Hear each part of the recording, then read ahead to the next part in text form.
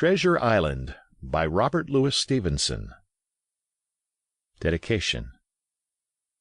To S.L.O., an American gentleman, in accordance with whose classic taste the following narrative has been designed, it is now, in return for numerous delightful hours, and with the kindest wishes, dedicated by his affectionate friend, the author. To the hesitating purchaser. If sailor tales to sailor tunes, storm and adventure, heat and cold, if schooners, islands, and maroons, and buccaneers and buried gold, and all the old romance retold exactly in the ancient way, can please, as me they pleased of old, the wiser youngsters of today, so be it, and fall on. If not, if studious youth no longer crave, his ancient appetites forgot, Kingston, or Ballantyne the brave, or Cooper of the Wood and Wave, so be it also, and may I and all my pirates share the grave where these and their creations lie. Treasure Island.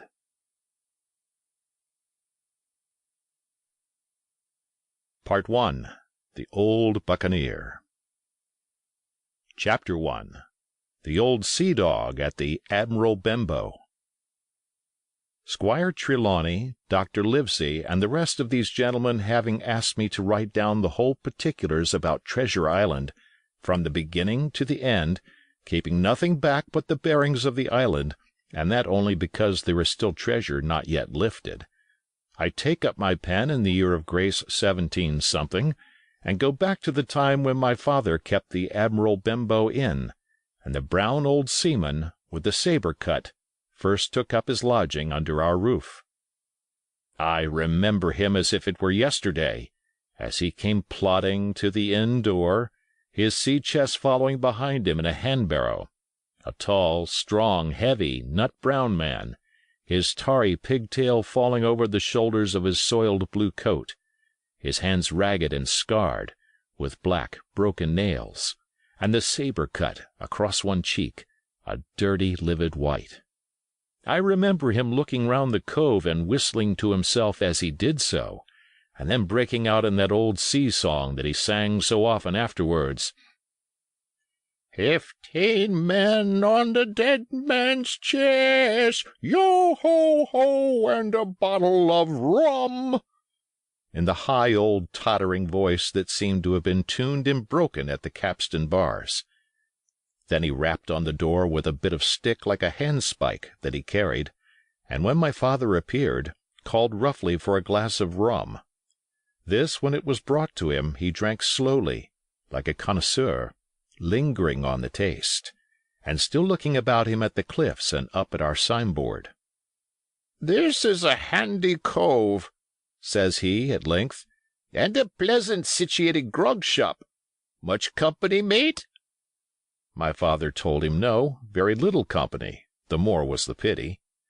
"Well, then," said he, "this is the berth for me.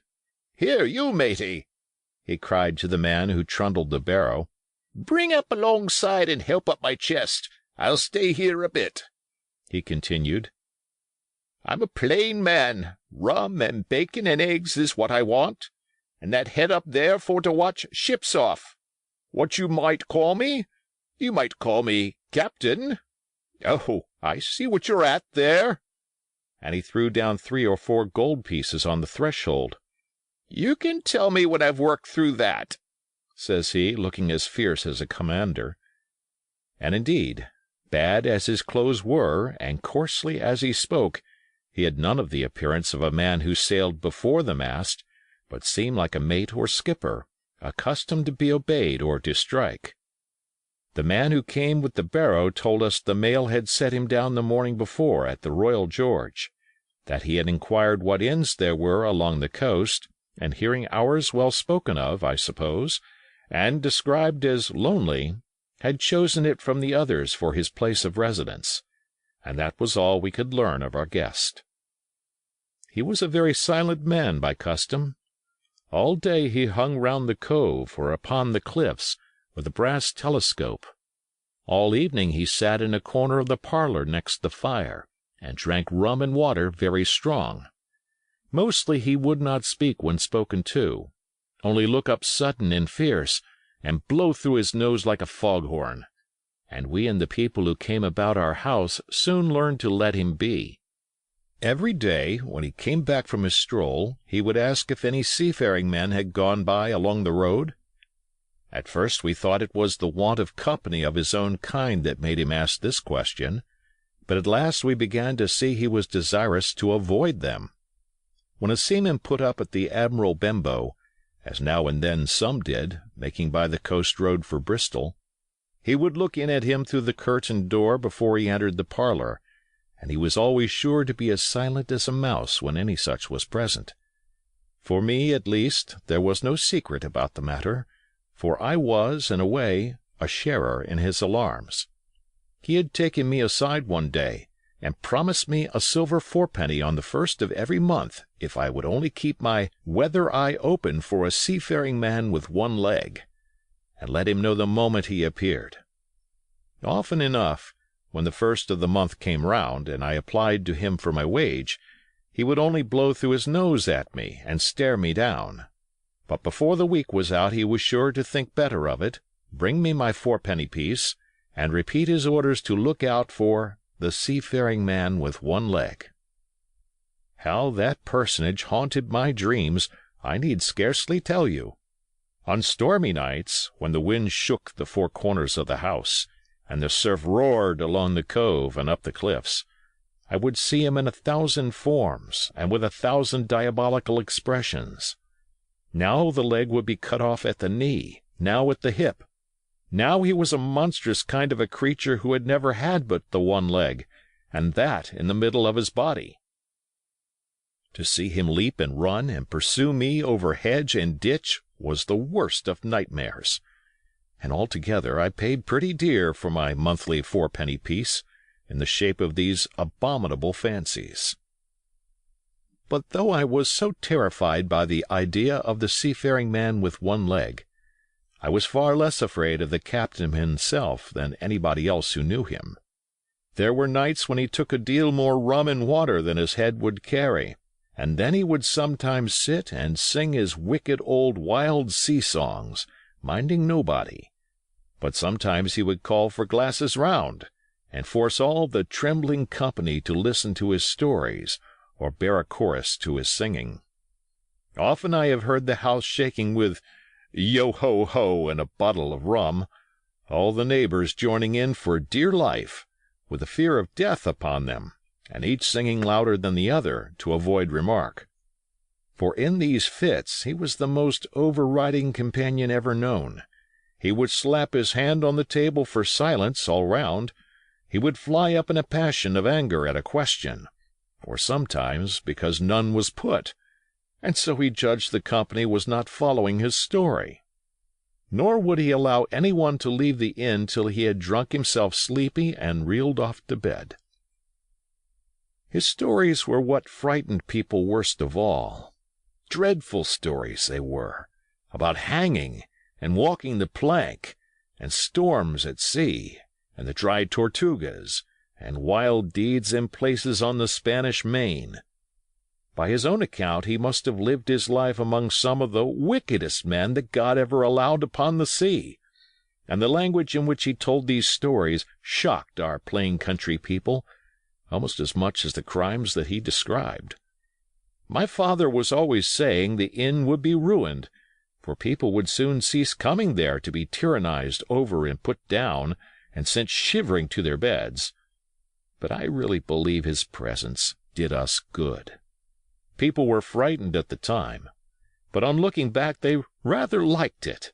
It was a fine excitement in a quiet country life, and there was even a party of the younger men who pretended to admire him, calling him a true sea-dog and a real old salt, and such like names, and saying there was the sort of man that made England terrible at sea. In one way, indeed, he bade fair to ruin us, for he kept on staying week after week, and at last month after month, so that all the money had been long exhausted, and still my father never plucked up the heart to insist on having more. If ever he mentioned it, the captain blew through his nose so loudly that you might say he roared, and stared my poor father out of the room.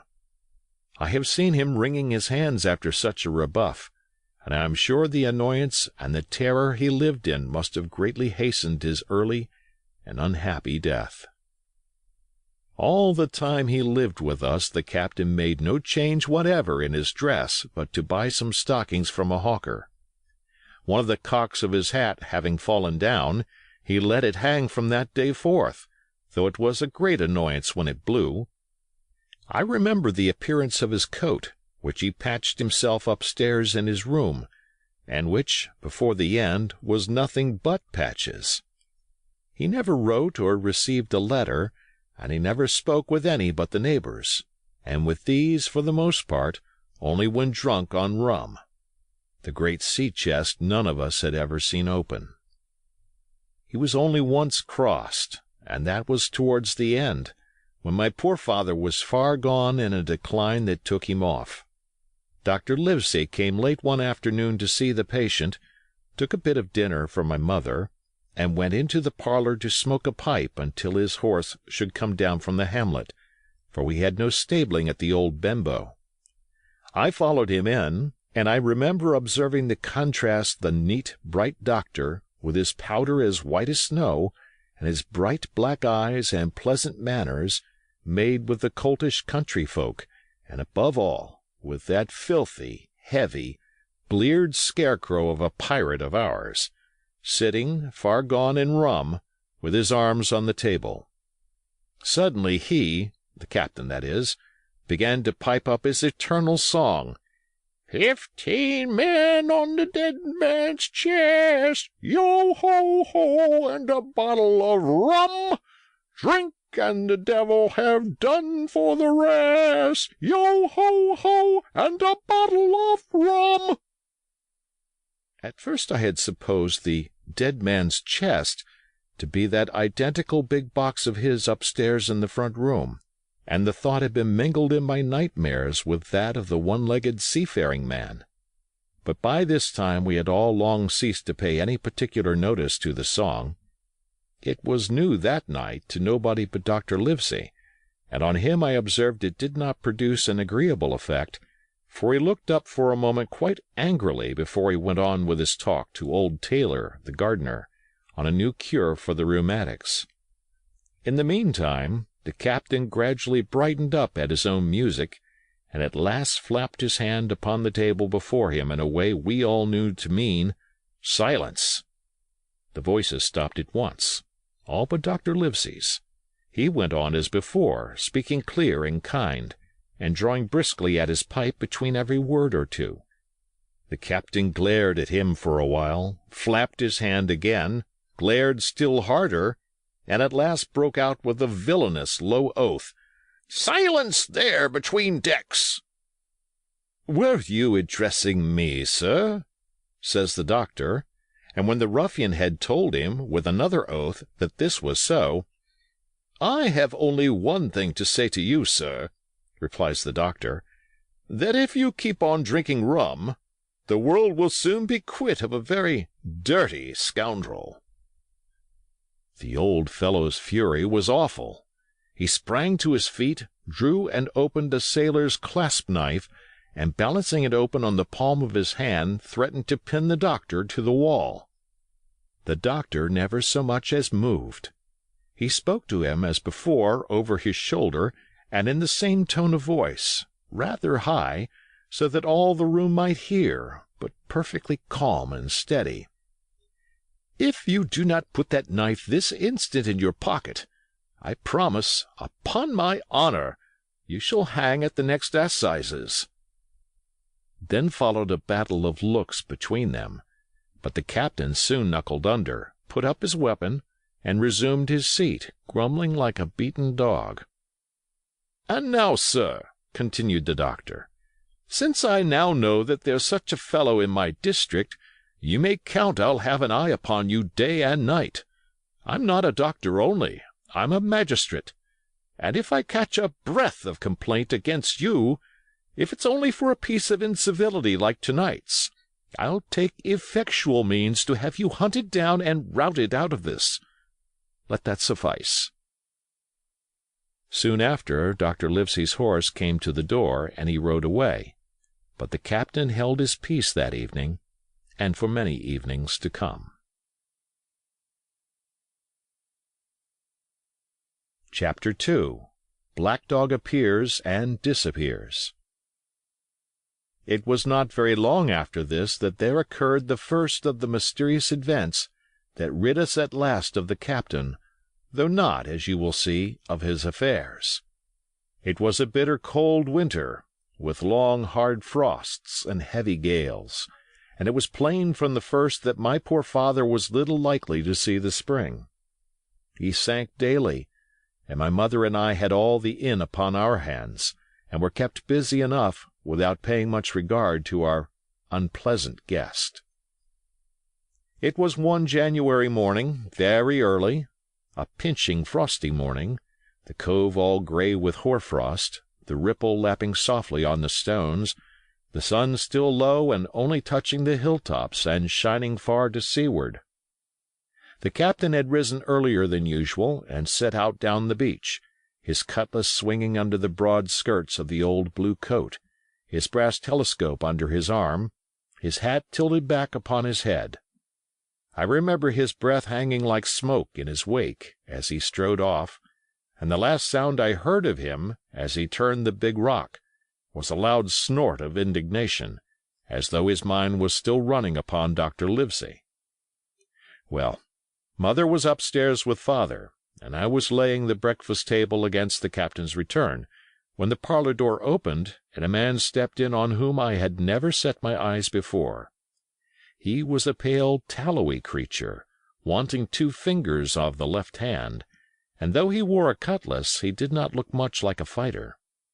I had always my eye open for seafaring men, with 1 leg or 2, and I remember this one puzzled me. He was not sailorly, and yet he had a smack of the sea about him, too. I asked him what was for his service, and he said he would take rum. But as I was going out of the room to fetch it, he sat down upon a table and motioned me to draw near. I paused where I was with my napkin in my hand. "Come here, sonny," says he. "Come nearer here." I took a step nearer.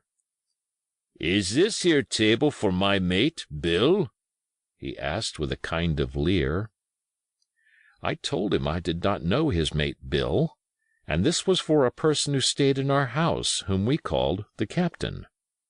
"Well," said he, "my mate Bill would be called the captain, as like as not. He has a cut on one cheek, and a mighty pleasant way with him, particularly in drink, has my mate Bill. We'll put it, for argument like, that your captain has a cut on one cheek, and we'll put it, if you like, that cheek's the right one. Ah, well, I told you. Now, is my mate Bill in this here house?" I told him he was out walking. "Which way, sonny? Which way is he gone?" And when I had pointed out the rock, and told him how the captain was likely to return, and how soon, and answered a few other questions, "Ah," said he, "this'll be as good as drink to my mate Bill." The expression of his face as he said these words was not at all pleasant, and I had my own reasons for thinking that the stranger was mistaken, even supposing he meant what he said. But it was no affair of mine, I thought, and besides, it was difficult to know what to do. The stranger kept hanging about just inside the inn door, peering around the corner like a cat waiting for a mouse. Once I stepped out myself into the road, but he immediately called me back, and as I did not obey quick enough for his fancy, a most horrible change came over his tallowy face, and he ordered me in, with an oath that made me jump. As soon as I was back again, he returned to his former manner, half fawning, half sneering, patted me on the shoulder, told me I was a good boy, and he had taken quite a fancy to me. "I have a son of my own," said he, as like you as 2 blocks, and he's all the pride of my heart. But the great thing for boys is discipline, sonny, discipline.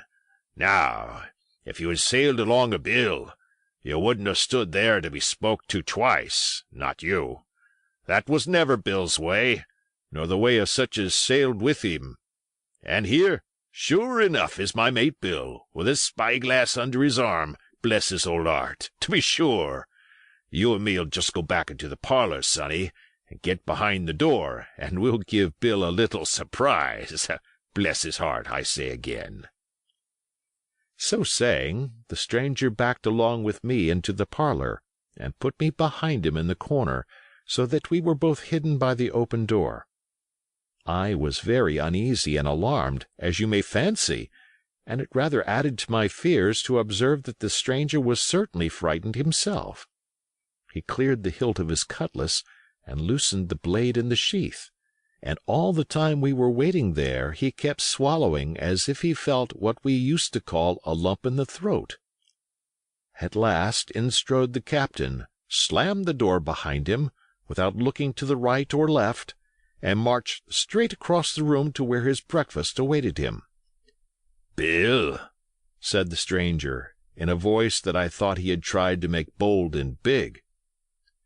The captain spun round on his heel and fronted us. All the brown had gone out of his face, and even his nose was blue. He had the look of a man who sees a ghost, or the evil one, or something worse, if anything can be, and, upon my word, I felt sorry to see him, all in a moment, turn so old and sick. "Come, Bill, you know me. You know an old shipmate, Bill, surely?" said the stranger. The captain made a sort of gasp. "Black Dog," said he. "And who else?" returned the other, getting more at his ease. "Black Dog as ever was, come for to see his old shipmate Billy, at the Admiral Benbow Inn. Ah, Bill, Bill, we have seen a sight of times, us two, since I lost them 2 talons," holding up his mutilated hand.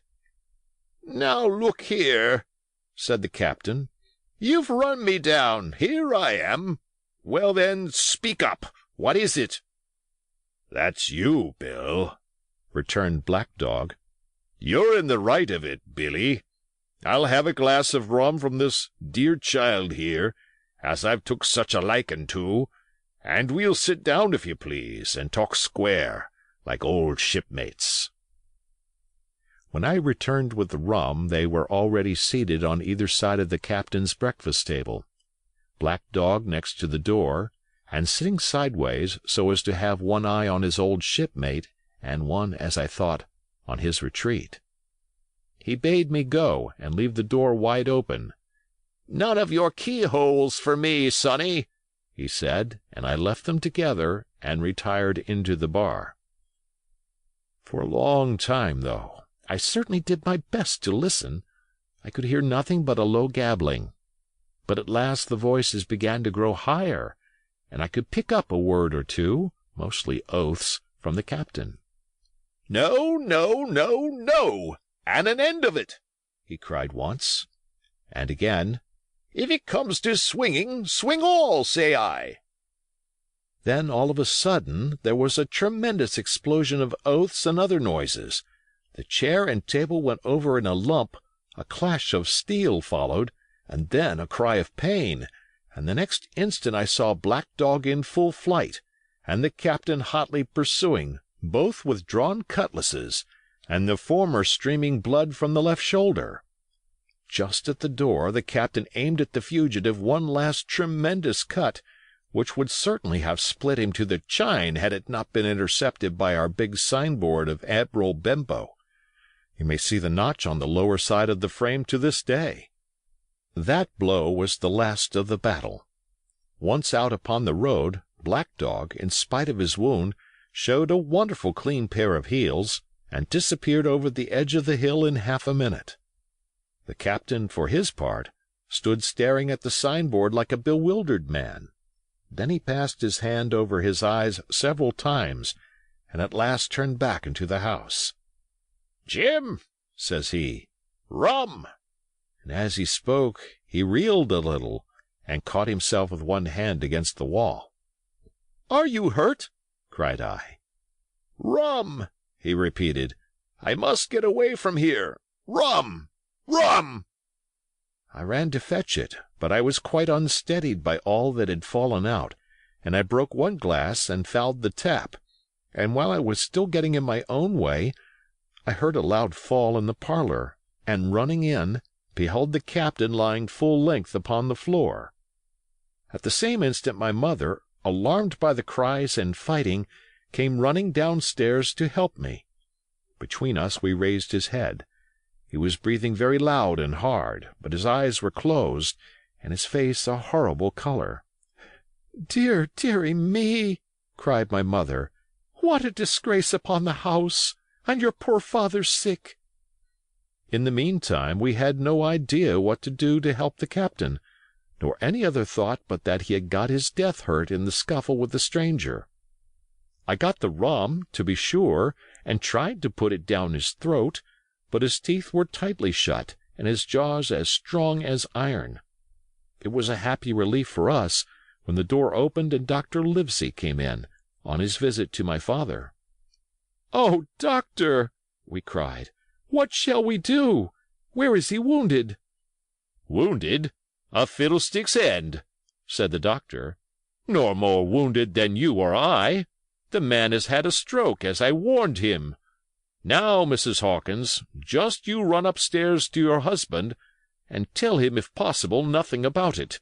For my part, I must do my best to save this fellow's trebly worthless life. And, Jim, you get me a basin."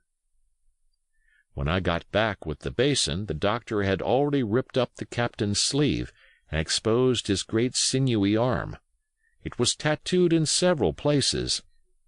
"Here's luck," "A fair wind," and "Billy Bones his fancy," were very neatly and clearly executed on the forearm, and up near the shoulder there was a sketch of a gallows and a man hanging from it, done, as I thought, with great spirit. "Prophetic," said the doctor, touching this picture with his finger.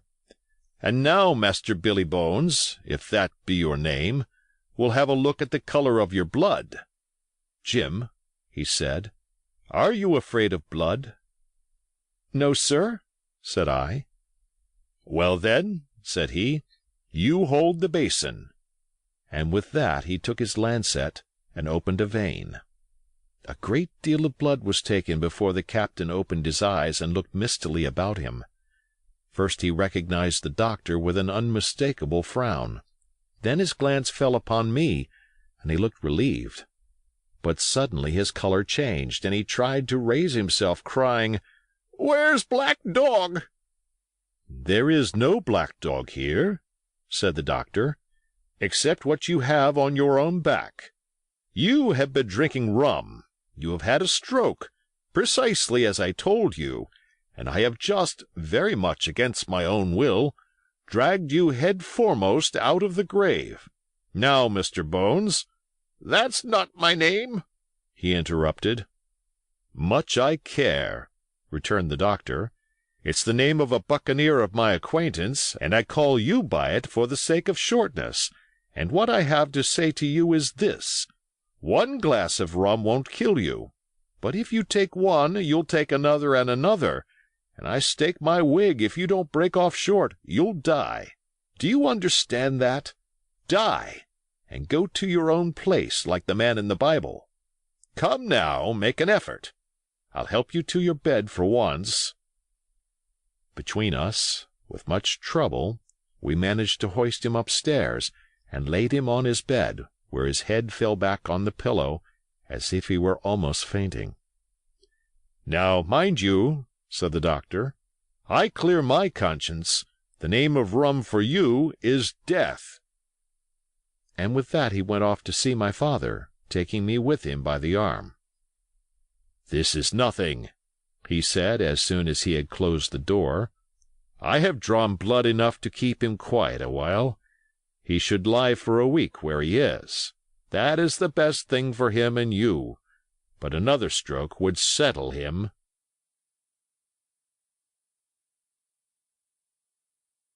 Chapter 3 The Black Spot. About noon I stopped at the captain's door with some cooling drinks and medicines. He was lying very much as we had left him, only a little higher, and he seemed both weak and excited. "Jim," he said, "you're the only one here that's worth anything, and you know I've been always good to you.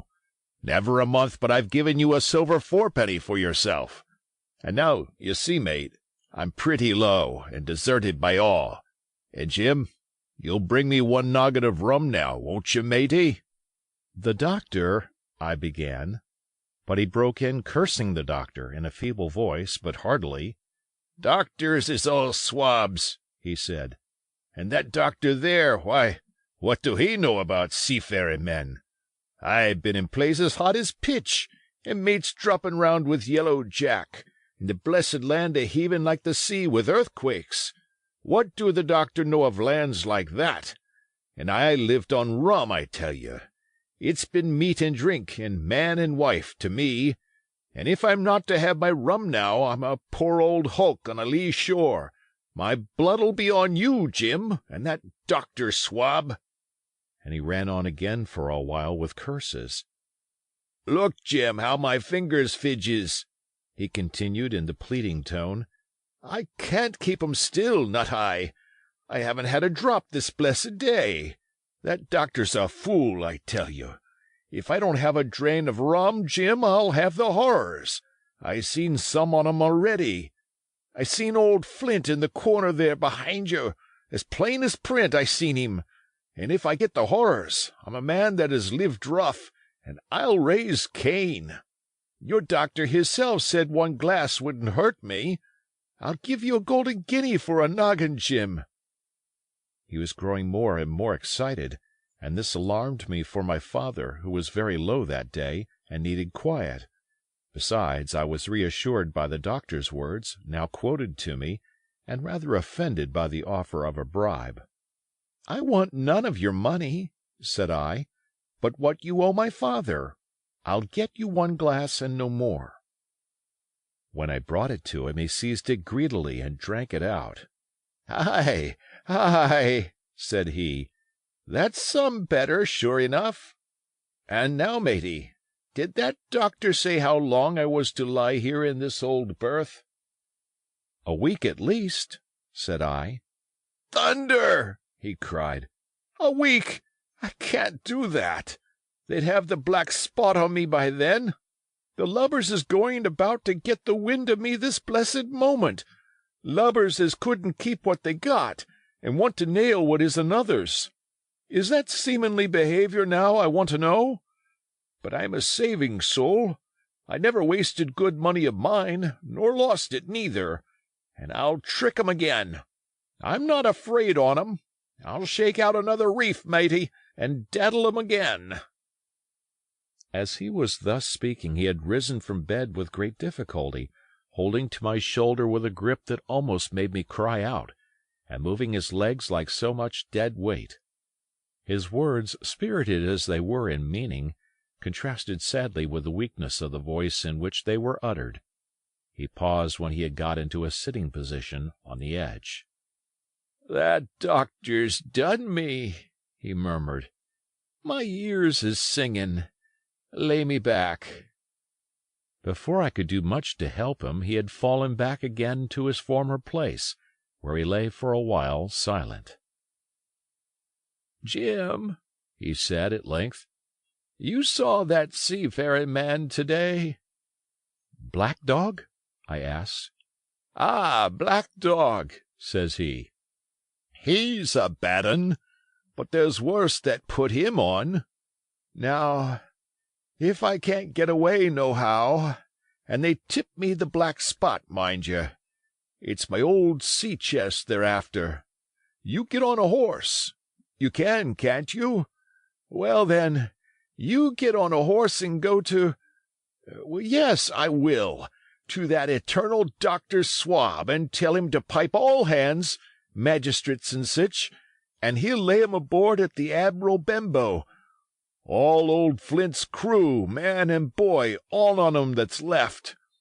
I was first mate, I was, old Flint's first mate, and I'm the only one as knows the place. He gave it me at Savannah, when he lay a-dyin', like as if I was to now, ye see.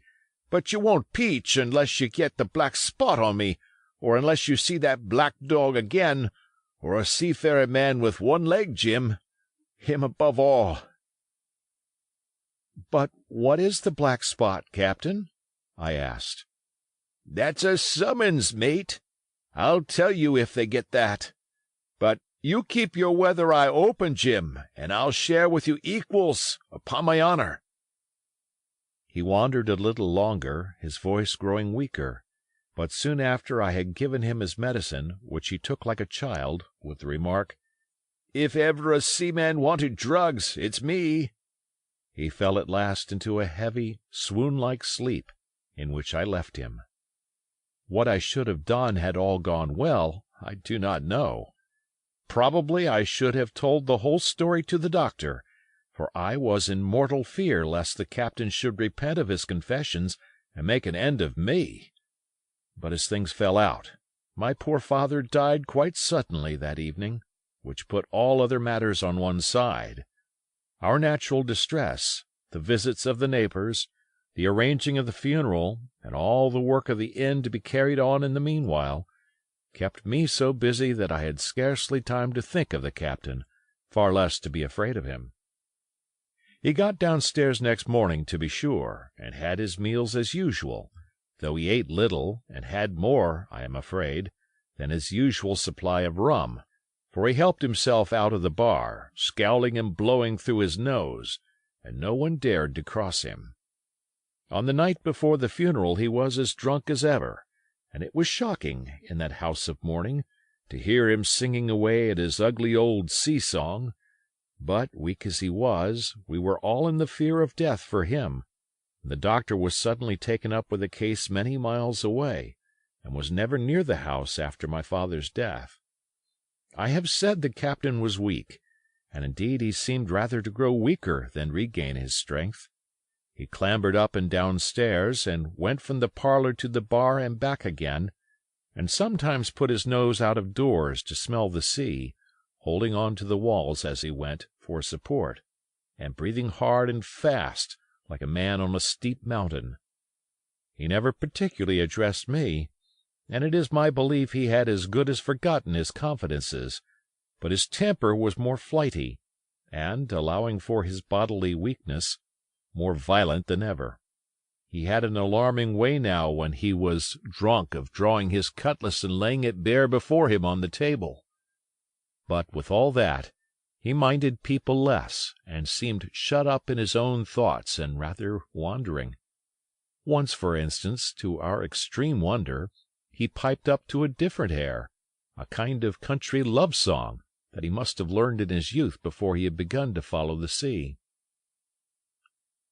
So things passed until, the day after the funeral, and about 3 o'clock of a bitter, foggy, frosty afternoon, I was standing at the door for a moment, full of sad thoughts about my father, when I saw someone drawing slowly near along the road.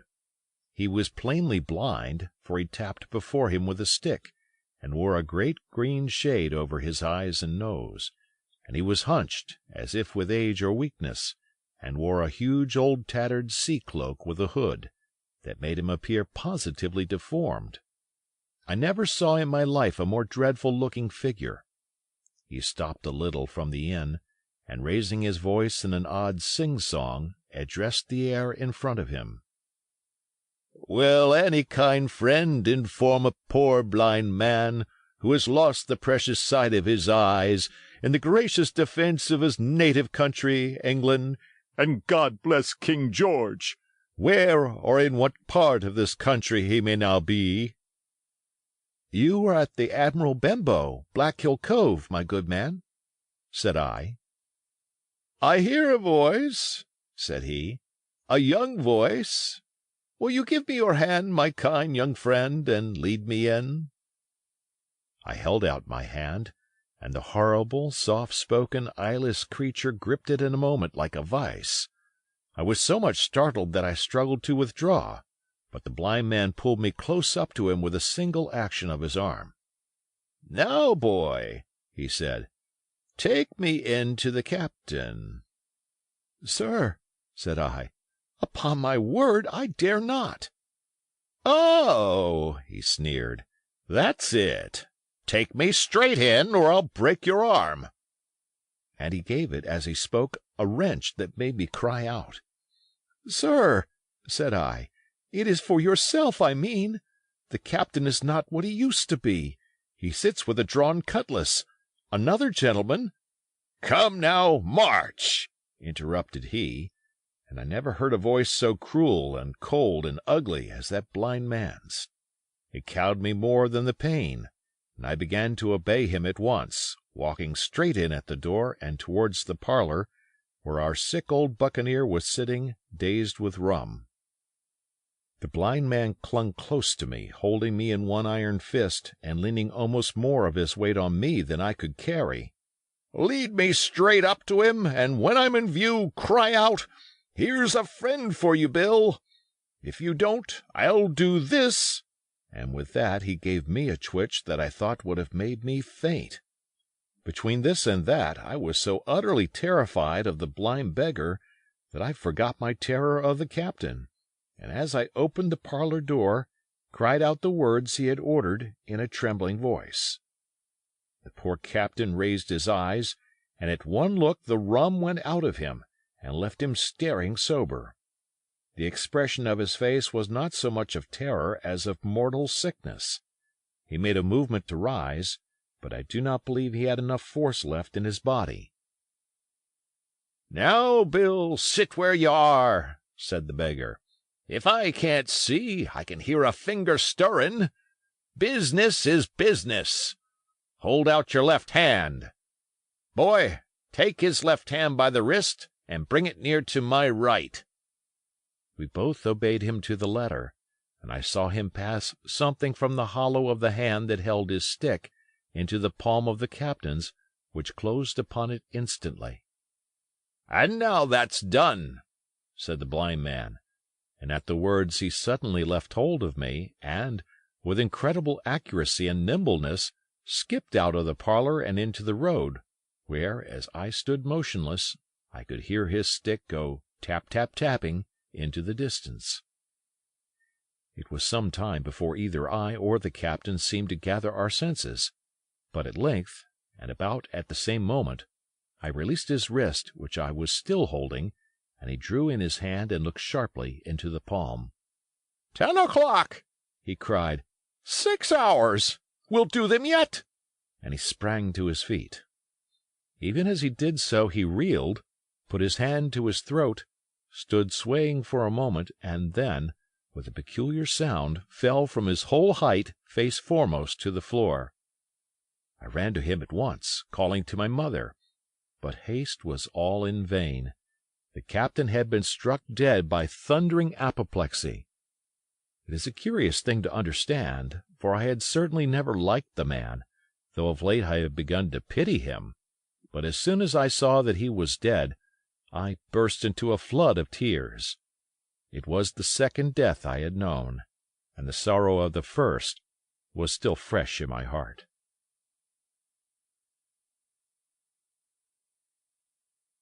Chapter 4. The Sea Chest.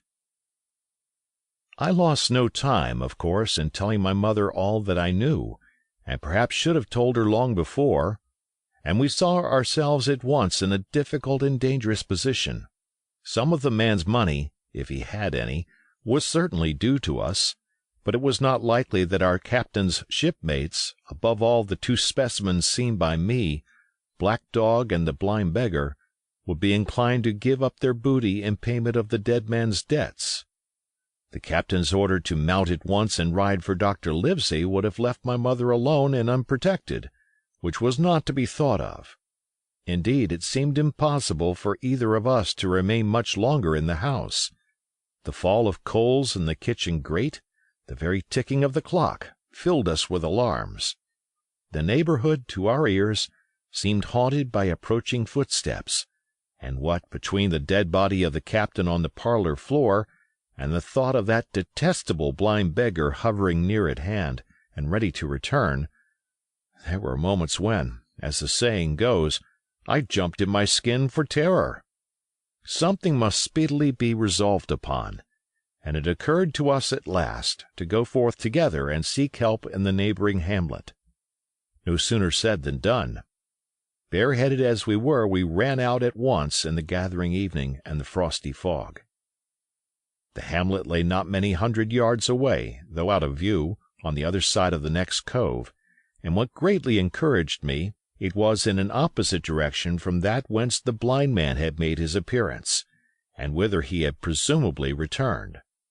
We were not many minutes on the road, though we sometimes stopped to lay hold of each other and hearken. But there was no unusual sound, nothing but the low wash of the ripple and the croaking of the inmates of the wood. It was already candlelight when we reached the hamlet, and I shall never forget how much I was cheered to see the yellow shine in doors and windows. But that, as it proved, was the best of the help we were likely to get in that quarter. For you would have thought men would have been ashamed of themselves.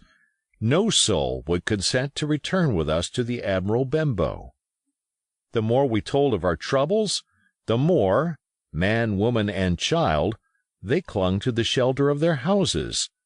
The name of Captain Flint, though it was strange to me, was well enough known to some there, and carried a great weight of terror.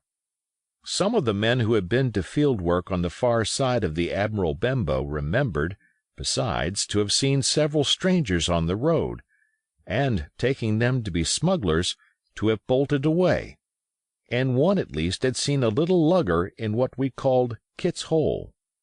For that matter, any one who was a comrade of the captain's was enough to frighten them to death.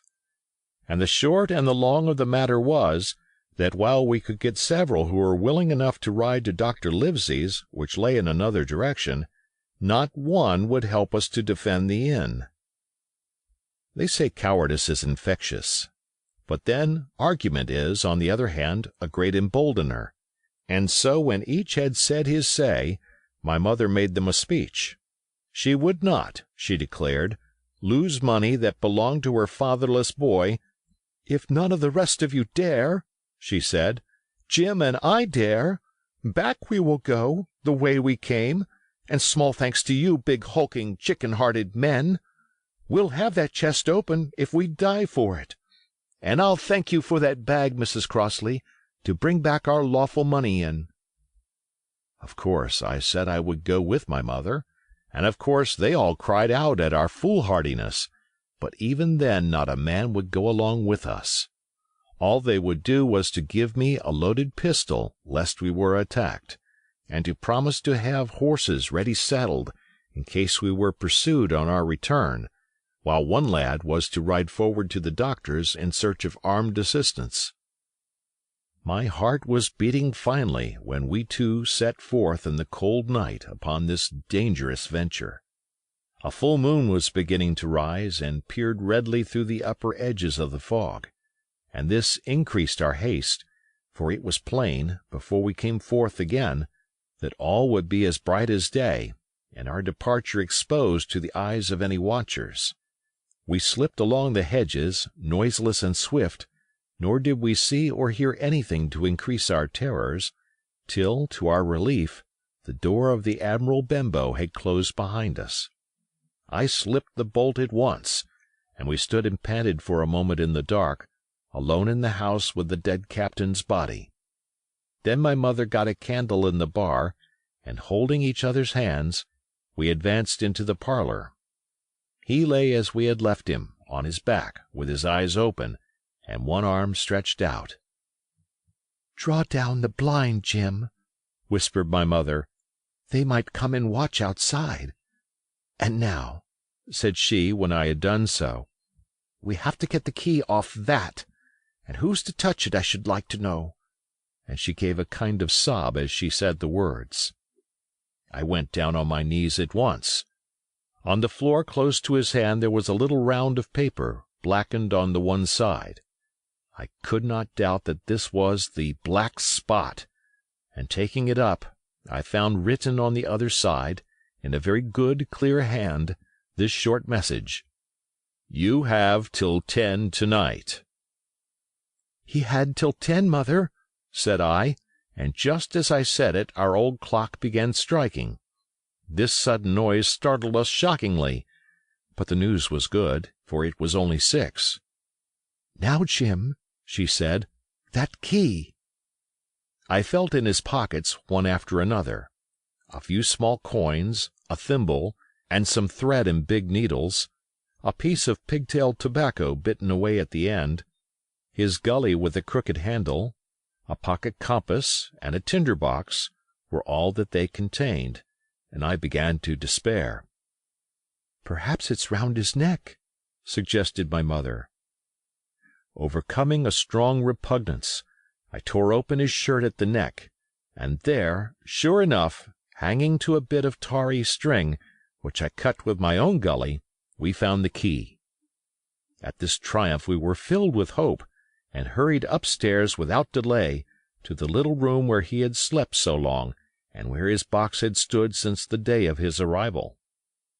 It was like any other seaman's chest on the outside, the initial B burned on the top of it with a hot iron, and the corners somewhat smashed and broken as by long, rough usage.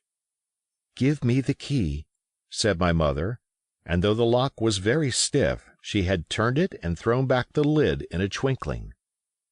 A strong smell of tobacco and tar rose from the interior, but nothing was to be seen on the top except a suit of very good clothes, carefully brushed and folded. They had never been worn, my mother said. Under that the miscellany began: a quadrant, a tin cannikin, several sticks of tobacco, 2 brace of very handsome pistols, a piece of bar silver, an old Spanish watch, and some other trinkets of little value and mostly of foreign make, a pair of compasses mounted with brass, and 5 or 6 curious West Indian shells. I have often wondered since why he should have carried about these shells with him in his wandering, guilty, and hunted life. In the meantime, we had found nothing of any value but the silver and the trinkets, and neither of these were in our way.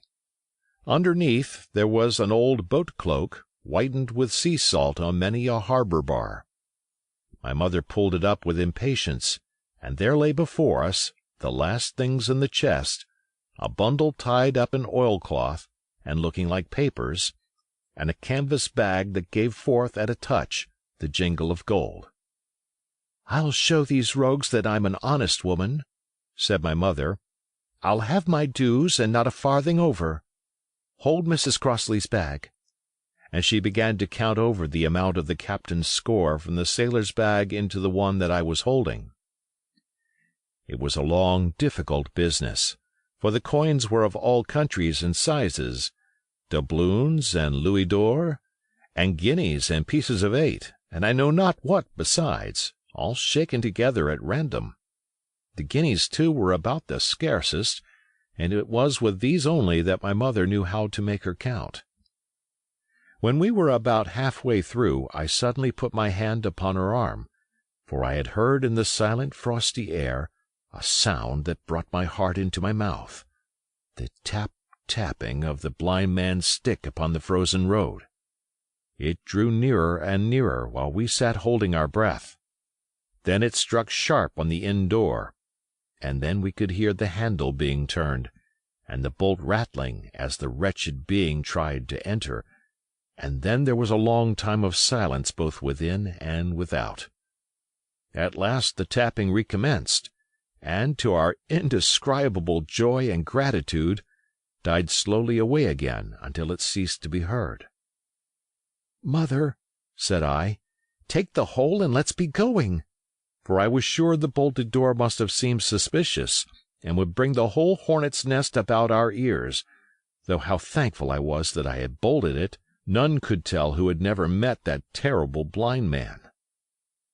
But my mother, frightened as she was, would not consent to take a fraction more than was due to her, and was obstinately unwilling to be content with less. It was not yet 7, she said, by a long way. She knew her rights, and she would have them, and she was still arguing with me when a little low whistle sounded a good way off upon the hill. That was enough and more than enough for both of us. "I'll take what I have," she said, jumping to her feet. "And I'll take this to square the count," said I, picking up the oilskin packet. Next moment we were both groping downstairs, leaving the candle by the empty chest, and the next we had opened the door and were in full retreat. We had not started a moment too soon. The fog was rapidly dispersing. Already the moon shone quite clear on the high ground on either side, and it was only in the exact bottom of the dell and round the tavern door that a thin veil still hung unbroken to conceal the first steps of our escape. Far less than half-way to the hamlet, very little beyond the bottom of the hill, we must come forth into the moonlight. Nor was this all, for the sound of several footsteps running came already to our ears, and as we looked back in their direction, a light tossing to and fro and still rapidly advancing showed that one of the newcomers carried a lantern. "My dear," said my mother suddenly, "take the money and run on. I am going to faint." This was certainly the end for both of us, I thought. How I cursed the cowardice of the neighbours! How I blamed my poor mother for her honesty and her greed, for her past foolhardiness and present weakness! We were just at the little bridge, by good fortune, and I helped her, tottering as she was, to the edge of the bank, where, sure enough, she gave a sigh and fell on my shoulder. I do not know how I found the strength to do it at all, and I am afraid it was roughly done, but I managed to drag her down the bank and a little way under the arch.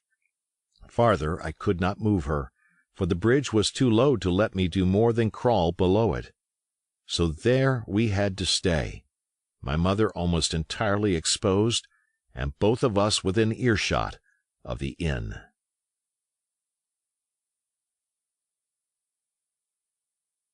Chapter 5. The Last of the Blind Man. My curiosity, in a sense, was stronger than my fear, for I could not remain where I was, but crept back to the bank again, whence, sheltering my head behind a bush of broom, I might command the road before our door. I was scarcely in position ere my enemies began to arrive, 7 or 8 of them, running hard, their feet beating out of time along the road, and the man with the lantern some paces in front.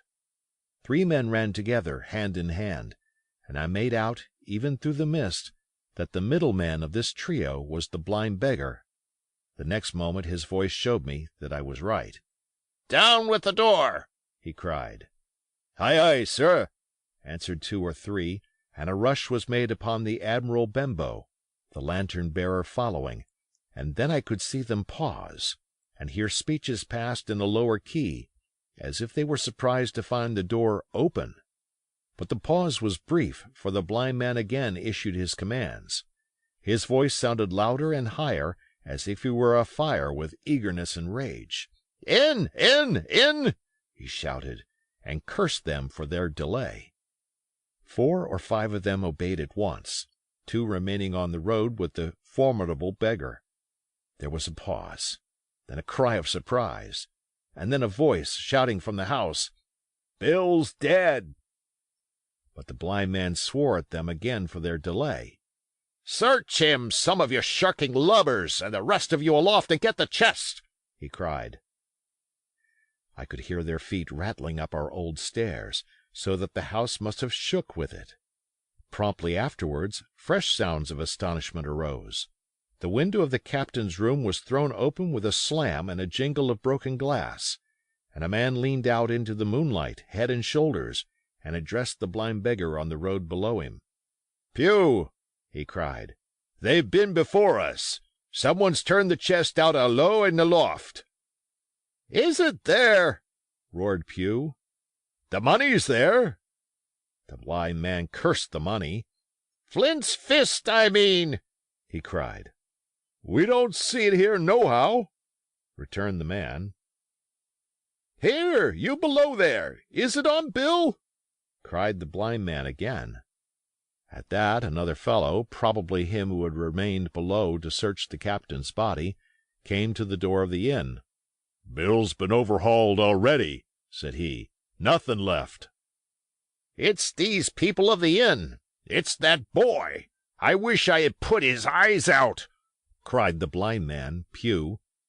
"They were here no time ago. They had the door bolted when I tried it. Scatter, lads, and find 'em." "Sure enough, they left their glim here," said the fellow from the window. "Scatter and find 'em. Rout the house out," reiterated Pew, striking with his stick upon the road.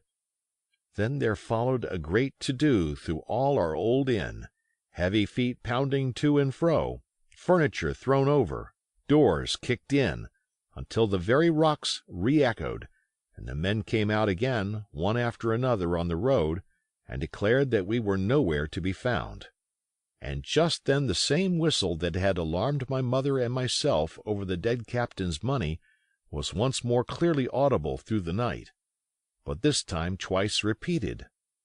I had thought it to be the blind man's trumpet, so to speak, summoning his crew to the assault, but I now found that it was a signal from the hillside towards the hamlet, and, from its effect upon the buccaneers, a signal to warn them of approaching danger. "There's Dirk again," said one. "Twice. We'll have to budge, mates." "Budge, you skulk!" cried Pew. "Dirk was a fool and a coward from the first. You wouldn't mind him. They must be close by. They can't be far. You have your hands on it. Scatter and look for them, dogs. Oh, shiver my soul!" he cried. "If I had eyes!" This appeal seemed to produce some effect, for two of the fellows began to look here and there among the lumber, but half-heartedly, I thought, and with half an eye to their own danger all the time, while the rest stood irresolute on the road. "You have your hands on thousands, you fools, and you hang a leg. You'd be as rich as kings if you could find it, and you know it's here, and you stand there skulking. There wasn't one of you dared face Bill, and I did it, a blind man. And I'm to lose my chance for you. I'm to be a poor crawling beggar sponging for rum when I might be rolling in a coach. If you had the pluck of a weevil and a biscuit, you would catch them still." "Hang it, Pew, we've got the doubloons," grumbled one. "They might have hid the blessed thing," said another. "Take the Georges, Pew, and don't stand here squalling." Squalling was the word for it. Pew's anger rose so high at these objections, till at last, his passion completely taking the upper hand, he struck at them right and left in his blindness, and his stick sounded heavily on more than one. Those, in their turn, cursed back at the blind miscreant, threatened him in horrid terms, and tried in vain to catch the stick and wrest it from his grasp. This quarrel was the saving of us, for, while it was still raging, another sound came from the top of the hill on the side of the hamlet, the tramp of horses galloping. Almost at the same time a pistol shot, flash, and report came from the hedge side, and that was plainly the last signal of danger, for the buccaneers turned at once and ran, separating in every direction, one seaward along the cove, one slant across the hill, and so on, so that in half a minute not a sign of them remained but Pew. Him they had deserted, whether in sheer panic or out of revenge for his ill words and blows, I know not. But there he remained behind, tapping up and down the road in a frenzy, and groping and calling for his comrades. Finally he took the wrong turn, and ran a few steps past me towards the hamlet, crying, "Johnny, Black Dog, Dirk," and other names. "You won't leave old Pew, mates, not old Pew." Just then the noise of horses topped the rise, and 4 or 5 riders came in sight in the moonlight, and swept at full gallop down the slope. At this Pew saw his error, turned with a scream, and ran straight for the ditch, into which he rolled. But he was on his feet again in a second, and made another dash, now utterly bewildered, right under the nearest of the coming horses. The rider tried to save him, but in vain. Down went Pew with a cry that rang high into the night, and the 4 hoofs trampled and spurned him and passed by. He fell on his side, then gently collapsed upon his face, and moved no more. I leaped to my feet and hailed the riders. They were pulling up, at any rate, horrified at the accident, and I soon saw what they were. One, tailing out behind the rest, was a lad that had gone from the hamlet to Dr. Livesey's. The rest were revenue officers, whom he had met by the way, and with whom he had had the intelligence to return at once. Some news of the lugger in Kit's Hole had found its way to Supervisor Dance, and set him forth that night in our direction, and to that circumstance my mother and I owed our preservation from death. Pugh was dead, stone dead. As for my mother, when we had carried her up to the hamlet, a little cold water and salts, and that soon brought her back again, and she was none the worse for her terror, though she continued to deplore the balance of the money. In the meantime the supervisor rode on, as fast as he could, to Kit's Hole, but his men had to dismount and grope down the dingle, leading, and sometimes supporting, their horses, and in continual fear of ambushes. So it was no great matter for surprise that when they got down to the hole, the lugger was already under way, though still close in. He hailed her. A voice replied, telling him to keep out of the moonlight, or he would get some lead in him, and at the same time a bullet whistled close by his arm. Soon after, the lugger doubled the point and disappeared. Mr. Dance stood there, as he said, like a fish out of water, and all he could do was to dispatch a man to B to warn the cutter. "And that," said he, "is just about as good as nothing. They've got off clean, and there's an end. Only," he added, "I'm glad I trod on Master Pugh's corns," for by this time he had heard my story. I went back with him to the Admiral Benbow, and you cannot imagine a house in such a state of smash. The very clock had been thrown down by these fellows in their furious hunt after my mother and myself, and though nothing had actually been taken away except the captain's money-bag and a little silver from the till, I could see at once that we were ruined. Mr. Dance could make nothing of the scene. "They got the money, you say? Well, then, Hawkins, what in fortune were they after? More money, I suppose?" "No, sir, not money, I think," replied I. "In fact, sir, I believe I have the thing in my breast pocket, and to tell you the truth, I should like to get it put in safety." "To be sure, boy, quite right," said he. "I'll take it, if you like." "I thought perhaps Dr. Livesey—" I began. "Perfectly right," he interrupted very cheerily. "Perfectly right. A gentleman and a magistrate. And now I come to think of it, I might as well ride round there myself and report to him or Squire. Master Pugh's dead, when all's done. Not that I regret it, but he's dead, you see, and people will make it out against an officer of His Majesty's revenue, if make it out they can. Now, I'll tell you, Hawkins, if you like, I'll take you along." I thanked him heartily for the offer, and we walked back to the hamlet where the horses were. By the time I had told my mother of my purpose, they were all in the saddle. "Dogger," said Mr. Dance, "you have a good horse. Take up this lad behind you." As soon as I was mounted, holding on to Dogger's belt, the supervisor gave the word, and the party struck out at a bouncing trot on the road to Dr. Livesey's house. Chapter 6. The Captain's Papers. We rode hard all the way till we drew up before Dr. Livesey's door. The house was all dark to the front. Mr. Dance told me to jump down and knock, and Dogger gave me a stirrup to descend by. The door was opened almost at once by the maid. "Is Dr. Livesey in?" I asked. No, she said, he had come home in the afternoon, but had gone up to the hall to dine and pass the evening with the squire. "So there we go, boys," said Mr. Dance. This time, as the distance was short, I did not mount, but ran with Dogger's stirrup leather to the lodge gates and up the long, leafless, moonlit avenue to where the white line of the hall buildings looked on either hand on great old gardens. Here Mr. Dance dismounted, and, taking me along with him, was admitted at a word into the house. The servant led us down a matted passage and showed us at the end into a great library, all lined with bookcases and busts upon the top of them, where the squire and Dr. Livesey sat, pipe in hand, on either side of a bright fire. I had never seen the squire so near at hand. He was a tall man, over 6 feet high, and broad in proportion, and he had a bluff, rough-and-ready face, all roughened and reddened and lined in his long travels. His eyebrows were very black and moved readily, and this gave him a look of some temper, not bad, you would say, but quick and high. "Come in, Mr. Dance," says he, very stately and condescending. "Good evening, Dance," says the doctor with a nod. "And good evening to you, friend Jim. What good wind brings you here?"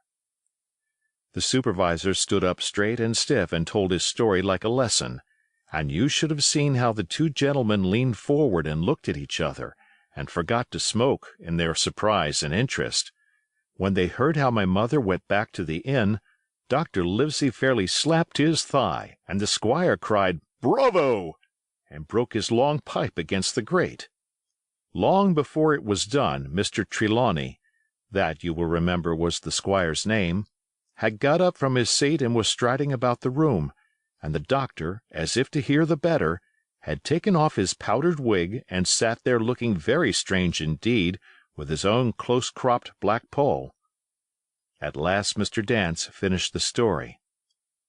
"Mr. Dance," said the squire, "you are a very noble fellow, and as for riding down that black, atrocious miscreant, I regard it as an act of virtue, sir, like stamping on a cockroach. This lad Hawkins is a trump, I perceive. Hawkins, will you ring that bell? Mr. Dance must have some ale." "And so, Jim," said the doctor, "you have the thing that they were after, have you?" "Here it is, sir," said I, and gave him the oilskin packet. The doctor looked it all over, as if his fingers were itching to open it, but instead of doing that, he put it quietly in the pocket of his coat. "Squire," said he, "when Dance has had his ale, he must, of course, be off on his Majesty's service. But I mean to keep Jim Hawkins here to sleep at my house, and with your permission, I propose we should have up the cold pie and let him sup." "As you will, Livesey," said the squire.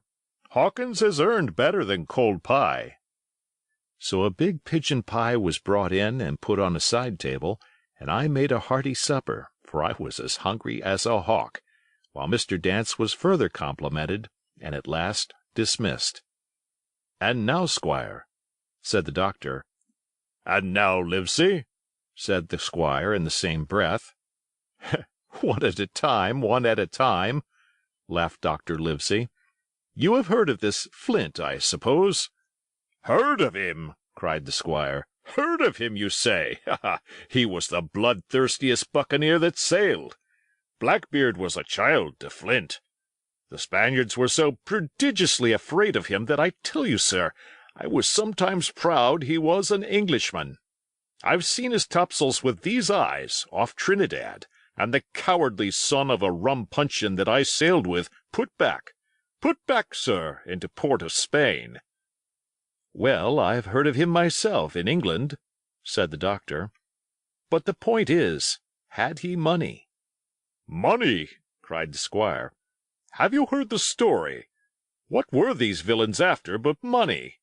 What do they care for but money? For what would they risk their rascal carcasses but money?" "That we shall soon know," replied the doctor. "But you are so confoundedly hot-headed and exclamatory that I cannot get a word in. What I want to know is this. Supposing that I have here in my pocket some clue to where Flint buried his treasure, will that treasure amount to much?" "Amount, sir!" cried the squire. "It will amount to this.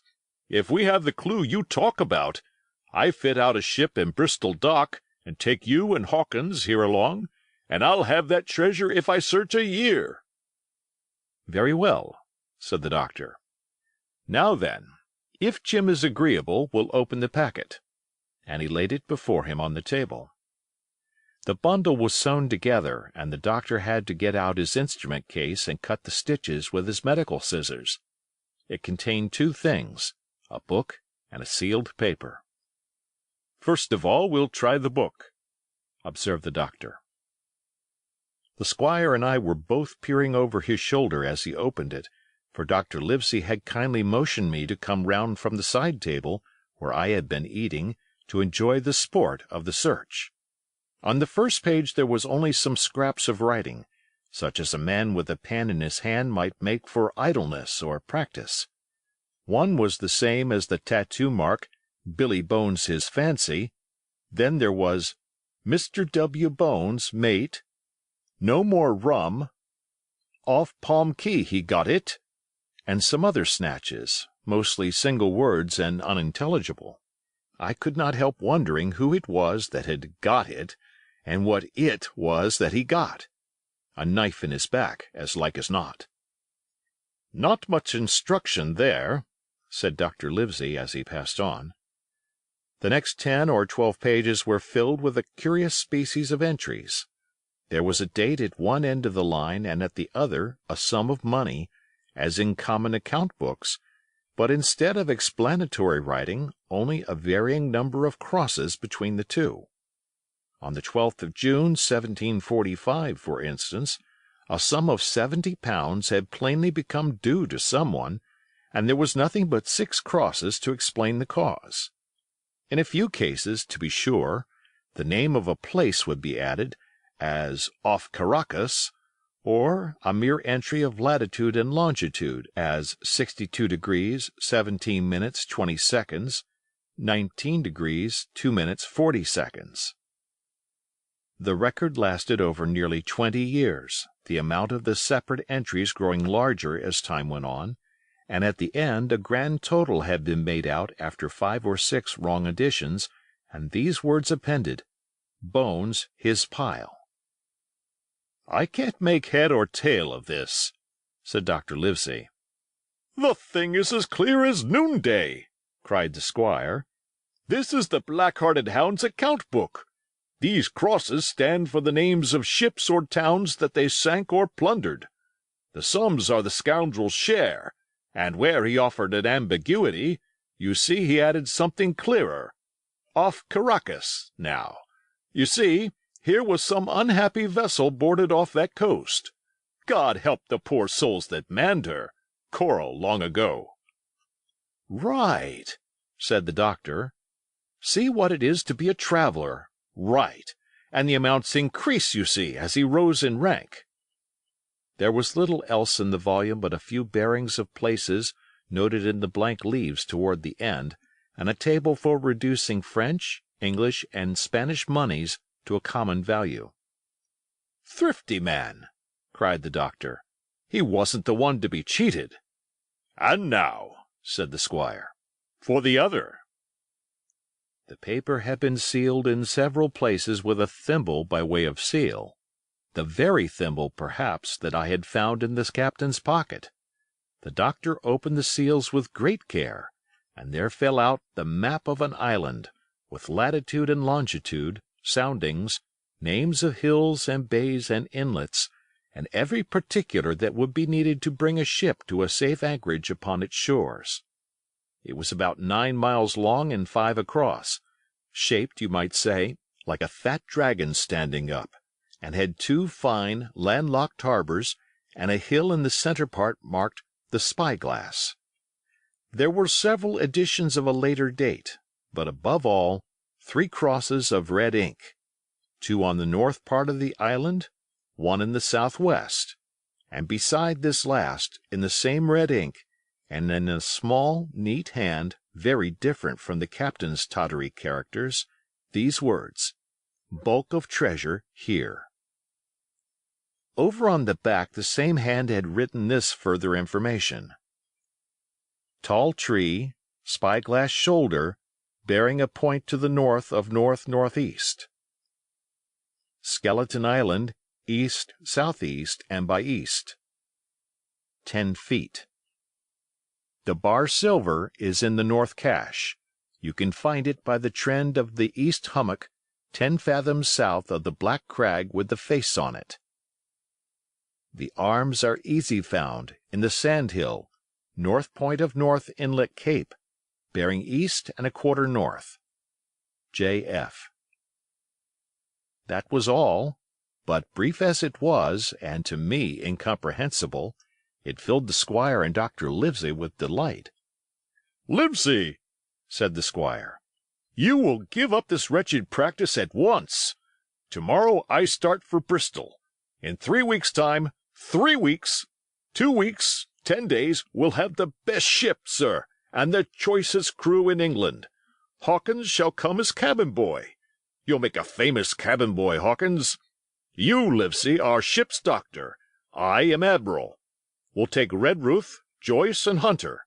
We'll have favorable winds, a quick passage, and not the least difficulty in finding the spot, and money to eat, to roll in, to play duck and drake with ever after." "Trelawney," said the doctor, "I'll go with you, and I'll go bail for it, so will Jim, and be a credit to the undertaking. There's only one man I'm afraid of." "And who's that?" cried the squire.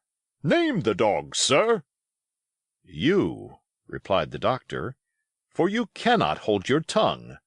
We are not the only men who know of this paper.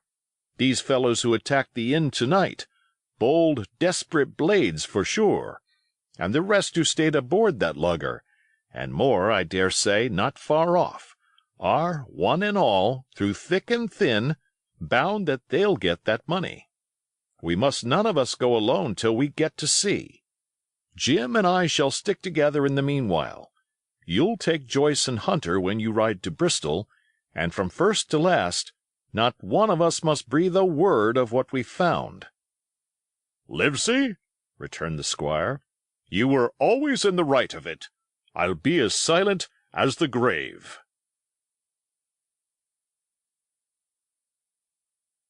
Part 2. The Sea Cook. Chapter 7. I Go to Bristol.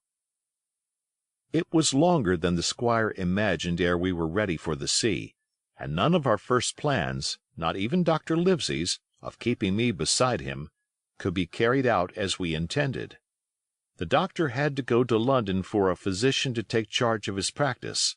The squire was hard at work at Bristol, and I lived on at the Hall under the charge of old Redruth, the gamekeeper, almost a prisoner, but full of sea dreams and the most charming anticipations of strange islands and adventures. I brooded by the hour together over the map, all the details of which I well remembered. Sitting by the fire in the housekeeper's room, I approached that island in my fancy from every possible direction. I explored every acre of its surface. I climbed 1,000 times to that tall hill they call the Spyglass, and from the top enjoyed the most wonderful and changing prospects. Sometimes the isle was thick with savages, with whom we fought, sometimes full of dangerous animals that hunted us. But in all my fancies nothing occurred to me so strange and tragic as our actual adventures. So the weeks passed on, till one fine day there came a letter addressed to Dr. Livesey with this addition, to be opened, in the case of his absence, by Tom Redruth or young Hawkins. Obeying this order, we found, or rather I found, for the gamekeeper was a poor hand at reading anything but print, the following important news. Old Anchor Inn, Bristol, March 1st. Dear Livesey, as I do not know whether you are at the Hall or still in London, I send this in double to both places. The ship is bought and fitted. She lies at anchor, ready for sea. You never imagined a sweeter schooner. A child might sail her. 200 tons. Name? Hispaniola. I got her through my old friend Blandley, who has proved himself throughout the most surprising trump. The admirable fellow literally slaved in my interest, and so, I may say, did everyone in Bristol, as soon as they got wind of the port we sailed for. Treasure, I mean. Redruth, said I, interrupting the letter, Dr. Livesey will not like that. The squire has been talking after all." "Well, who's a better right?" growled the gamekeeper. "A pretty rum go if Squire ain't to talk for Dr. Livesey, I should think." At that, I gave up all attempts at commentary and read straight on. "Blandly himself found the Hispaniola, and by the most admirable management got her for the merest trifle. There is a class of men in Bristol monstrously prejudiced against Blandly. They go the length of declaring that this honest creature would do anything for money, that the Hispaniola belonged to him, and that he sold it me absurdly high, the most transparent calumnies. None of them dare, however, to deny the merits of the ship. So far there was not a hitch. The workpeople, to be sure, riggers and what not, were most annoyingly slow, but time cured that. It was the crew that troubled me. I wished a round score of men, in case of natives, buccaneers, or the odious French, and I had the worry of the deuce itself to find so much as half a dozen, till the most remarkable stroke of fortune brought me the very man that I required. I was standing on the dock, when, by the merest accident, I fell in talk with him. I found he was an old sailor, kept a public-house, knew all the seafaring men in Bristol, had lost his health ashore, and wanted a good berth as cook to get to sea again. He had hobbled down there that morning, he said, to get a smell of the salt. I was monstrously touched. So would you have been, and out of pure pity I engaged him on the spot to be ship's cook. Long John Silver he is called, and has lost a leg, but that I regarded as a recommendation, since he lost it in his country's service under the immortal Hawke. He has no pension, Livesey. Imagine the abominable age we live in. Well, sir, I thought I had only found a cook, but it was a crew I had discovered. Between Silver and myself we got together in a few days a company of the toughest old salts imaginable. Not pretty to look at, but fellows, by their faces, of the most indomitable spirit. I declare we could fight a frigate. Long John even got rid of 2 out of the 6 or 7 I had already engaged. He showed me in a moment that they were just the sort of freshwater swabs we had to fear in an adventure of importance. I am in the most magnificent health and spirits, eating like a bull, sleeping like a tree. Yet I shall not enjoy a moment till I hear my old tarpaulins tramping round the capstan. Seaward, ho! Hang the treasure! It's the glory of the sea that has turned my head. So now, Livesey, come post. Do not lose an hour, if you respect me. Let young Hawkins go at once to see his mother, with Redruth for a guard, and then both come full speed to Bristol. John Trelawney. Postscript. I did not tell you that Blandly, who, by the way, is to send a consort after us if we don't turn up by the end of August, had found an admirable fellow for sailing-master, a stiff man, which I regret, but in all other respects a treasure. Long John Silver unearthed a very competent man for a mate, a man named Arrow. I have a boatswain who pipes, Livesey, so things shall go man-o'-war fashion on board the good ship Hispaniola. I have forgot to tell you that Silver is a man of substance. I know of my own knowledge that he has a banker's account, which has never been overdrawn. He leaves his wife to manage the inn, and as she is a woman of color, a pair of old bachelors like you and I may be excused for guessing that it is the wife, quite as much as the health, that sends him back to roving. J.T. P.P.S. Hawkins may stay one night with his mother. J.T. You can fancy the excitement into which that letter put me. I was half beside myself with glee, and if ever I despised a man, it was old Tom Redruth, who could do nothing but grumble and lament. Any of the under gamekeepers would gladly have changed places with him, but such was not the squire's pleasure, and the squire's pleasure was like law among them all. Nobody but old Redruth would have dared so much as even to grumble. The next morning he and I set out on foot for the Admiral Benbow, and there I found my mother in good health and spirits. The captain, who had so long been a cause of so much discomfort, was gone where the wicked cease from troubling. The squire had had everything repaired, and the public rooms and the sign repainted, and had added some furniture, above all a beautiful armchair for mother in the bar.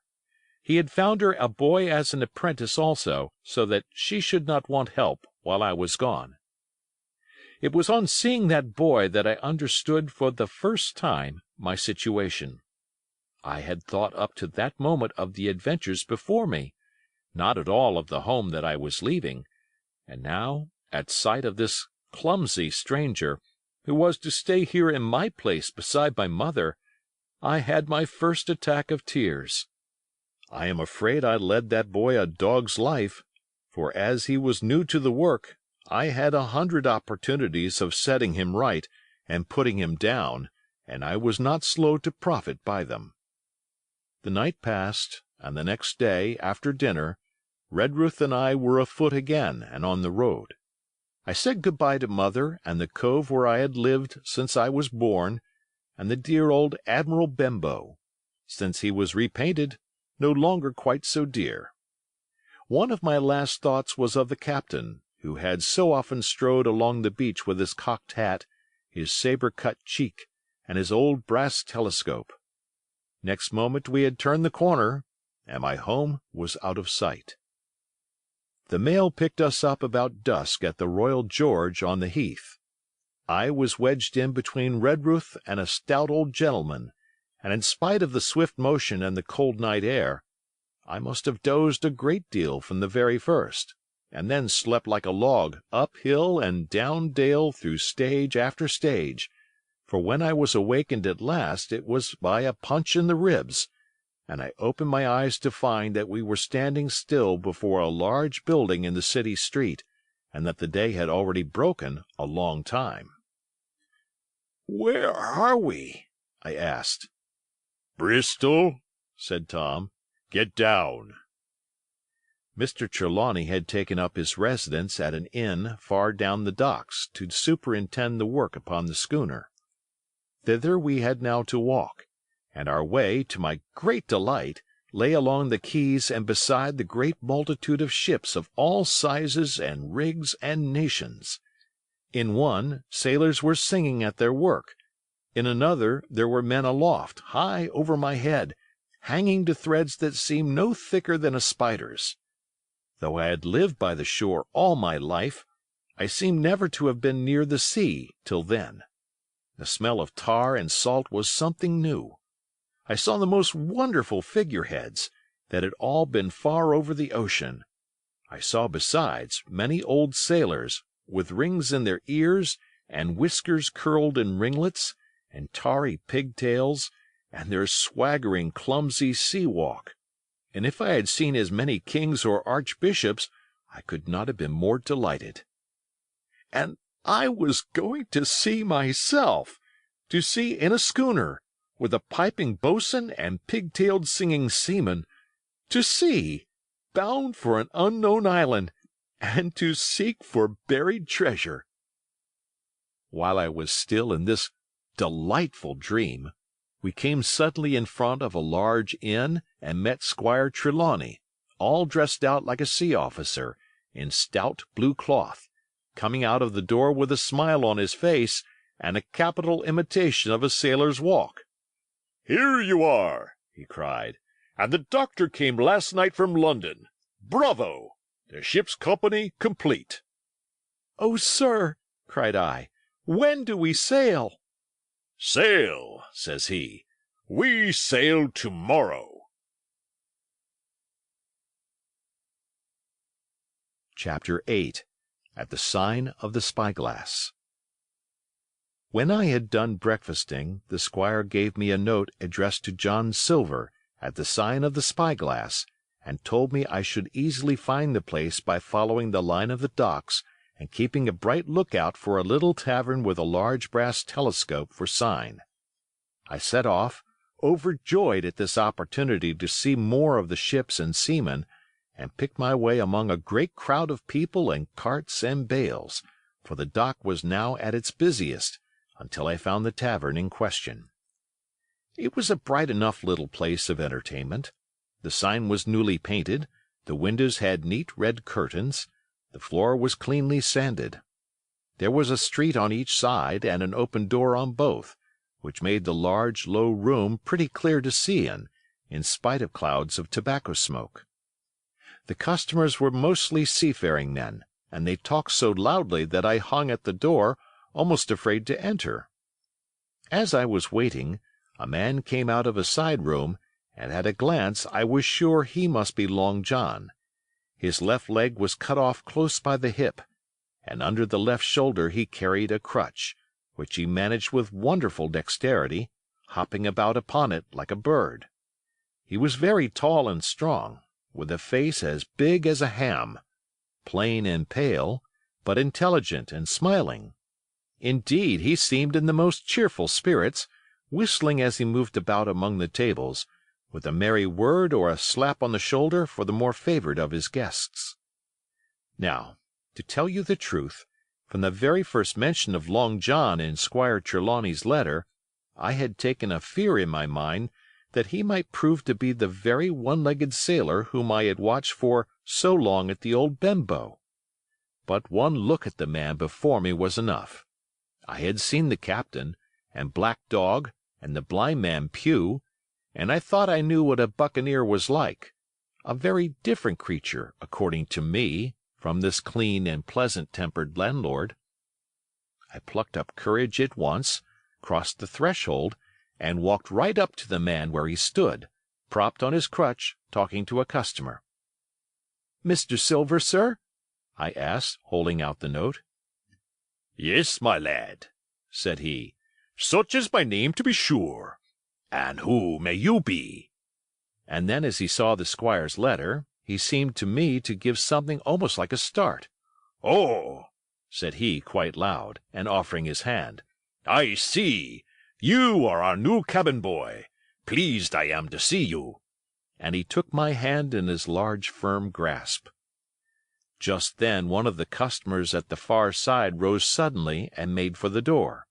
It was close by him, and he was out in the street in a moment. But his hurry had attracted my notice, and I recognized him at glance. It was the tallow-faced man, wanting 2 fingers, who had come first to the Admiral Benbow. "Oh!" I cried. "Stop him! It's Black Dog!" "I don't care 2 coppers who he is," cried Silver, "but he hasn't paid his score. Harry, run and catch him." One of the others, who was nearest the door, leaped up and started in pursuit. "If he were Admiral Hawke, he shall pay his score," cried Silver. And then, relinquishing my hand, "Who did you say he was?" he asked. "Black what?" "Dog, sir," said I. "Has Mr. Trelawney not told you of the buccaneers? He was one of them." "So!" cried Silver. "In my house! Ben, run and help Harry. One of those swabs, was he? Was that you drinking with him, Morgan? Step up here." The man whom he called Morgan, an old, gray-haired, mahogany-faced sailor, came forward pretty sheepishly, rolling his quid. "Now, Morgan," said Long John very sternly, "you never clapped your eyes on that black dog before, did you now?" "Not I, sir," said Morgan with a salute. "You didn't know his name, did you?" "No, sir." "By the powers, Tom Morgan, it's as good for you," exclaimed the landlord. "If you had been mixed up with the like of that, you would never have put another foot in my house, you may lay to that. And what was he saying to you?" "I don't rightly know, sir," answered Morgan. "Do you call that a head on your shoulders, or a blessed dead-eye?" cried Long John. "Don't rightly know, don't you? Perhaps you don't happen to rightly know who you was speaking to, perhaps. Come now, what was he jawing? Voyages, captain's ships? Pipe up! What was it?" "He was talking of keel-hauling," answered Morgan. "Keel-hauling, was you? and a mighty suitable thing, too, and you may lay to that. Get back to your place for a lubber, Tom." And then, as Morgan rolled back to his seat, Silver added to me in a confidential whisper that was very flattering, as I thought, "He's quite an honest man, Tom Morgan, only stupid. And now," he ran on again, aloud, "let's see, Black Dog. No, I don't know the name, not I. Yet I kind of think Yes, I've seen the swab. He used to come here with a blind beggar, he used." "That he did, you may be sure," said I. "I knew that blind man, too. His name was Pew." "It was!" cried Silver, now quite excited. "Pew! That was his name for certain. Ah, he looked a shark, he did. If we run down this Black Dog now, there'll be news for Captain Trelawney. Ben's a good runner. Few seamen run better than Ben. He should run him down, hand over hand, by the powers. He talked of keel-hauling, did he? I'll keel-haul him." All the time he was jerking out these phrases, he was stumping up and down the tavern on his crutch, slapping tables with his hand, and giving such a show of excitement as would have convinced an Old Bailey judge or a Bow Street runner. My suspicions had been thoroughly reawakened on finding Black Dog at the spyglass, and I watched the cook narrowly. But he was too deep and too ready and too clever for me, and by the time the two men had come back out of breath and confessed that they had lost the track in a crowd, and been scolded like thieves, I would have gone bail for the innocence of Long John Silver. "See here now, Hawkins," said he. "Here's a blessed hard thing on a man like me, now, ain't it? There's Captain Trelawney. What's he to think? Here I have this confounded son of a Dutchman sitting in my own house drinking of my own rum. Here you comes and tell me of it plain, and here I let him give us all the slip before my blessed deadlights.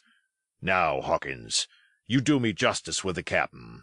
You're a lad, you are, but you're as smart as paint. I see that when you first come in. Now, here it is. What could I do with this old timber I hobble on? When I was an A.B. master mariner, I'd have come up alongside of him, hand over hand, and broached him to in a brace of old shakes, I would. But now—" And then, all of a sudden, he stopped, and his jaw dropped as though he had remembered something. "The score!" he burst out. "3 goes of rum! Why, shiver my timbers if I hadn't forgotten my score!" And falling on a bench, he laughed until the tears ran down his cheeks. I could not help joining, and we laughed together, peal after peal, until the tavern rang again. "Why, what a precious old sea-calf I am!" he said at last, wiping his cheeks. "You and me should get on well, Hawkins, for I'll take my davy I should be rated ship's boy. But come now, stand by to go about. This won't do. Duty is duty, messmates. I'll put on my old cockerel hat, and step along of you to Captain Trelawney, and report this here affair. For mind ye, it's serious, young Hawkins, and neither you nor me's come out of it with what I should make so bold as to call credit. Nor you neither, says you, not smart, none of the pair of us smart. But, dash my buttons, that was a good 'un about my score." And he began to laugh again, and that so heartily that though I did not see the joke as he did, I was again obliged to join him in his mirth. On our little walk along the quays, he made himself the most interesting companion, telling me about the different ships that we passed by, their rig, tonnage, and nationality, explaining the work that was going forward, how one was discharging, another taking in cargo, and a third making ready for sea, and every now and then telling me some little anecdote of ships or seamen, or repeating a nautical phrase till I had learned it perfectly. I began to see that here was one of the best of possible shipmates. When we got to the inn, the squire and Dr. Livesey were seated together, finishing a quart of ale with a toast in it, before they should go aboard the schooner on a visit of inspection. Long John told the story, from first to last, with a great deal of spirit and the most perfect truth. "That was how it were, now, warn't it, Hawkins?" he would say, now and again, and I could always bear him entirely out. The two gentlemen regretted that Black Dog had got away, but we all agreed there was nothing to be done, and after he had been complimented, Long John took up his crutch and departed. "All hands aboard by 4 this afternoon," shouted the squire after him. "Aye, aye, sir," cried the cook in the passage. "Well, squire," said Dr. Livesey, "I don't put much faith in your discoveries as a general thing, but I will say this: John Silver suits me." "The man's a perfect trump," declared the squire. "And now," added the doctor, "Jim may come on board with us, may he not?" "To be sure he may," says Squire. "Take your hat, Hawkins, and we'll see the ship."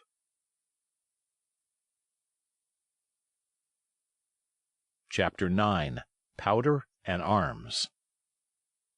The Hispaniola lay some way out, and we went under the figureheads and round the sterns of many other ships, and their cables sometimes grated underneath our keel, and sometimes swung above us. At last, however, we got alongside, and were met and saluted as we stepped aboard by the mate, Mr. Arrow, a brown old sailor with earrings in his ears and a squint. He and the squire were very thick and friendly, but I soon observed that things were not the same between Mr. Trelawney and the captain. This last was a sharp-looking man who seemed angry with everything on board, and was soon to tell us why, for we had hardly got down into the cabin when a sailor followed us. "Captain Smollett, sir, asking to speak with you," said he. "I am always at the captain's orders. Show him in," said the squire. The captain, who was close behind his messenger, entered at once, and shut the door behind him. "Well, Captain Smollett, what have you to say? All well, I hope? All shipshape and seaworthy?" "Well, sir," said the captain, "better speak plain, I believe, even at the risk of offence. I don't like this cruise. I don't like the men, and I don't like my officer. That's short and sweet." "Perhaps, sir, you don't like the ship?" inquired the squire, very angry, as I could see. "I can't speak as to that, sir, not having seen her tried," said the captain. "She seems a clever craft. More I can't say."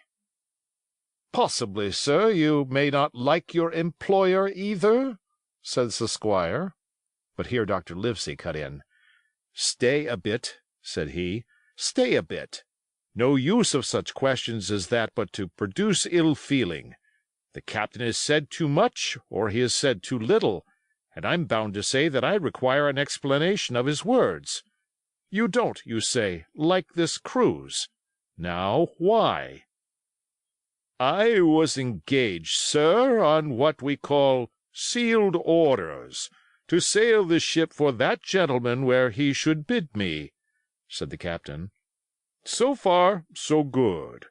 But now I find that every man before the mast knows more than I do. I don't call that fair, now, do you?" "No," said Dr. Livesey, "I don't." "Next," said the captain, "I learn we are going after treasure. Hear it from my own hands, mind you.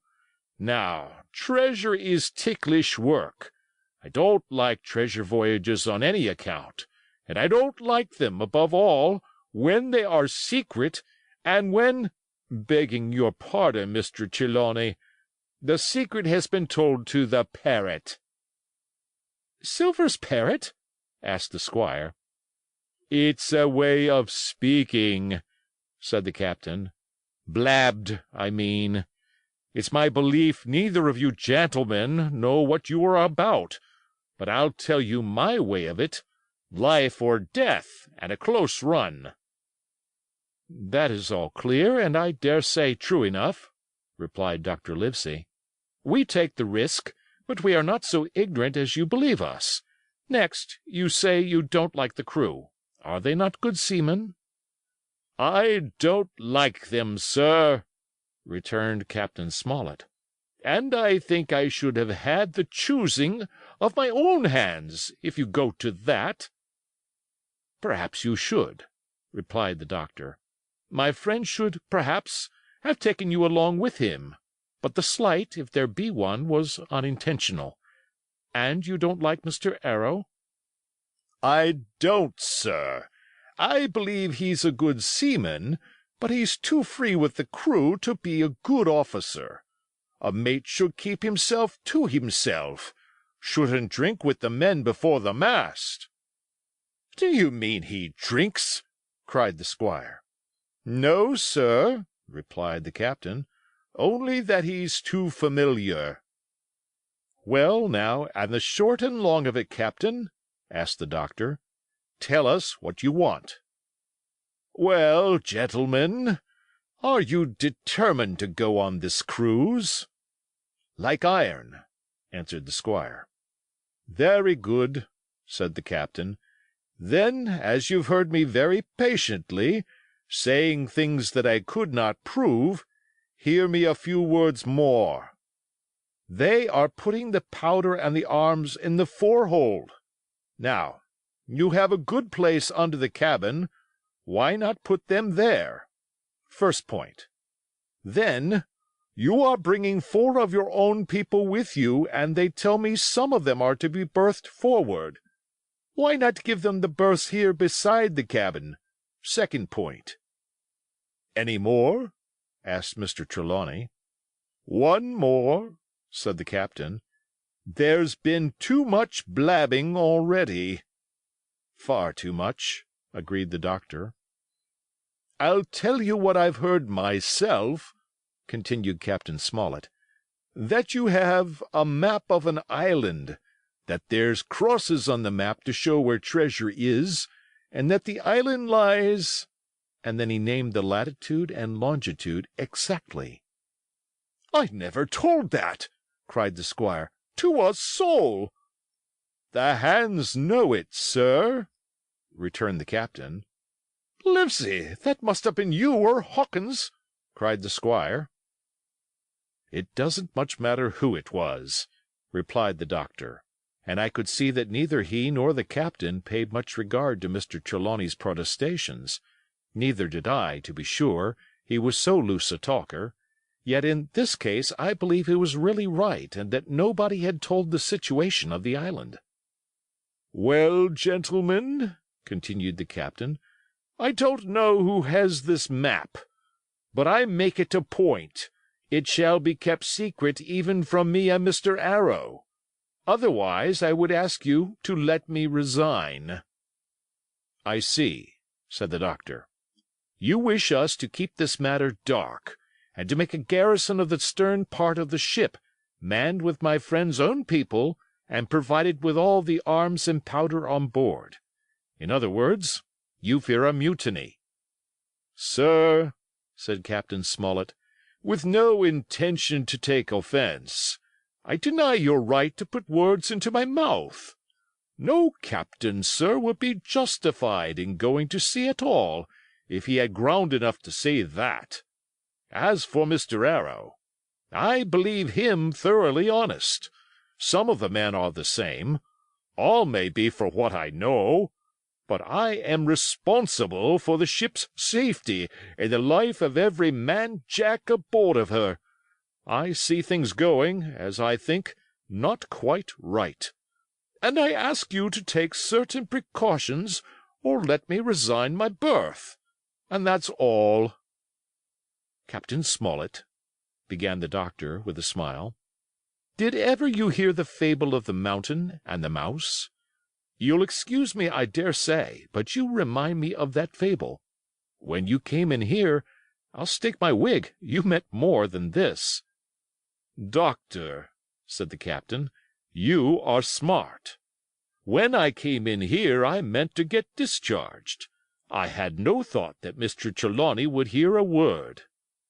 "No more I would," cried the squire. "Had Livesey not been here, I should have seen you to the deuce. As it is, I have heard you. I will do as you desire, but I think the worse of you." "That's as you please, sir," said the captain. "You'll find I do my duty." And with that he took his leave.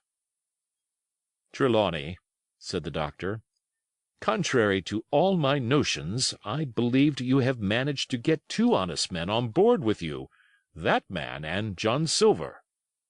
"Silver, if you like," cried the squire. "But as for that intolerable humbug, I declare I think his conduct unmanly, unsailorly, and downright un-English."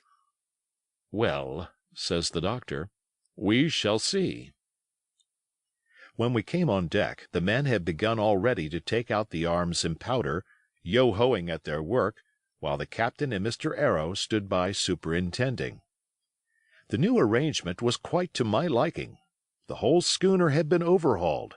6 berths had been made astern out of what had been the after part of the main-hold, and this set of cabins was only joined to the galley and forecastle by a sparred passage on the port side.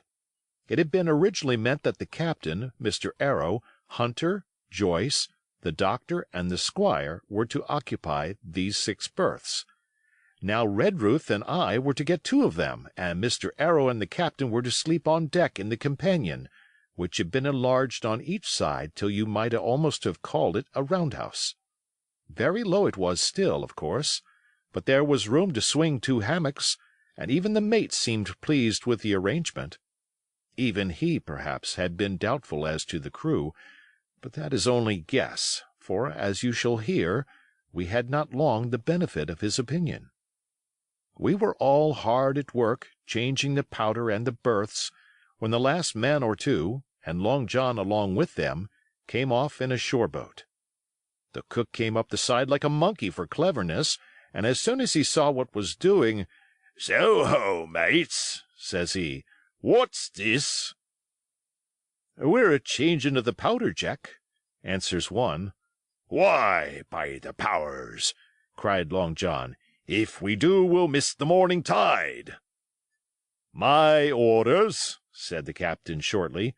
"You may go below, my man. Hands will want supper." "Aye, aye, sir," answered the cook, and touching his forelock, he disappeared at once in the direction of his galley. "That's a good man, captain," said the doctor. "Very likely, sir," replied Captain Smollett. "Easy with that, men, easy," he ran on to the fellows who were shifting the powder, and then suddenly observing me examining the swivel we carried amidships, a long brass 9, "Here, you, ship's boy," he cried, "out of that! Off with you to the cook and get some work." And then as I was hurrying off I heard him say, quite loudly, to the doctor, "I'll have no favourites on my ship." I assure you I was quite of the squire's way of thinking, and hated the captain deeply.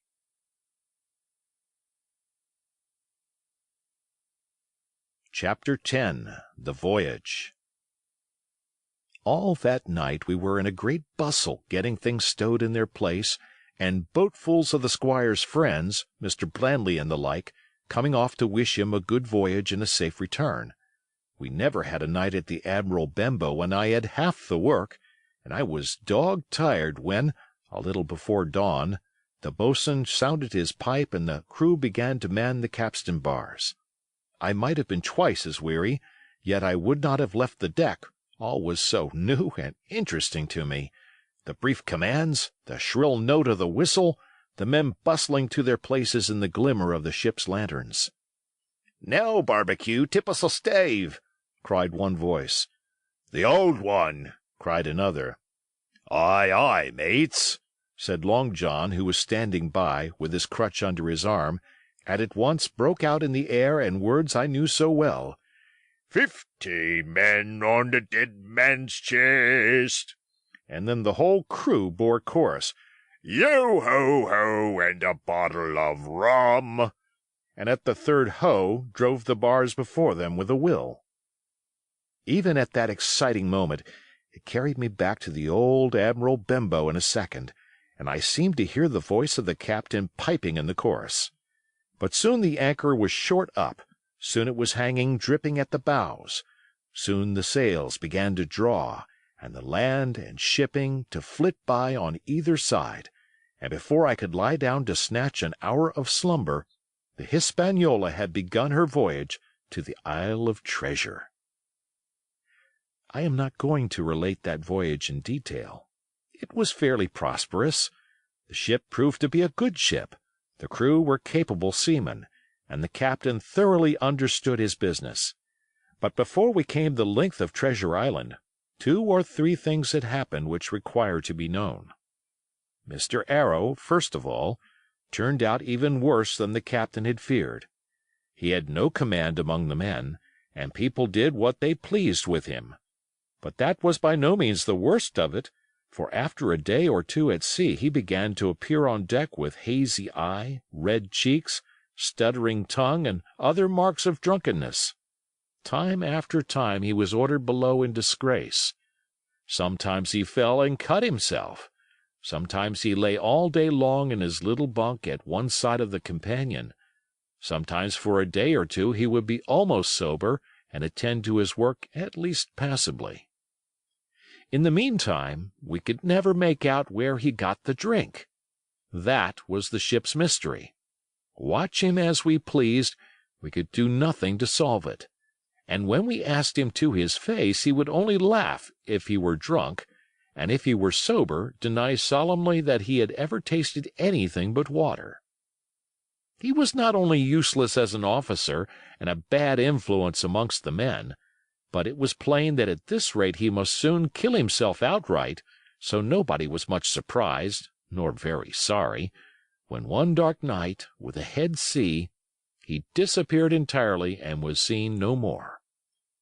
"Overboard," said the captain. "Well, gentlemen, that saves the trouble of putting him in irons." But there we were, without a mate, and it was necessary, of course, to advance one of the men. The boatswain, Job Anderson, was the likeliest man aboard, and though he kept his old title, he served in a way as mate. Mr. Trelawney had followed the sea, and his knowledge made him very useful, for he often took a watch himself in easy weather. And the coxswain, Israel Hands, was a careful, wily, old, experienced seaman who could be trusted at a pinch with almost anything. He was a great confidant of Long John Silver, and so the mention of his name leads me on to speak of our ship's cook, Barbecue, as the men called him. Aboard ship he carried his crutch by a lanyard round his neck, to have both hands as free as possible. It was something to see him wedge the foot of the crutch against a bulkhead, and propping against it, yielding to every movement of the ship, get on with his cooking like someone safe ashore. Still more strange was it to see him in the heaviest of weather cross the deck. He had a line or 2 rigged up to help him across the widest spaces, Long John's earrings they were called, and he would hand himself from one place to another, now using the crutch, now trailing it alongside by the lanyard, as quickly as another man could walk. Yet some of the men who had sailed with him before expressed their pity to see him so reduced. "He's no common man, Barbecue," said the coxswain to me. "He had good schooling in his young days, and can speak like a book, when so minded. And brave? A lion's nothing alongside of Long John. I seen him grapple 4 and knock their heads together, him unarmed." All the crew respected and even obeyed him. He had a way of talking to each and doing everybody some particular service. To me he was unweariedly kind, and always glad to see me in the galley, which he kept as clean as a new pin, the dishes hanging up burnished, and his parrot in a cage in one corner. "Come away, Hawkins," he would say. "Come and have a yarn with John. Nobody more welcome than yourself, my son. Sit you down and hear the news. Here's Captain Flint. I call my parrot Captain Flint, after the famous buccaneer. Here's Captain Flint predicting success to our voyage. Wasn't you, Captain?" And the parrot would say with great rapidity, Pieces of 8, pieces of 8, pieces of 8, till you wondered that it was not out of breath, or till John threw his handkerchief over the cage. "Now, that bird," he would say, "is maybe 200 years old, Hawkins. They live forever, mostly, and if anybody's seen more wickedness, it must be the devil himself. She sailed with England, the great Captain England, the pirate. She's been at Madagascar, and at Malabar, and Surinam, and Providence, and Portobello. She was at the fishing up of the wrecked plate ships. It's there she learned pieces of 8, and little wonder. 350,000 of 'em, Hawkins. She was at the boarding of the Viceroy of the Indies out of Goa, she was, and to look at her you would think she was a babby. But you smelt powder, didn't you, Captain?" stand by to go about, the parrot would scream. "Ah, she's a handsome craft, she is," the cook would say, and give her sugar from his pocket, and then the bird would peck at the bars and swear straight on, passing belief for wickedness. "There," John would add, "you can't touch pitch and not be mucked, lad. There's this poor old innocent bird of mine swearing blue fire, and none the wiser you may lay to that. She would swear the same, in a manner of speaking, before Chaplain." And John would touch his forelock with a solemn way he had that made me think he was the best of men. In the meantime, the squire and Captain Smollett were still on pretty distant terms with one another. The squire made no bones about the matter. He despised the captain. The captain, on his part, never spoke but when he was spoken to, and then sharp and short and dry, and not a word wasted. He owned, when driven into a corner, that he seemed to have been wrong about the crew, that some of them were as brisk as he wanted to see, and all had behaved fairly well. As for the ship, he had taken a downright fancy to her. "She'll lie a point nearer the wind than a man has a right to expect of his own married wife, sir. But," he would add, "all I say is we're not home again, and I don't like the cruise." The squire, at this, would turn away and march up and down the deck, chin in air.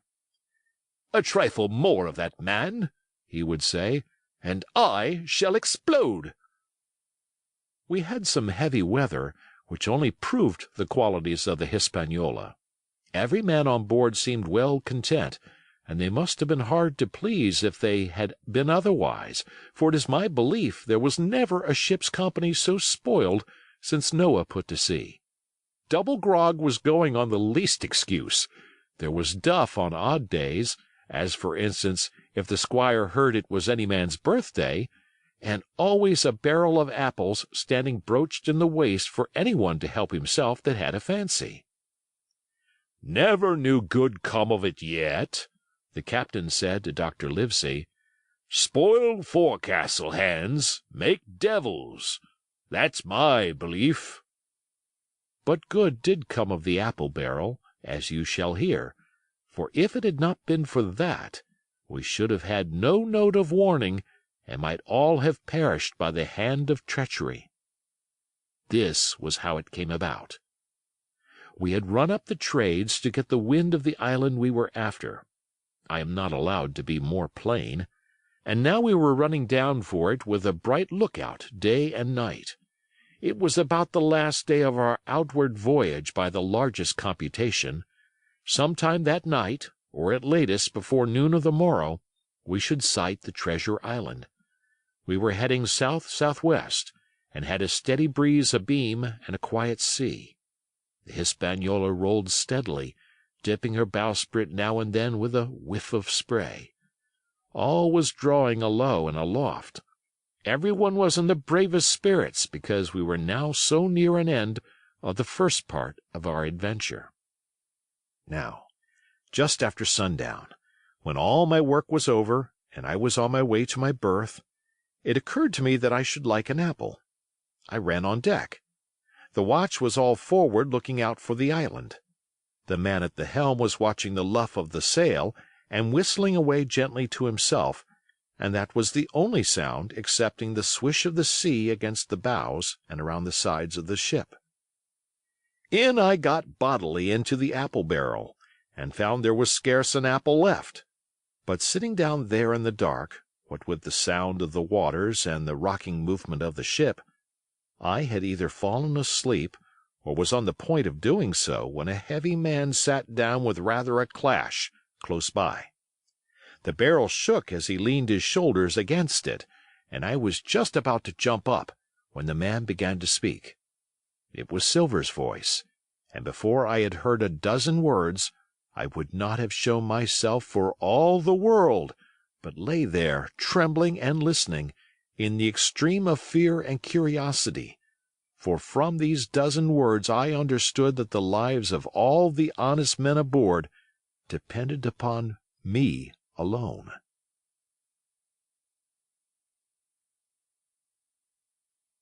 Chapter 11. What I Heard in the Apple Barrel. "No, not I," said Silver. "Flint was cap'n. I was quartermaster, along of my timber leg. The same broadside I lost my leg, old Pew lost his deadlights. It was a master surgeon, him that amputated me, out of college and all, Latin by the bucket and what not. But he was hanged like a dog, and sun-dried like the rest at Corso Castle. That was Robert's men that was, and come to changing names to their ships, Royal Fortune and so on. Now, what a ship was christened, so let her stay, I says. So it was with the Cassandra, as brought us all safe home from Malabar, after England took the viceroy of the Indies. So it was with the old Walrus, Flint's old ship, as I've seen amuck with the red blood, and fit to sink with gold." "Ah!" cried another voice, that of the youngest hand on board, and evidently full of admiration. "He was the flower of the flock, was Flint." "Davis was a man, too, by all accounts," said Silver. "I never sailed along of him. First with England, then with Flint, that's my story. And now here on my own account, in a manner of speaking. I laid by 900 safe from England, and 2,000 after Flint. That ain't bad for a man before the mast, all safe in bank. 'Tain't earning now, it's saving does it, you may lay to that. Where's all England's men now? I don't know. Where's Flint's? Why, most on 'em aboard here, and glad to get the duff. Been begging before that, some on 'em. Old Pew, as had lost his sight, and might have thought shame, spends £1,200 in a year, like a lord in Parliament. Where is he now? Well, he's dead now, and under hatches. But for 2 year before that, shiver my timbers, the man was starving. He begged, and he stole, and he cut throats, and starved at that, by the powers." "Well, it ain't much use, after all," said the young seaman. "'Tain't much use for fools, you may lay to it, that or nothing," cried Silver. "But now, you look here. You're young, you are, but you're as smart as paint. I see that when I set my eyes on you, and I'll talk to you like a man." You may imagine how I felt when I heard this abominable old rogue addressing another in the very same words of flattery as he had used to myself. I think, if I had been able, that I would have killed him through the barrel. Meantime he ran on, little supposing he was overheard. "Here it is about gentlemen of fortune. They lives rough, and they risk swinging, but they eat and drink like fighting cocks, and when a cruise is done, why, it's hundreds of pounds instead of hundreds of farthings in their pockets. Now, the most goes for rum and a good fling, and to sea again in their shirts. But that's not the course I lay. I puts it all away, some here, some there, and none too much anywheres, by reason of suspicion. I'm 50, mark ye. Once back from this cruise, I set up gentlemen in earnest. Time enough, too, says you. Ah, but I've lived easy in the meantime, never denied myself a nothin' heart desires, and slept soft and ain't dainty all my days but when at sea. And how did I begin? Before the mast, like you." "Well," said the other, "but all the other money's gone now, ain't it? You daren't show face in Bristol after this." "Why, where might you suppose it was?" asked Silver derisively. "At Bristol, in banks and places?" answered his companion. "It were," said the cook. "It were when we weighed anchor. But my old missus has it all by now. And the spy-glass is sold, lease and goodwill and riggin', and the old girl's off to meet me. I would tell you where, for I trust you, but it'd make jealousy among the mates." "And can you trust your missus?" asked the other. "Gentlemen of fortune," returned the cook, "usually trust little among themselves, and right they are, you may lay to it. But I have a way with me, I have. When a mate brings a slip on his cable, one as knows me, I mean, it won't be in the same world with old John. There was some that was feared of Pew, and some that was feared of Flint, but Flint his own self was feared of me. Feared he was, and proud. They was the roughest crew afloat, was Flint's. The devil himself would have feared to go to sea with them. Well, now, I tell you, I'm not a boasting man, and you seen yourself how easy I keep company. But when I was quartermaster, lambs wasn't the word for Flint's old buccaneers. Ah, you may be sure of yourself in old John's ship." "Well, I tell you now," replied the lad, "I didn't half a quarter like the job till I had this talk with you, John, but there's my hand on it now." "And a brave lad you were, and smart, too," answered Silver, shaking hands so heartily that all the barrels shook. "And a finer figurehead for a gentleman of fortune I never clapped my eyes on." By this time I had begun to understand the meaning of their terms. By a gentleman of fortune they plainly meant neither more nor less than a common pirate, and the little scene that I had overheard was the last act in the corruption of one of the honest hands, perhaps of the last one left aboard. But on this point I was soon to be relieved, for Silver giving a little whistle, a third man strolled up and sat down by the party. "Dick's square," said Silver. "Oh, I know Dick was square," returned the voice of the coxswain, Israel Hands. "He's no fool, is Dick." And he turned his quid and spat. "But look here," he went on. "Here's what I want to know, Barbecue. How long are we going to stand off and on like a blessed bumboat? I've had almost enough of Captain Smollett. He's hazed me long enough, by thunder. I want to go into the cabin, I do. I want their pickles and wines and that." "Israel," said Silver, "your head ain't much account, nor ever was. But you're able to hear, I reckon. Leastways, your ears is big enough. Now, here's what I say. You'll berth forward, and you'll live hard, and you'll speak soft, and you'll keep sober till I give the word, and you may lay to that, my son." "Well, I don't say no, do I?" growled the coxswain. "What I say is, when? That's what I say." "When? By the powers!" cried Silver. "Well, now, if you want to know, I'll tell you when. The last moment I can manage, and that's when. Here's a first-rate seaman, Captain Smollett, sails the blessed ship for us. Here's this squire and doctor with a map and such. I don't know where it is, do I? No more do you, says you.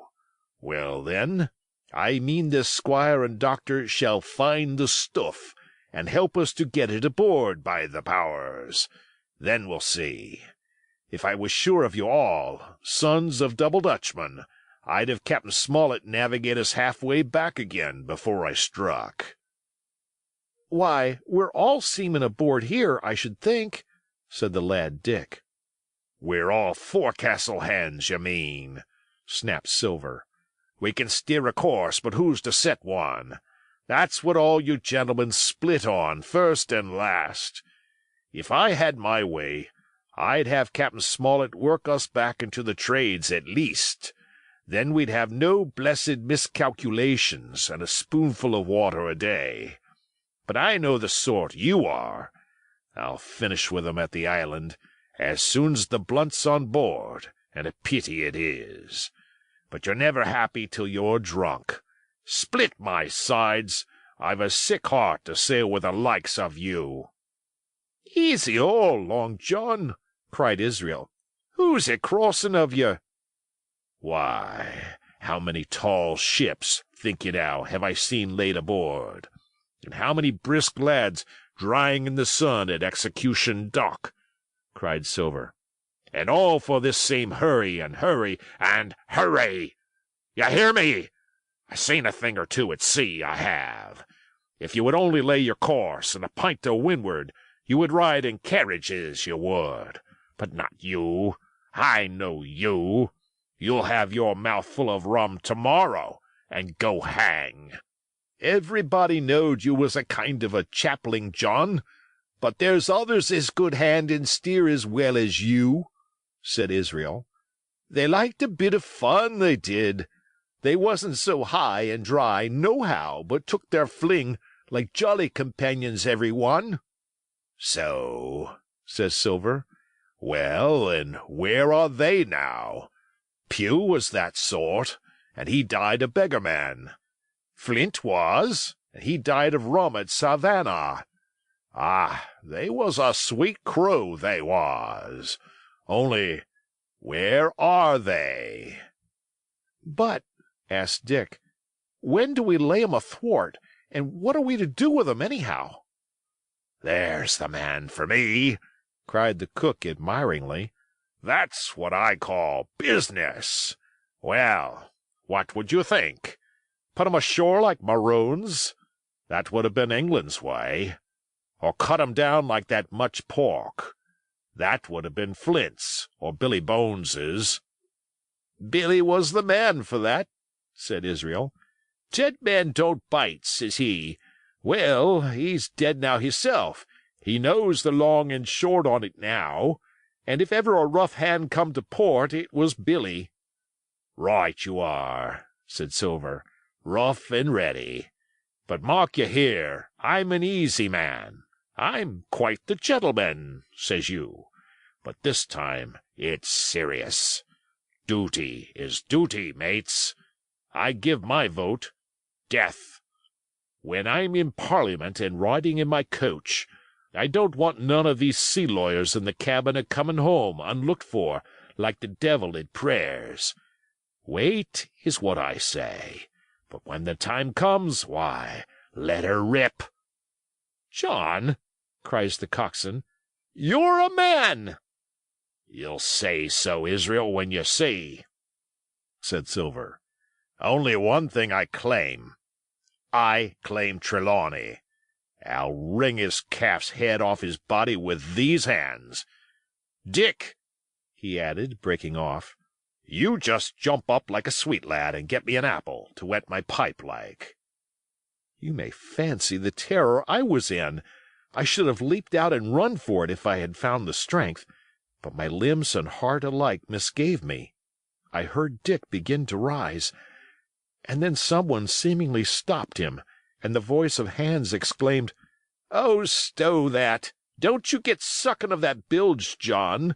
Let's have a go of the rum." "Dick," said Silver, "I trust you. I've a gauge on the keg, mind. There's the key. You fill a pannikin and bring it up." Terrified as I was, I could not help thinking to myself that this must have been how Mr. Arrow got the strong waters that destroyed him.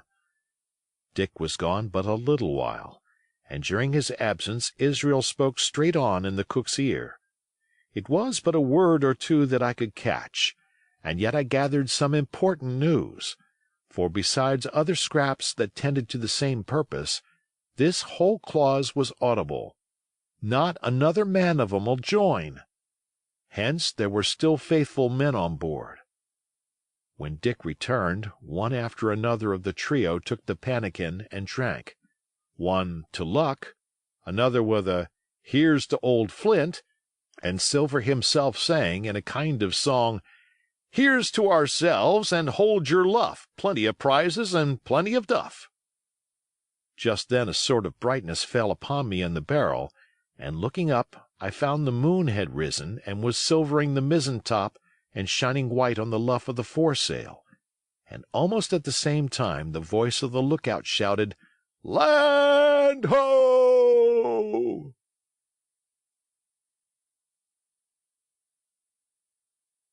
Chapter 12. Council of War. There was a great rush of feet across the deck. I could hear people tumbling up from the cabin and the forecastle, and slipping in an instant outside my barrel, I dived behind the foresail, made a double towards the stern, and came out upon the open deck in time to join Hunter and Dr. Livesey in the rush for the weather bow. There all hands were already congregated. A belt of fog had lifted almost simultaneously with the appearance of the moon. Away to the southwest of us we saw two low hills, about a couple of miles apart, and rising behind one of them, a third and higher hill, whose peak was still buried in the fog. All three seemed sharp and conical in figure. So much I saw, almost in a dream, for I had not yet recovered from my horrid fear of a minute or two before. And then I heard the voice of Captain Smollett issuing orders. The Hispaniola was laid a couple of points nearer the wind, and now sailed a course that would just clear the island on the east. "And now, men," said the captain, when all was sheeted home, "has any one of you ever seen that land ahead?" "I have, sir," said Silver. "I've watered there with a trader I was cook in." "The anchorage is in the south, behind an islet, I fancy?" asked the captain. "Yes, sir. Skeleton Island, they calls it. It were a main place for pirates once, and a hand we had on board knowed all their names for it. That hill to the north'ard they call the Foremast Hill. There are 3 hills in a row running south'ard, fore, main, and mizzen, sir. But the main, that's the big un with the cloud on it, they usually calls the Spyglass, by reason of a lookout they kept when they was in the anchorage cleanin', for it's there they clean their ships, sir, askin' your pardon." "I've a chart here," said Captain Smollett. "See if that's the place." Long John's eyes burned in his head as he took the chart, but by the fresh look of the paper I knew he was doomed to disappointment. This was not the map we found in Billy Bones's chest, but an accurate copy, complete in all things, names and heights and soundings, with the single exception of the red crosses and the written notes. Sharp as must have been his annoyance, Silver had the strength of mind to hide it. "Yes, sir," said he. "This is the spot, to be sure, and very prettily drawed out. Who might have done that, I wonder? The pirates were too ignorant, I reckon. Ah, here it is, Captain Kidd's anchorage, just the name my shipmate called it. There's a strong current runs along the south, and then away north'ard up the west coast. Right you was, sir," says he, "to haul your wind and keep the weather of the island.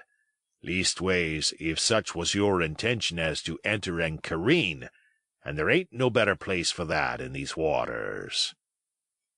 "Thank you, my man," said Captain Smollett. "I'll ask you later on to give us a help. You may go." I was surprised at the coolness with which John avowed his knowledge of the island, and I own I was half frightened when I saw him drawing nearer to myself.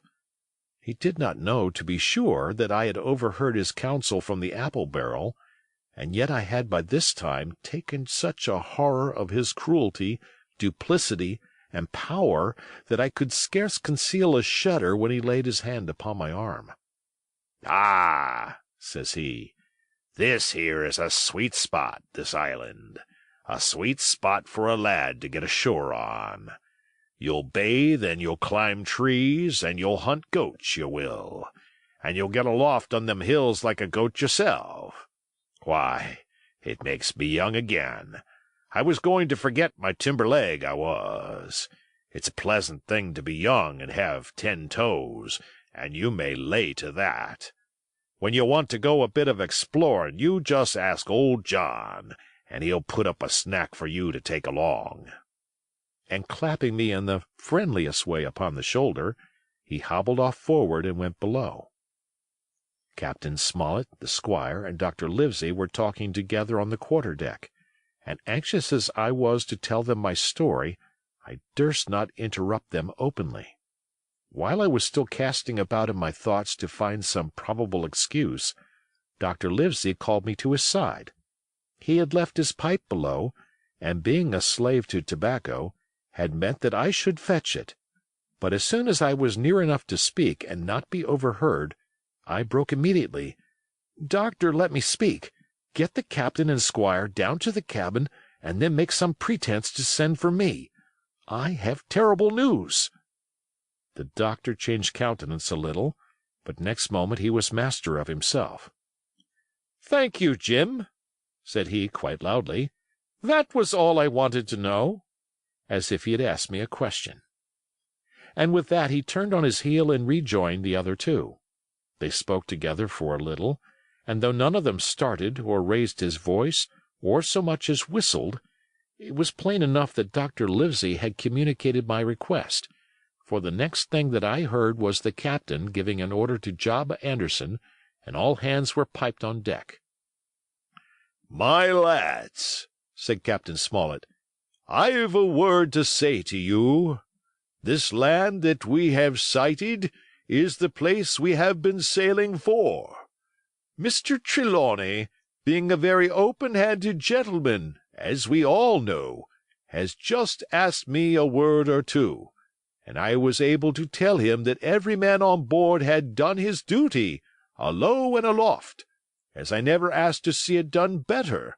Why, he and I and the doctor are going below to the cabin to drink your health and luck, and you'll have grog served out for you to drink our health and luck. I'll tell you what I think of this. I think it handsome. And if you think as I do, you'll give a good sea cheer for the gentleman that does it." The cheer followed. That was a matter of course, but it rang out so full and hearty that I confess I could hardly believe that these same men were plotting for our blood.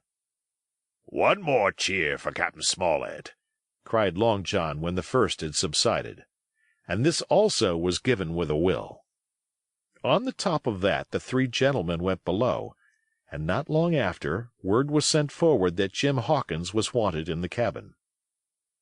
I found them all three seated around the table, a bottle of Spanish wine and some raisins before them, and the doctor smoking away with his wig on his lap, and that, I knew, was a sign that he was agitated.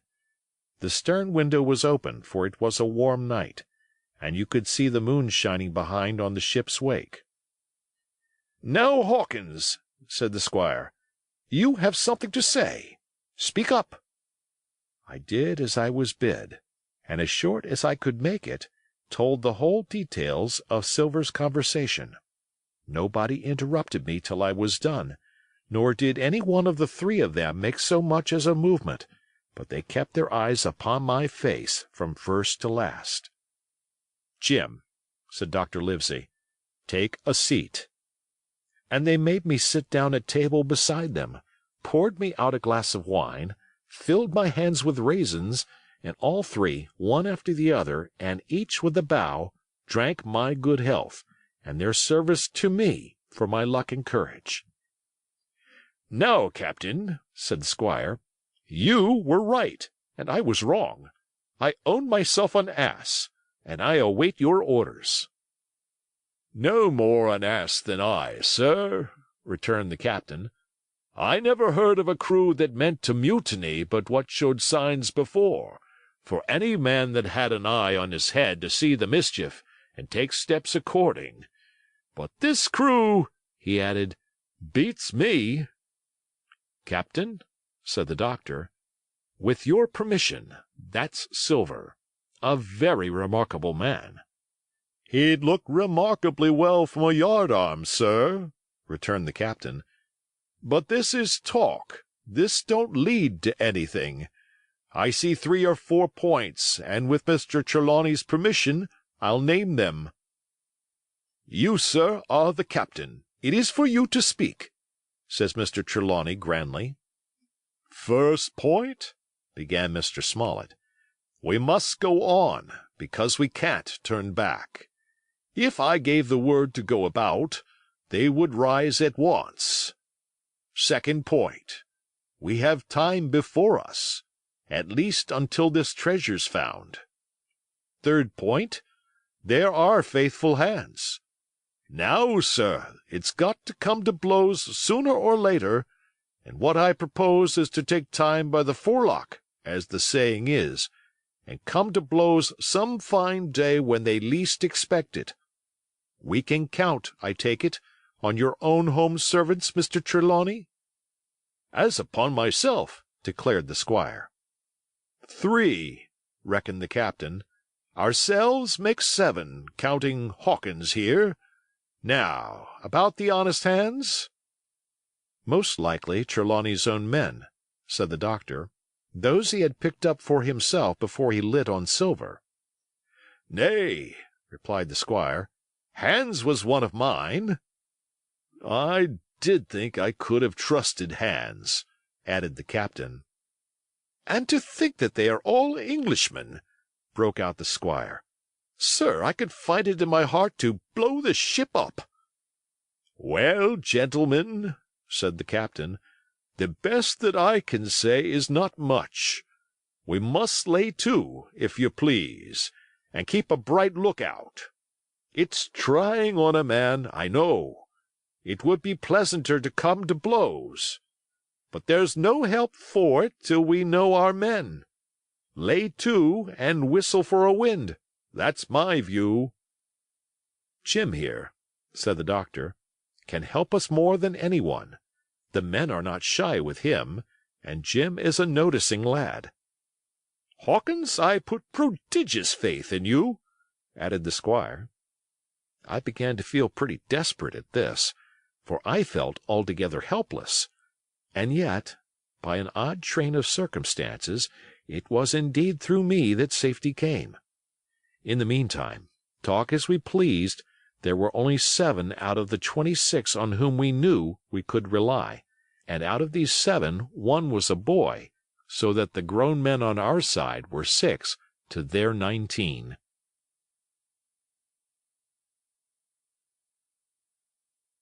Part 3. My Shore Adventure. Chapter 13. How My Shore Adventure Began. The appearance of the island when I came on deck next morning was altogether changed. Although the breeze had now utterly ceased, we had made a great deal of way during the night, and were now lying becalmed about half a mile to the southeast of the low eastern coast. Gray-colored woods covered a large part of the surface. This even tint was indeed broken up by streaks of yellow sandbrake in the lower lands, and by many tall trees of the pine family, outtopping the others, some singly, some in clumps, but the general coloring was uniform and sad. The hills ran up clear above the vegetation in spires of naked rock. All were strangely shaped, and the spyglass, which was by 300 or 400 feet the tallest on the island, was likewise the strangest in configuration, running up sheer from almost every side, and then suddenly cut off at the top, like a pedestal to put a statue on. The Hispaniola was rolling scuppers under in the ocean swell. The booms were tearing at the blocks, the rudder was banging to and fro, and the whole ship creaking, groaning, and jumping like a manufactory. I had to cling tight to the backstay, and the world turned giddily before my eyes, for though I was a good enough sailor when there was way on, this standing still and being rolled about like a bottle was a thing I never learned to stand without a qualm or so. above all in the morning, on an empty stomach. Perhaps it was this. Perhaps it was the look of the island, with its gray, melancholy woods and wild stone spires, and the surf that we could both see and hear foaming and thundering on the steep beach. At least, although the sun shone bright and hot, and the shore birds were fishing and crying all around us, and you would have thought anyone would have been glad to get to land after being so long at sea, my heart sank, as the saying is, into my boots, and from the first look onward, I hated the very thought of Treasure Island. We had a dreary morning's work before us, for there was no sign of any wind, and the boats had to be got out and manned, and the ship warped 3 or 4 miles round the corner of the island and up the narrow passage to the haven behind Skeleton Island. I volunteered for one of the boats, where I had of course no business. The heat was sweltering, and the men grumbled fiercely over their work. Anderson was in command of my boat, and instead of keeping the crew in order, he grumbled as loud as the worst. "Well," he said with an oath, "it's not forever." I thought this was a very bad sign, for up to that day the men had gone briskly and willingly about their business, but the very sight of the island had relaxed the cords of discipline. All the way in, Long John stood by the steersman and conned the ship. He knew the passage like the palm of his hand, and though the man in the chains got everywhere more water than was down in the chart, John never hesitated once. "There's a strong scour with the ebb," he said, "and this here passage has been dug out, in a manner of speaking, with a spade." We brought up just where the anchor was in the chart, about 1/3 of a mile from each shore, the mainland on one side and Skeleton Island on the other. The bottom was clean sand. The plunge of our anchor sent up clouds of birds wheeling and crying over the woods, but in less than a minute they were down again and all was once more silent. The place was entirely landlocked, buried in woods, the trees coming right down to high water mark, the shores mostly flat, and the hilltops standing round at a distance in a sort of amphitheatre, one here, one there. 2 little rivers, or rather 2 swamps, emptied out into this pond, as you might call it, and the foliage round that part of the shore had a kind of poisonous brightness. From the ship we could see nothing of the house or stockade, for they were quite buried among trees, and if it had not been for the chart on the companion, we might have been the first that had ever anchored there since the island arose out of the seas. There was not a breath of air moving, nor a sound but that of the surf booming half a mile away along the beaches and against the rocks outside. A peculiar stagnant smell hung over the anchorage, a smell of sodden leaves and rotting tree trunks. I observed the doctor sniffing and sniffing, like someone tasting a bad egg. "I don't know about treasure," he said, "but I'll stake my wig there's fever here." If the conduct of the men had been alarming in the boat, it became truly threatening when they had come aboard. They lay about the deck growling together in talk. The slightest order was received with a black look and grudgingly and carelessly obeyed. Even the honest hands must have caught the infection, for there was not one man aboard to mend another. Mutiny, it was plain, hung over us like a thundercloud. And it was not only we of the cabin party who perceived the danger. Long John was hard at work going from group to group, spending himself in good advice, and as for example, no man could have shown a better. He fairly outstripped himself in willingness and civility. He was all smiles to everyone. If an order were given, John would be on his crutch in an instant, with the cheeriest "Aye, aye, sir," in the world. And when there was nothing else to do, he kept up one song after another, as if to conceal the discontent of the rest. Of all the gloomy features of that gloomy afternoon, this obvious anxiety on the part of Long John appeared the worst. We held a council in the cabin. "Sir," said the captain, "if I risk another order, the whole ship'll come about our ears by the run. You see, sir, here it is. I get a rough answer, do I not? Well, if I speak back, pikes will be going in 2 shakes. If I don't, Silver will see there's something under that, and the game's up. Now, we've only one man to rely on." "And who is that?" asked the squire. "Silver, sir," returned the captain. "He's as anxious as you and I to smother things up. This is a tiff. He'd soon talk 'em out of it if he had the chance. And what I propose to do is to give him the chance. Let's allow the men an afternoon ashore. If they all go, well, we'll fight the ship. If they none of them go, well then, we hold the cabin, and God defend the right. If some go, you mark my words, sir, Silver'll bring 'em aboard again as mild as lambs." It was so decided. Loaded pistols were served out to all the sure men. Hunter, Joyce, and Redruth were taken into our confidence, and received the news with less surprise and a better spirit than we had looked for, and then the captain went on deck and addressed the crew. "My lads," said he, "we've had a hot day, and are all tired and out of sorts. A turn ashore'll hurt nobody. The boats are still in the water. You can take the gigs, and as many as please may go ashore for the afternoon. I'll fire a gun half an hour before sundown." I believe the silly fellows must have thought they would break their shins over treasure as soon as they were landed, for they all came out of their sulks in a moment, and gave a cheer that started the echo in a far-away hill, and sent the birds once more flying and squalling round the anchorage. The captain was too bright to be in the way. He whipped out of sight in a moment, leaving Silver to arrange the party, and I fancy it was as well he did so. Had he been on deck, he could no longer so much as have pretended not to understand the situation. It was as plain as day. Silver was the captain, and a mighty rebellious crew he had of it. The honest hands, and I was soon to see it proved that there were such on board, must have been very stupid fellows.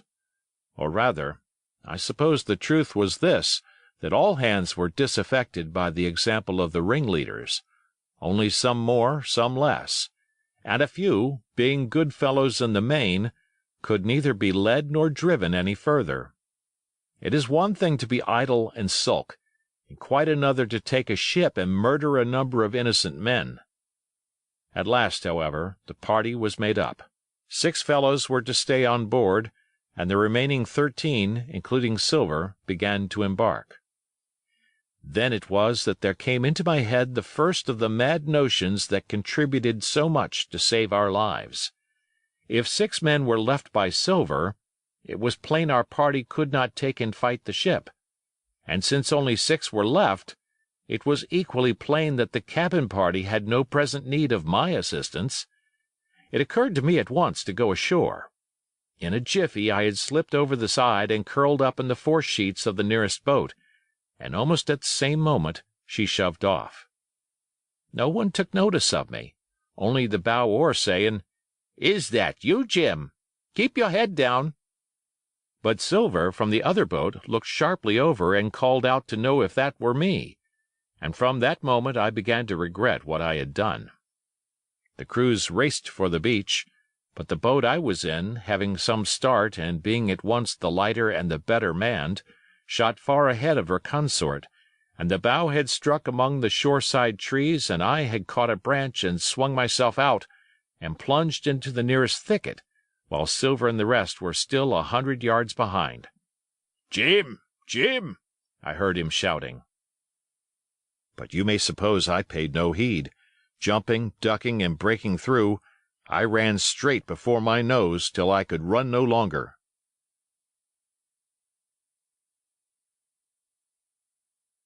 Chapter 14. The First Blow. I was so pleased at having given the slip to Long John that I began to enjoy myself and look around me with some interest on the strange land that I was in. I had crossed a marshy tract full of willows, bulrushes, and odd, outlandish, swampy trees, and I had now come out upon the skirts of an open piece of undulating, sandy country, about a mile long, dotted with a few pines and a great number of contorted trees, not unlike the oak in growth, but pale in the foliage, like willows. On the far side of the open stood one of the hills, with two quaint craggy peaks shining vividly in the sun. I now felt for the first time the joy of exploration. The isle was uninhabited, my shipmates I had left behind, and nothing lived in front of me but dumb brutes and fowls. I turned hither and thither among the trees. Here and there were flowering plants, unknown to me. Here and there I saw snakes, and one raised its head from a ledge of rock and hissed at me with a noise not unlike the spinning of a top. Little did I suppose that he was a deadly enemy, and that the noise was the famous rattle. Then I came to a long thicket of these oak-like trees, live or evergreen oaks, I heard afterwards they should be called, which grew low along the sand like brambles, the boughs curiously twisted, the foliage compact like thatch. The thicket stretched down from the top of one of the sandy knolls, spreading and growing taller as it went, until it reached the margin of the broad, reedy fen, through which the nearest of the little rivers soaked its way into the anchorage. The marsh was steaming in the strong sun, and the outline of the spyglass trembled through the haze. All at once there began to go a sort of bustle among the bulrushes. A wild duck flew up with a quack, another followed, and soon over the whole surface of the marsh a great cloud of birds hung screaming and circling in the air. I judged at once that some of my shipmates must be drawing near along the borders of the fen. Nor was I deceived, for soon I heard the very distant and low tones of a human voice, which, as I continued to give ear, grew steadily louder and nearer. This put me in a great fear, and I crawled under cover of the nearest live oak and squatted there, hearkening, as silent as a mouse. Another voice answered, and then the first voice, which I now recognized to be Silver's, once more took up the story and ran on for a long while in a stream, only now and again interrupted by the other. By the sound, they must have been talking earnestly, and almost fiercely, but no distinct word came to my hearing. At last the speakers seemed to have paused, and perhaps to have sat down, for not only did they cease to draw any nearer, but the birds themselves began to grow more quiet, and to settle again to their places in the swamp. And now I began to feel that I was neglecting my business, that since I had been so foolhardy as to come ashore with these desperadoes, the least I could do was to overhear them at their councils, and that my plain and obvious duty was to draw as close as I could manage, under the favorable ambush of the crouching trees. I could tell the direction of the speakers pretty exactly, not only by the sound of their voices, but by the behavior of the few birds that still hung in alarm above the heads of the intruders. Crawling on all fours, I made steadily but slowly towards them, till at last, raising my head to an aperture among the leaves, I could see clear down into a little green dell beside the marsh, and closely set about with trees, where Long John Silver and another of the crew stood face to face in conversation. The sun beat full upon them.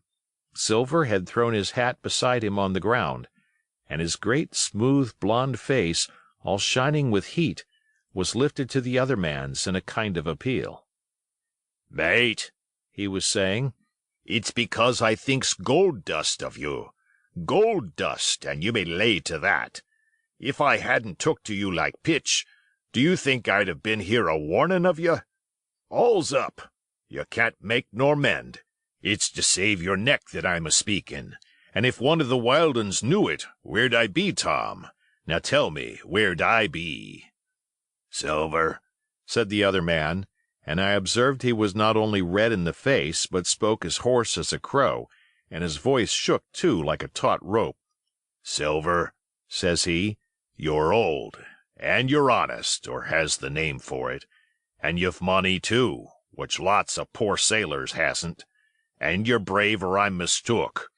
And will you tell me you'll let yourself be led away with that kind of a mess of swabs?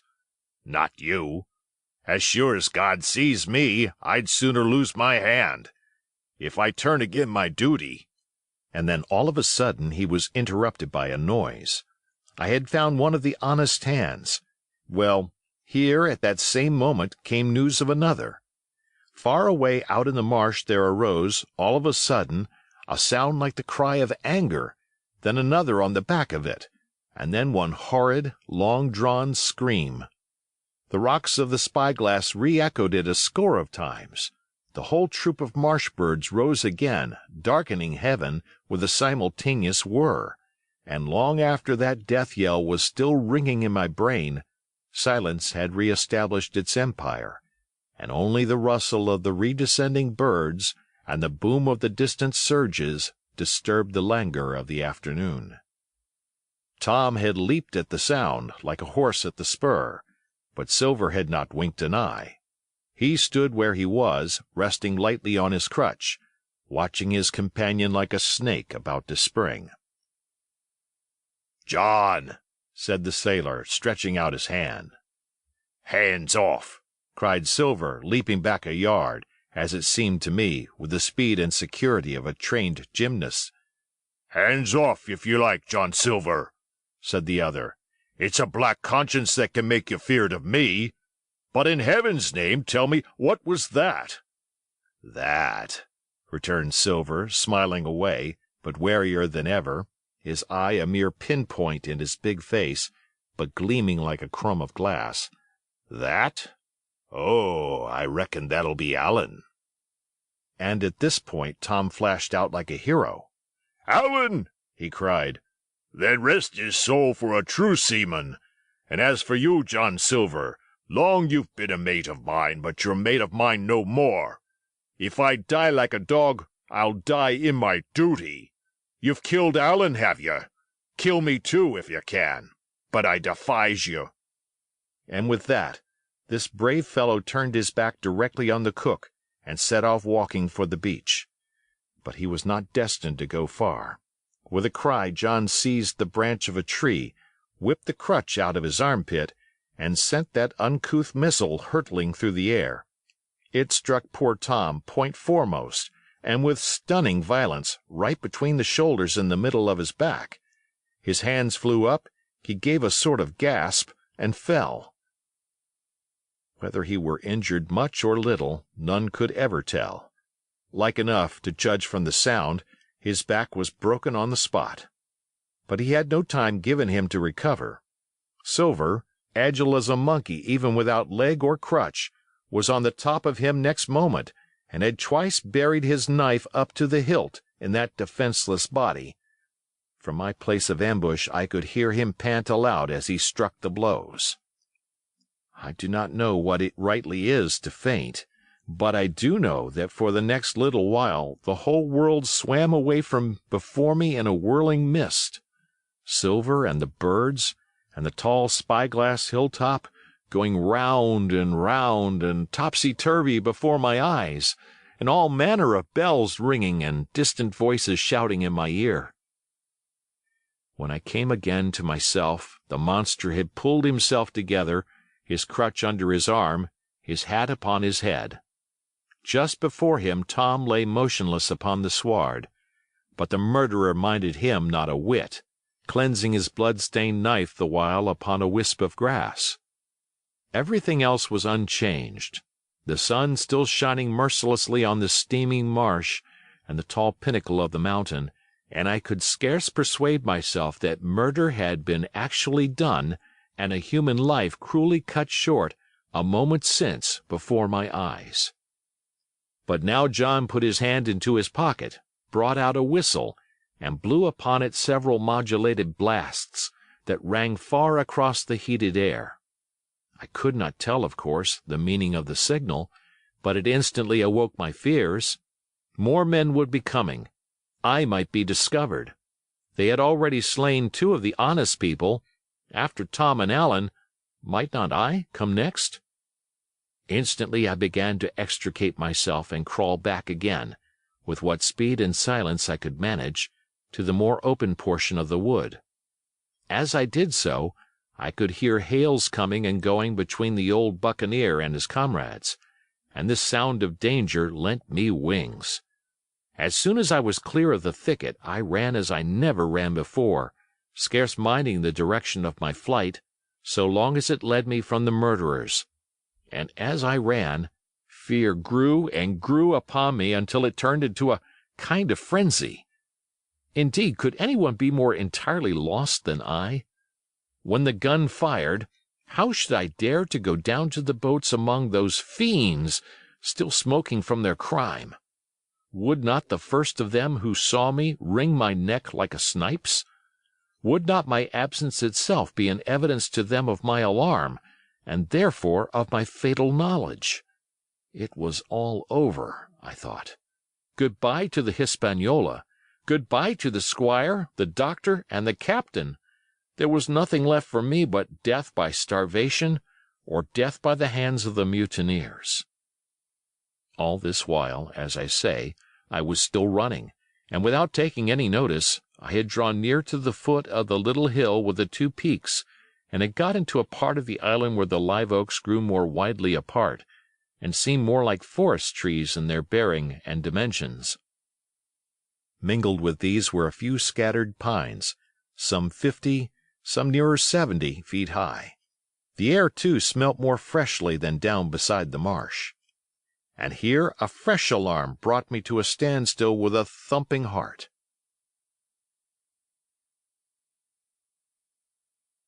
Chapter 15. The Man of the Island. From the side of the hill, which was here steep and stony, a spout of gravel was dislodged and fell rattling and bounding through the trees.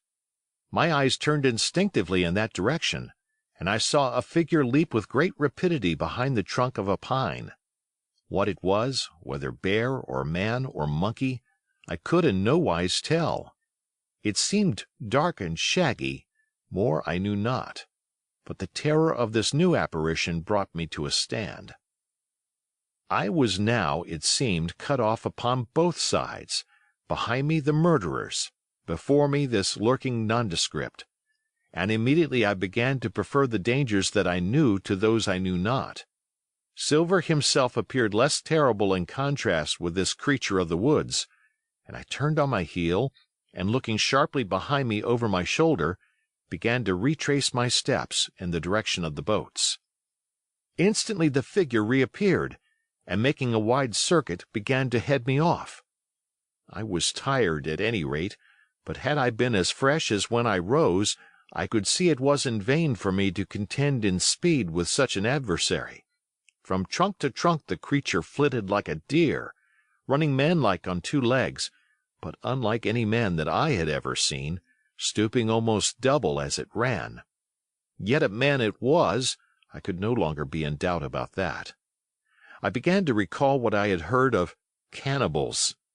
I was within an ace of calling for help, but the mere fact that he was a man, however wild, had somewhat reassured me, and my fear of Silver began to revive in proportion. I stood still, therefore, and cast about for some method of escape, and as I was so thinking, the recollection of my pistol flashed into my mind. As soon as I remembered I was not defenceless, courage glowed again in my heart, and I set my face resolutely for this man of the island, and walked briskly towards him. He was concealed by this time behind another tree trunk, but he must have been watching me closely, for as soon as I began to move in his direction, he reappeared and took a step to meet me. Then he hesitated, drew back, came forward again, and at last, to my wonder and confusion, threw himself on his knees and held out his clasped hands in supplication. At that I once more stopped. "Who are you?" I asked. "Ben Gunn," he answered, and his voice sounded hoarse and awkward, like a rusty lock. "I'm poor Ben Gunn, I am, and I haven't spoke with a Christian these 3 years." I could now see that he was a white man like myself, and that his features were even pleasing. His skin, wherever it was exposed, was burnt by the sun, even his lips were black, and his fair eyes looked quite startling in so dark a face. Of all the beggarmen that I had seen or fancied, he was the chief for raggedness. He was clothed with tatters of old ship's canvas and old sea cloth, and this extraordinary patchwork was all held together by a system of the most various and incongruous fastenings, brass buttons, bits of stick, and loops of tarry gaskin. About his waist he wore an old brass-buckled leather belt, which was the one thing solid in his whole accoutrement. 3 years! I cried. Were you shipwrecked? Nay, mate, said he, marooned.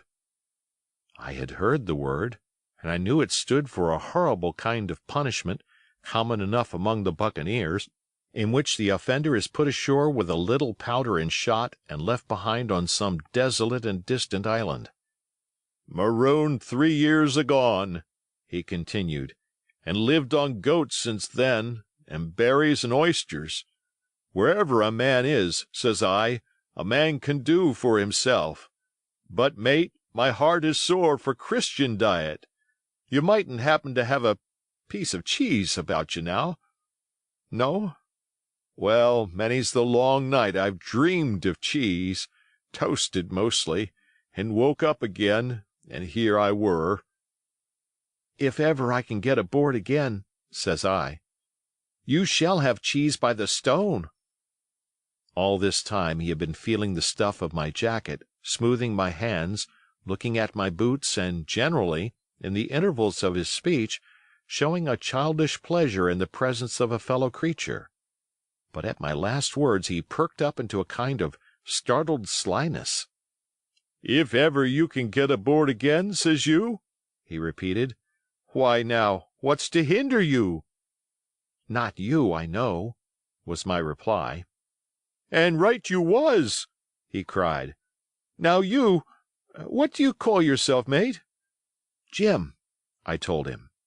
"Jim, Jim," says he, quite pleased apparently. "Well, now, Jim, I've lived that rough as you'd be ashamed to hear of. Now, for instance, you wouldn't think I had had a pious mother to look at me?" he asked. "Why, no, not in particular," I answered. "Ah, well," said he, "but I had. Remarkable pious. And I was a civil, pious boy, and could rattle off my catechism that fast as you couldn't tell one word from another. And here's what it come to, Jim, and it begun with chuck farthin' on the blessed gravestones. That's what it begun with, but it went further'n that, and so my mother told me, and predicted the whole, she did, the pious woman. But it were Providence that put me here. I've thought it all out in this here lonely island, and I'm back on piety. You don't catch me tastin' rum so much, but just a thimbleful for luck, of course, the first chance I have. I'm bound I'll be good, and I see the way, too. And Jim," looking all round him and lowering his voice to a whisper, "I'm rich." I now felt sure that the poor fellow had gone crazy in his solitude, and I suppose I must have shown the feeling in my face, for he repeated the statement hotly. "Rich, rich, I says, and I'll tell you what, I'll make a man of you, Jim. Ah, Jim, you'll bless your stars, you will. You was the first that found me."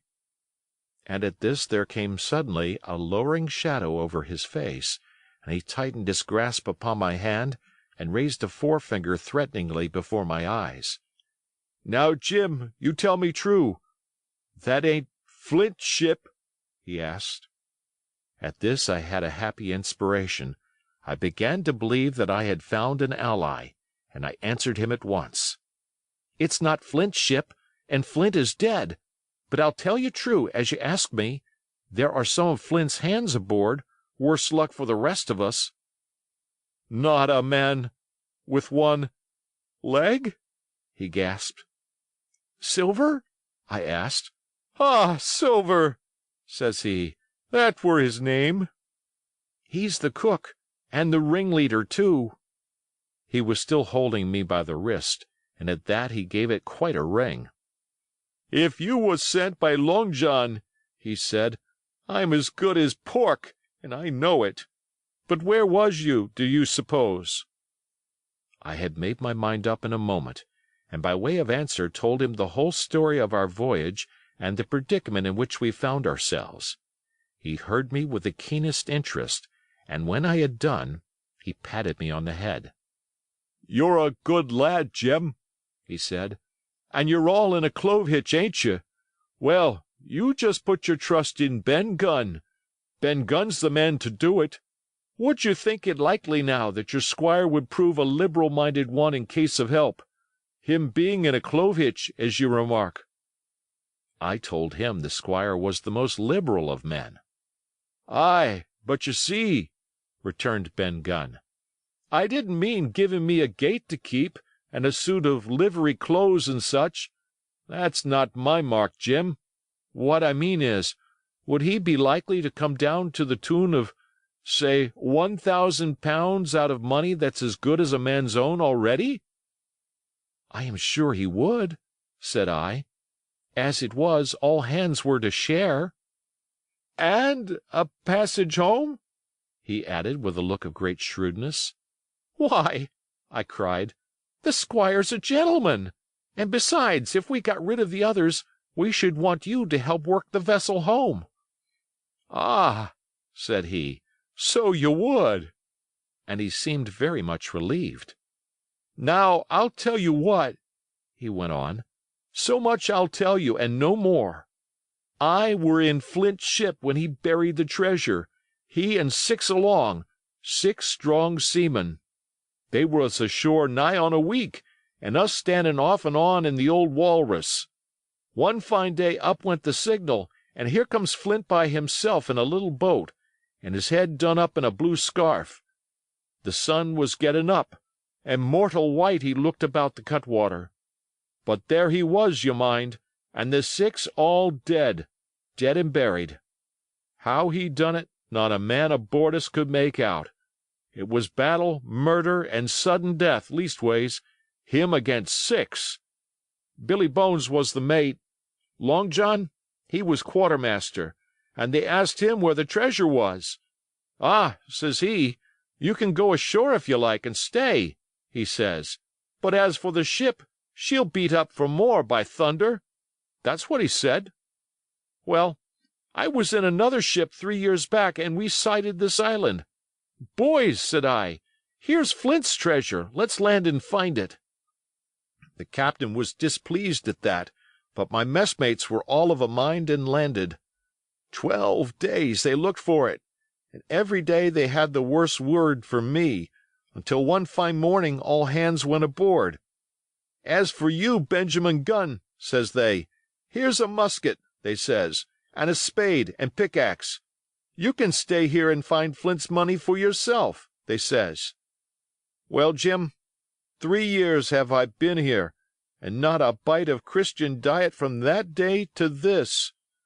But now you look here. Look at me. Do I look like a man before the mast? 'No,' says you. 'Nor I warn't neither,' I says. And with that he winked and pinched me hard. 'Just you mention them words to your squire, Jim,' he went on. 'Nor he weren't neither, that's the words. 3 years he were the man of this island, light and dark, fair and rain, and sometimes he would maybe think upon a prayer,' says you, 'and sometimes he would maybe think of his old mother, so be as she's alive,' you'll say. But the most part of Gunn's time, this is what you'll say, the most part of his time was took up with another matter, and then you'll give him a nip, like I do." And he pinched me again in the most confidential manner. "Then," he continued, "then you'll up and you'll say this, 'Gunn is a good man,' you'll say, 'and he puts a precious sight more confidence, a precious sight, mind that, in a gentleman born than in these gentlemen of fortune, having been one hisself.'" "Well," I said, "I don't understand one word that you've been saying. But that's neither here nor there, for how am I to get on board?" "Ah," said he, "that's the hitch, for sure. Well, There's my boat, that I made with my 2 hands. I keep her under the white rock. If the worst come to the worst, we might try that after dark. Hi!" he broke out. "What's that?" For just then, although the sun had still an hour or 2 to run, all the echoes of the island awoke and bellowed to the thunder of a cannon. "They have begun to fight!" I cried. "Follow me!" And I began to run towards the anchorage, my terrors all forgotten, while close at my side the marooned man in his goatskins trotted easily and lightly. "Left, left," says he. "Keep to your left hand, Mate Jim. Under the trees with you. There's where I killed my first goat. They don't come down here now. They're all mastheaded on them mountains for the fear of Benjamin Gunn. Ah, and there's the cemetery." Cemetery he must have meant. "You see the mounds? I come here and prayed, nows and thens, when I thought maybe a Sunday would be about due. It weren't quite a chapel, but it seemed more solemn-like. And then, says you, Ben Gunn was short-handed. No chapling, nor so much as a Bible and a flag, you says." So he kept talking as I ran, neither expecting nor receiving any answer. The cannon shot was followed after a considerable interval by a volley of small arms. Another pause, and then, not a quarter of a mile in front of me, I beheld the Union Jack flutter in the air above a wood.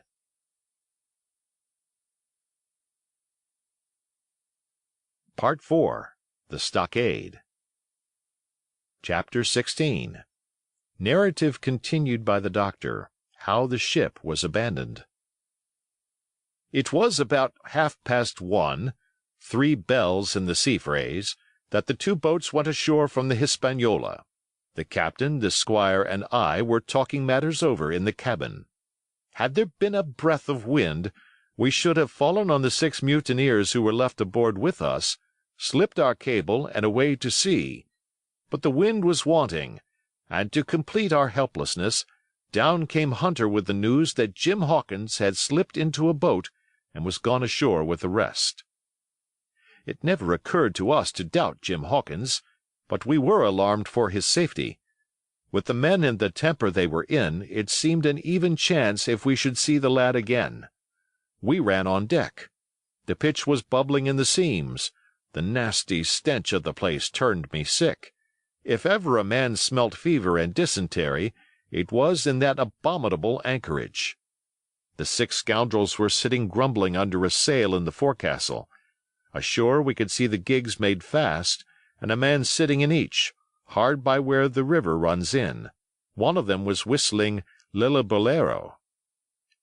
Waiting was a strain, and it was decided that Hunter and I should go ashore with the jolly boat in quest of information. The gigs had leaned to their right, but Hunter and I pulled straight in the direction of the stockade upon the chart. The 2 who were left guarding their boats seemed in a bustle at our appearance.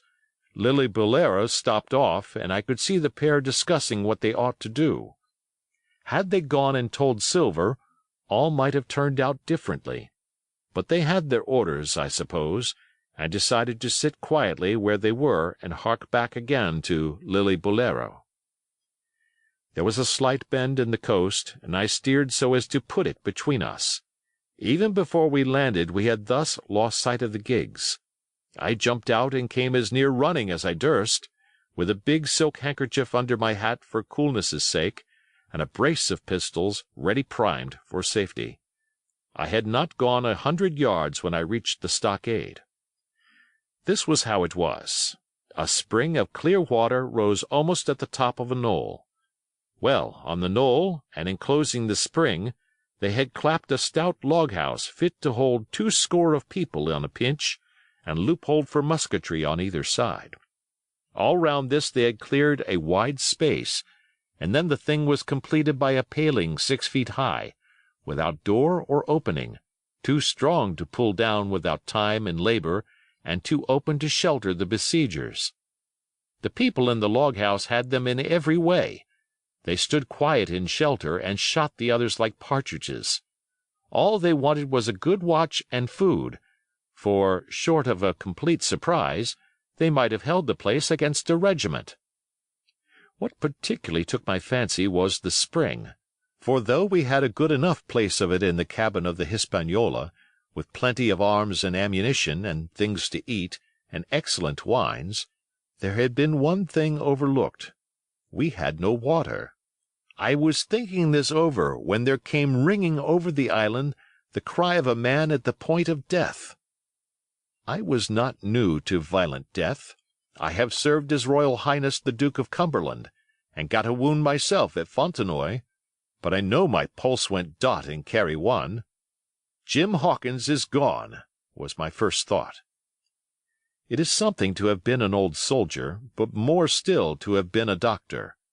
There is no time to dilly-dally in our work, and so now I made up my mind instantly, and with no time lost returned to the shore and jumped on board the jolly-boat. By good fortune Hunter pulled a good oar. We made the water fly, and the boat was soon alongside and I aboard the schooner. I found them all shaken, as was natural. The squire was sitting down, as white as a sheet, thinking of the harm he had led us to, the good soul, and one of the 6 forecastle hands was little better. "There's a man," said Captain Smollett, nodding towards him, "new to this work. He came nigh hand fainting, doctor, when he heard the cry. Another touch of the rudder, and that man would join us." I told my plan to the captain, and between us we settled on the details of its accomplishment. We put old Redruth in the gallery between the cabin and the forecastle, with 3 or 4 loaded muskets and a mattress for protection. Hunter brought the boat round under the stern-port, and Joyce and I set to work loading her with powder tins, muskets, bags of biscuits, kegs of pork, a case of cognac, and my invaluable medicine chest. In the meantime, the squire and the captain stayed on deck, and the latter hailed the coxswain, who was the principal man aboard. "Mr. Hans," he said, "here are 2 of us with a brace of pistols each. If any one of you 6 make a signal of any description, that man's dead." They were a good deal taken aback, and after a little consultation one and all tumbled down the fore companion, thinking no doubt to take us on the rear. But when they saw Redruth waiting for them in the sparred gallery, they went about ship at once, and a head popped out again on deck. "Down, dog!" cries the captain, and the head popped back again, and we heard no more, for the time, of these 6 very faint-hearted seamen. By this time, tumbling things in as they came, we had the jolly boat loaded as much as we dared. Joyce and I got out through the stern-port, and we made for shore again as fast as oars could take us. This second trip fairly aroused the watchers along shore. Lily Bolero was dropped again, and just before we lost sight of them behind the little point, one of them whipped ashore and disappeared. I had half a mind to change my plan and destroy their boats, but I feared that Silver and the others might be close at hand, and all might very well be lost by trying for too much. We had soon touched land in the same place as before, and set to provision the blockhouse. All 3 made the first journey, heavily laden, and tossed our stores over the palisade. Then, leaving Joyce to guard them, 1 man to be sure, but with half a dozen muskets, Hunter and I returned to the jolly-boat and loaded ourselves once more. So we proceeded without pausing to take breath, till the whole cargo was bestowed, when the 2 servants took up their position in the blockhouse, and I, with all my power, sculled back to the Hispaniola. That we should have risked a second boat-load seems more daring than it really was. They had the advantage of numbers, of course, but we had the advantage of arms. Not one of the men ashore had a musket, and before they could get within range for pistol-shooting, we flattered ourselves we should be able to give a good account of a half-dozen at least. The squire was waiting for me at the stern-window, all his faintness gone from him. He caught the painter and made it fast, and we fell to loading the boat for our very lives. Pork, powder, and biscuit was the cargo, with only a musket and a cutlass apiece for the squire and me and Redruth and the captain. The rest of the arms and powder we dropped overboard in 2 fathoms and a half of water, so that we could see the bright steel shining far below us in the sun, on the clean sandy bottom. By this time the tide was beginning to ebb, and the ship was swinging round to her anchor. Voices were heard faintly hallooing in the direction of the 2 gigs, and though this reassured us for Joyce and Hunter, who were well to the eastward, it warned our party to be off. Redruth retreated from his place in the gallery and dropped into the boat, which we then brought round to the ship's counter to be handier for Captain Smollett. "Now, men," said he, "do you hear me?" There was no answer from the forecastle. "It's to you, Abraham Gray. It's to you I am speaking." Still no reply. "Gray," resumed Mr. Smollett a little louder, "I am leaving the ship, and I order you to follow your captain. I know you are a good man at bottom, and I dare say not one of the lot of you's as bad as he makes out. I have my watch here in my hand. I give you 30 seconds to join me in." There was a pause. "Come, my fine fellow," continued the captain, "don't hang so long in stays. I'm risking my life and the lives of these good gentlemen every second." There was a sudden scuffle, a sound of blows, and out burst Abraham Gray with a knife cut on the side of the cheek, and came running to the captain like a dog to the whistle. "I'm here with you, sir," said he. And the next moment he and the captain had dropped aboard of us, and we had shoved off and given way. We were clear out of the ship, but not yet ashore in our stockade.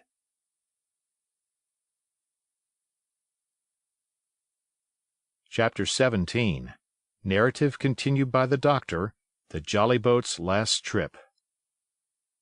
This 5th trip was quite different from any of the others. In the first place, the little gallipot of a boat that we were in was gravely overloaded. 5 grown men and 3 of them, Trelawney, Redruth, and the captain, over 6 feet high, was already more than she was meant to carry. Add to that the powder, pork, and bread bags. The gunwale was lipping astern. Several times we shipped a little water, and my breeches and the tails of my coat were all soaking wet before we had gone 100 yards. The captain made us trim the boat, and we got her to lie a little more evenly. All the same, we were afraid to breathe.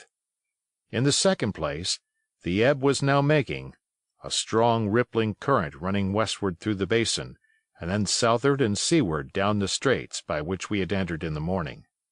Even the ripples were a danger to our overloaded craft, but the worst of it was that we were swept out of our true course and away from our proper landing place behind the point.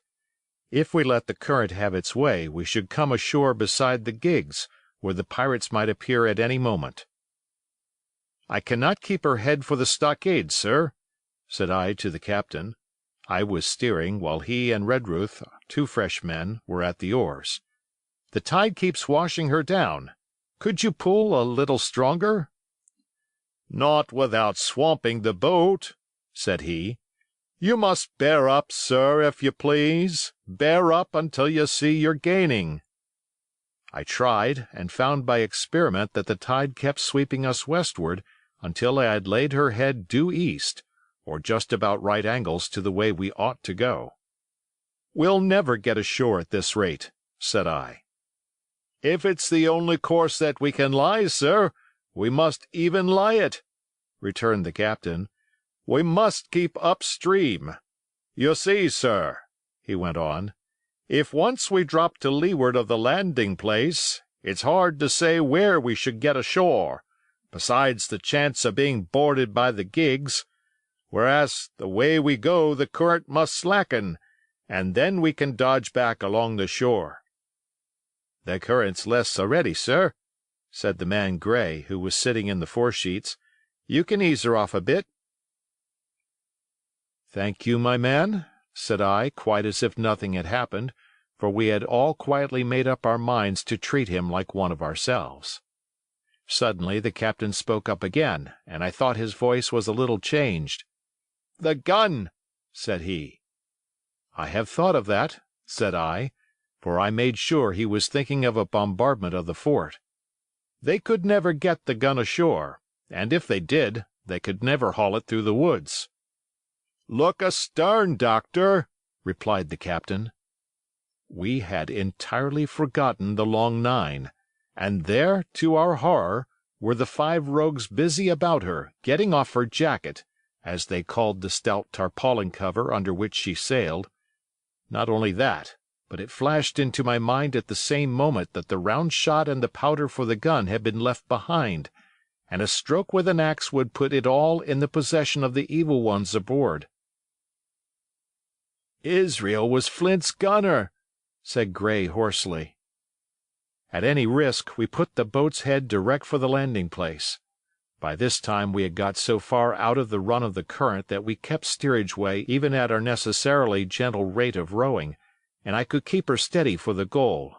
But the worst of it was that with the course I now held, we turned our broadside instead of our stern to the Hispaniola, and offered a target like a barn door.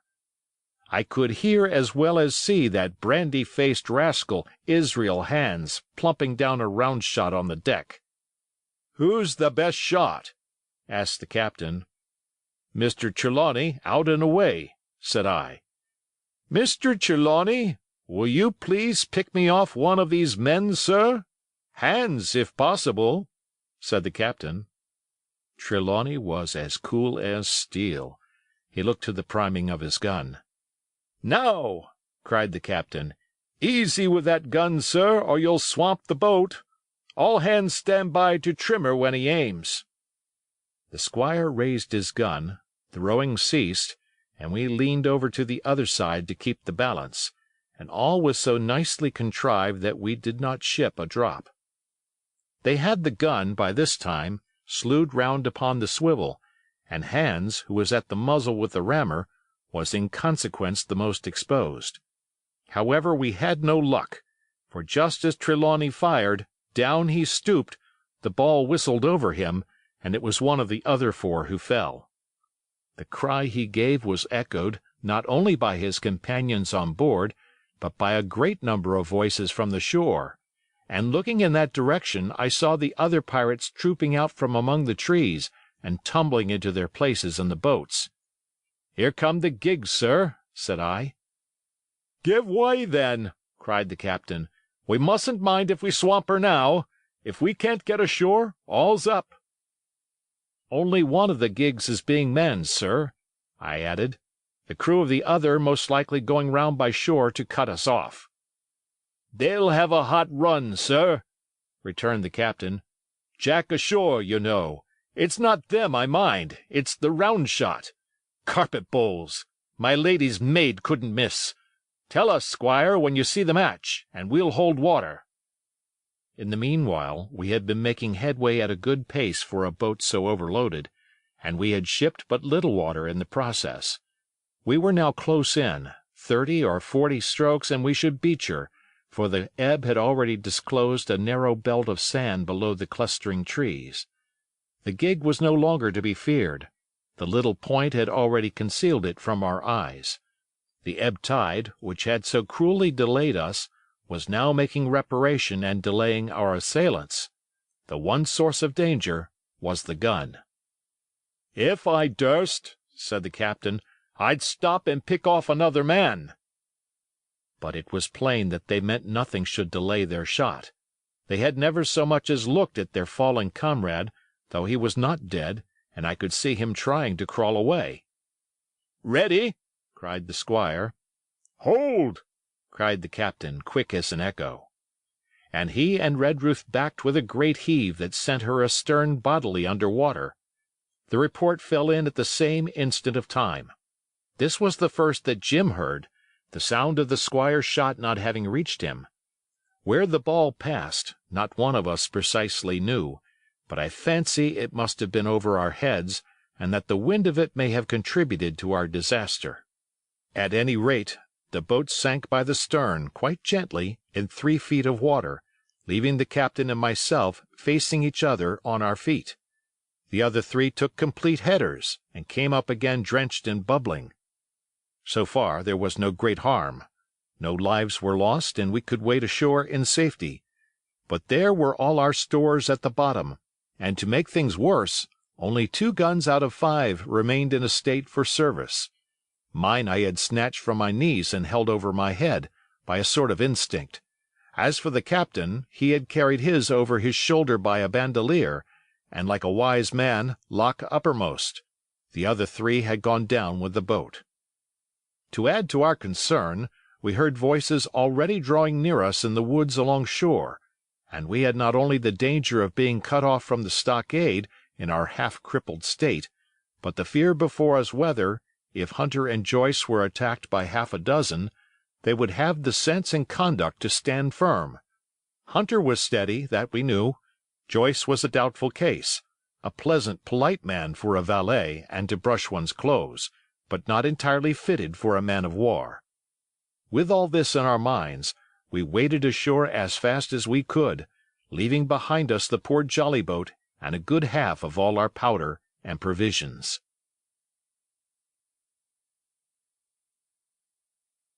Chapter 18. Narrative continued by the doctor. End of the first day's fighting. We made our best speed across the strip of wood that now divided us from the stockade, and at every step we took, the voices of the buccaneers rang nearer. Soon we could hear their footfalls as they ran, and the cracking of the branches as they breasted across a bit of thicket. I began to see we should have a brush for it in earnest, and looked to my priming. "Captain," said I, "Trelawney is the dead shot. Give him your gun. His own is useless." They exchanged guns, and Trelawney, silent and cool as he had been since the beginning of the bustle, hung a moment on his heel to see that all was fit for service. At the same time, observing Gray to be unarmed, I handed him my cutlass. It did all our hearts good to see him spit in his hand, knit his brows, and make the blade sing through the air. It was plain from every line of his body that our new hand was worth his salt. 40 paces farther we came to the edge of the wood, and saw the stockade in front of us. We struck the enclosure about the middle of the south side, and almost at the same time 7 mutineers, Job Anderson, the boatswain, at their head, appeared in full cry at the southwestern corner. They paused as if taken aback, and before they recovered, not only the squire and I, but Hunter and Joyce from the blockhouse had time to fire. The 4 shots came in rather a scattering volley, but they did the business. One of the enemy actually fell, and the rest, without hesitation, turned and plunged into the trees. After reloading, we walked down the outside of the palisade to see to the fallen enemy. He was stone dead, shot through the heart. We began to rejoice over our good success, when just at that moment a pistol cracked in the bush, a ball whistled close past my ear, and poor Tom Redruth stumbled and fell his length on the ground. Both the squire and I returned the shot, but as we had nothing to aim at, it is probable we only wasted powder. Then we reloaded and turned our attention to poor Tom. The captain and Gray were already examining him, and I saw with half an eye that all was over. I believe the readiness of our return volley had scattered the mutineers once more, for we were suffered without further molestation to get the poor old gamekeeper hoisted over the stockade and carried, groaning and bleeding, into the log house. Poor old fellow, he had not uttered one word of surprise, complaint, fear, or even acquiescence from the very beginning of our troubles till now, when we had laid him down in the log-house to die. He had lain like a Trojan behind his mattress in the gallery. He had followed every order silently, doggedly, and well. He was the oldest of our party by a score of years. And now, sullen, old, serviceable servant, it was he that was to die. The squire dropped down beside him on his knees, and kissed his hand, crying like a child. "Be I going, doctor?" he asked. "Tom, my man," said I, "you're going home." "I wish I'd had a lick at them with the gun first," he replied. "Tom," said the squire, "say you forgive me, won't you?" "Would that be respectful like, from me to you, squire?" was the answer. "Howsoever, so be it, amen." After a little while of silence, he said he thought somebody might read a prayer. "It's the custom, sir," he added apologetically, and not long afterward, without another word, he passed away. In the meantime the captain, whom I had observed to be wonderfully swollen about the chest and pockets, had turned out a great many various stores, the British colours, a Bible, a coil of stoutish rope, pen, ink, the log-book, and pounds of tobacco. He had found a longish fir tree lying felled and trimmed in the enclosure, and with the help of Hunter he had set it up at the corner of the log house where the trunks crossed and made an angle. Then, climbing on the roof, he had with his own hand bent and run up the colours. This seemed mightily to relieve him. He re-entered the log house and set about counting up the stores as if nothing else existed. But he had an eye on Tom's passage for all that, and as soon as all was over, came forward with another flag and reverently spread it on the body. "Don't you take on, sir," he said, shaking the squire's hand. "All's well with him. No fear for a hand that's been shot down in his duty to captain and owner. It mayn't be good divinity, but it's a fact." Then he pulled me aside. "Dr. Livesey," he said, "in how many weeks do you and Squire expect the consort?" I told him it was a question not of weeks but of months, that if we were not back by the end of August Blandley was to send to find us, but neither sooner nor later. "You can calculate for yourself," I said. "Why, yes," returned the captain, scratching his head, "and making a large allowance, sir, for all the gifts of Providence, I should say we were pretty close-hauled." "How do you mean?" I asked. "It's a pity, sir, we lost that second load, that's what I mean," replied the captain. "As for powder and shot, we'll do, but the rations are short, very short. So short, Dr. Livesey, that we're perhaps as well without that extra mouth." And he pointed to the dead body under the flag. Just then, with a roar and a whistle, a round shot passed high above the roof of the log house and plumped far beyond us in the wood. "Ho, ho!" said the captain. "Blaze away! You've little enough powder already, my lads." At the second trial the aim was better, and the ball descended inside the stockade, scattering a cloud of sand, but doing no further damage. "Captain," said the squire, "the house is quite invisible from the ship. It must be the flag they are aiming at. Would it not be wiser to take it in?" "Strike my colours!" cried the captain. "No, sir, not I." And as soon as he had said the words, I think we all agreed with him, for it was not only a piece of stout, seamanly good feeling, it was good policy besides, and showed our enemies that we despised their cannonade. All through the evening they kept thundering away. Ball after ball flew over or fell short or kicked up the sand in the enclosure, but they had to fire so high that the shot fell dead and buried itself in the soft sand. We had no ricochet to fear, and though one popped in through the roof of the log house and out again through the floor, we soon got used to that sort of horseplay and minded it no more than cricket. "There is one good thing about all this," observed the captain. "The wood in front of us is likely clear. The ebb has made a good while. Our stores should be uncovered. Volunteers to go and bring in pork." Gray and Hunter were the first to come forward. Well armed, they stole out of the stockade, but it proved a useless mission. The mutineers were bolder than we fancied, or they put more trust in Israel's gunnery, for 4 or 5 of them were busy carrying off our stores and wading out with them to one of the gigs that lay close by, pulling an oar or so to hold her steady against the current. Silver was in the stern sheets in command, and every man of them was now provided with a musket from some secret magazine of their own.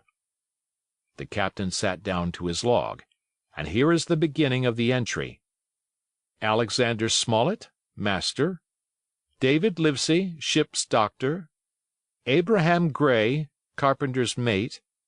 John Trelawney, owner. John Hunter and Richard Joyce, owner's servants, landsmen being all that is left faithful of the ship's company, with stores for 10 days at short rations, came ashore this day and flew British colors on the log house in Treasure Island. Thomas Redruth, owner's servant, landsman, shot by the mutineers. James Hawkins, cabin boy. And at the same time I was wondering over poor Jim Hawkins's fate. A hail on the land side. "Somebody hailing us," said Hunter, who was on guard. "Doctor, Squire, Captain! Hello, Hunter, is that you?" came the cries. And I ran to the door in time to see Jim Hawkins, safe and sound, come climbing over the stockade.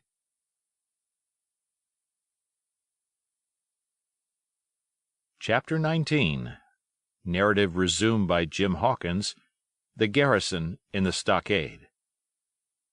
As soon as Ben Gunn saw the colors, he came to a halt, stopped me by the arm, and sat down. "Now," said he, "there's your friends, sure enough." "Far more likely it's the mutineers," I answered. "That!" he cried. "Why, in a place like this, where nobody puts in but gentlemen of fortune, Silver would fly the Jolly Roger, you don't make no doubt of that. No, that's your friends. There's been blows, too, and I reckon your friends has had the best of it, and here they are ashore in the old stockade, as was made years and years ago by Flint. Ah, he was the man to have a headpiece, was Flint. Barring rum, his match were never seen. He were afraid of none, not he. Only Silver. Silver was that genteel." "Well," said I, "that may be so, and so be it. All the more reason that I should hurry on and join my friends." "Nay, mate," returned Ben, "not you. You're a good boy, or I'm mistook. But you're only a boy, all told. Now, Ben Gunn is fly. Rum wouldn't bring me there where you're going. Not rum wouldn't, till I see you're born gentleman and gets it on his word of honor. And you won't forget my words. A precious sight, that's what you'll say, a precious sight more confidence. And then nips him." And he pinched me the third time with the same air of cleverness. "And when Ben Gunn is wanted, you know where to find him, Jim. Just where you found him today. And him that comes is to have a white thing in his hand, and he's to come alone. Oh, and you'll say this, 'Ben Gunn,' says you, 'has reasons of his own.'" "Well," said I believe I understand. You have something to propose, and you wish to see the squire or the doctor, and you're to be found where I found you. Is that all?" "And when, says you?" he added. "Why, from about noon observation to about 6 bells." "Good," said I. "And now may I go?" "You won't forget?" he inquired anxiously. "Precious sight, and reasons of his own, says you. Reasons of his own, that's the mainstay, as between man and man. Well, then," still holding me, "I reckon you can go, Jim. And, Jim, if you was to see Silver, you wouldn't go for to sell Ben Gunn. Wild horses wouldn't draw it from you. No, says you. And if them pirates camp ashore, Jim, what would you say but there be widders in the mornin'?" Here he was interrupted by a loud report, and a cannonball came tearing through the trees and pitched in the sand not 100 yards from where we two were talking. The next moment each of us had taken to his heels in a different direction. For a good hour to come, frequent reports shook the island, and balls kept crashing through the woods. I moved from hiding place to hiding place, always pursued, or so it seemed to me, by these terrifying missiles. But towards the end of the bombardment, though still I durst not venture in the direction of the stockade, where the balls fell oftenest, I had begun, in a manner, to pluck up my heart again, and after a long detour to the east, crept down among the shoreside trees. The sun had just set. The sea breeze was rustling and tumbling in the woods and ruffling the gray surface of the anchorage. The tide, too, was far out, and great tracts of sand lay uncovered. The air, after the heat of the day, chilled me through my jacket. The Hispaniola still lay where she had anchored, but, sure enough, there was the Jolly Roger, the black flag of piracy, flying from her peak. Even as I looked, there came another red flash and another report that sent the echoes clattering, and one more round shot whistled through the air. It was the last of the cannonade. I lay for some time watching the bustle which succeeded the attack. Men were demolishing something with axes on the beach near the stockade. The poor jolly boat, I afterwards discovered. Away near the mouth of the river, a great fire was glowing among the trees, and between that point and the ship, one of the gigs kept coming and going. The men, whom I had seen so gloomy, shouting at the oars like children, but there was a sound in their voices which suggested rum. At length I thought I might return towards the stockade. I was pretty far down on the low sandy spit that encloses the anchorage to the east, and is joined at half water to Skeleton Island, and now, as I rose to my feet, I saw, some distance further down the spit, and rising from among low bushes, an isolated rock, pretty high, and peculiarly white in color. It occurred to me that this might be the white rock of which Ben Gunn had spoken, and that some day or other a boat might be wanted, and I should know where to look for one.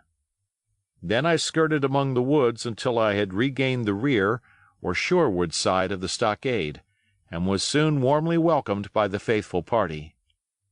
I had soon told my story and began to look about me. The log house was made of unsquared trunks of pine, roof, walls, and floor. The latter stood in several places as much as a foot or a foot and a half above the surface of the sand. There was a porch at the door, and under this porch the little spring welled up into an artificial basin of a rather odd kind, no other than a great ship's kettle of iron, with the bottom knocked out, and sunk to her bearings, as the captain said, among the sand. Little had been left besides the framework of the house, but in one corner there was a stone slab laid down by way of hearth, and an old rusty iron basket to contain the fire.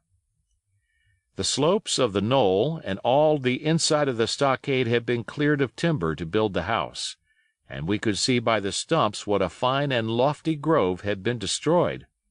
Most of the soil had been washed away or buried in drift after the removal of the trees. Only where the streamlet ran down from the kettle a thick bed of moss and some ferns and little creeping bushes were still green among the sand. Very close around the stockade, too close for defense, they said, the wood still flourished high and dense, all of fir on the land side, but towards the sea with a large admixture of live oaks.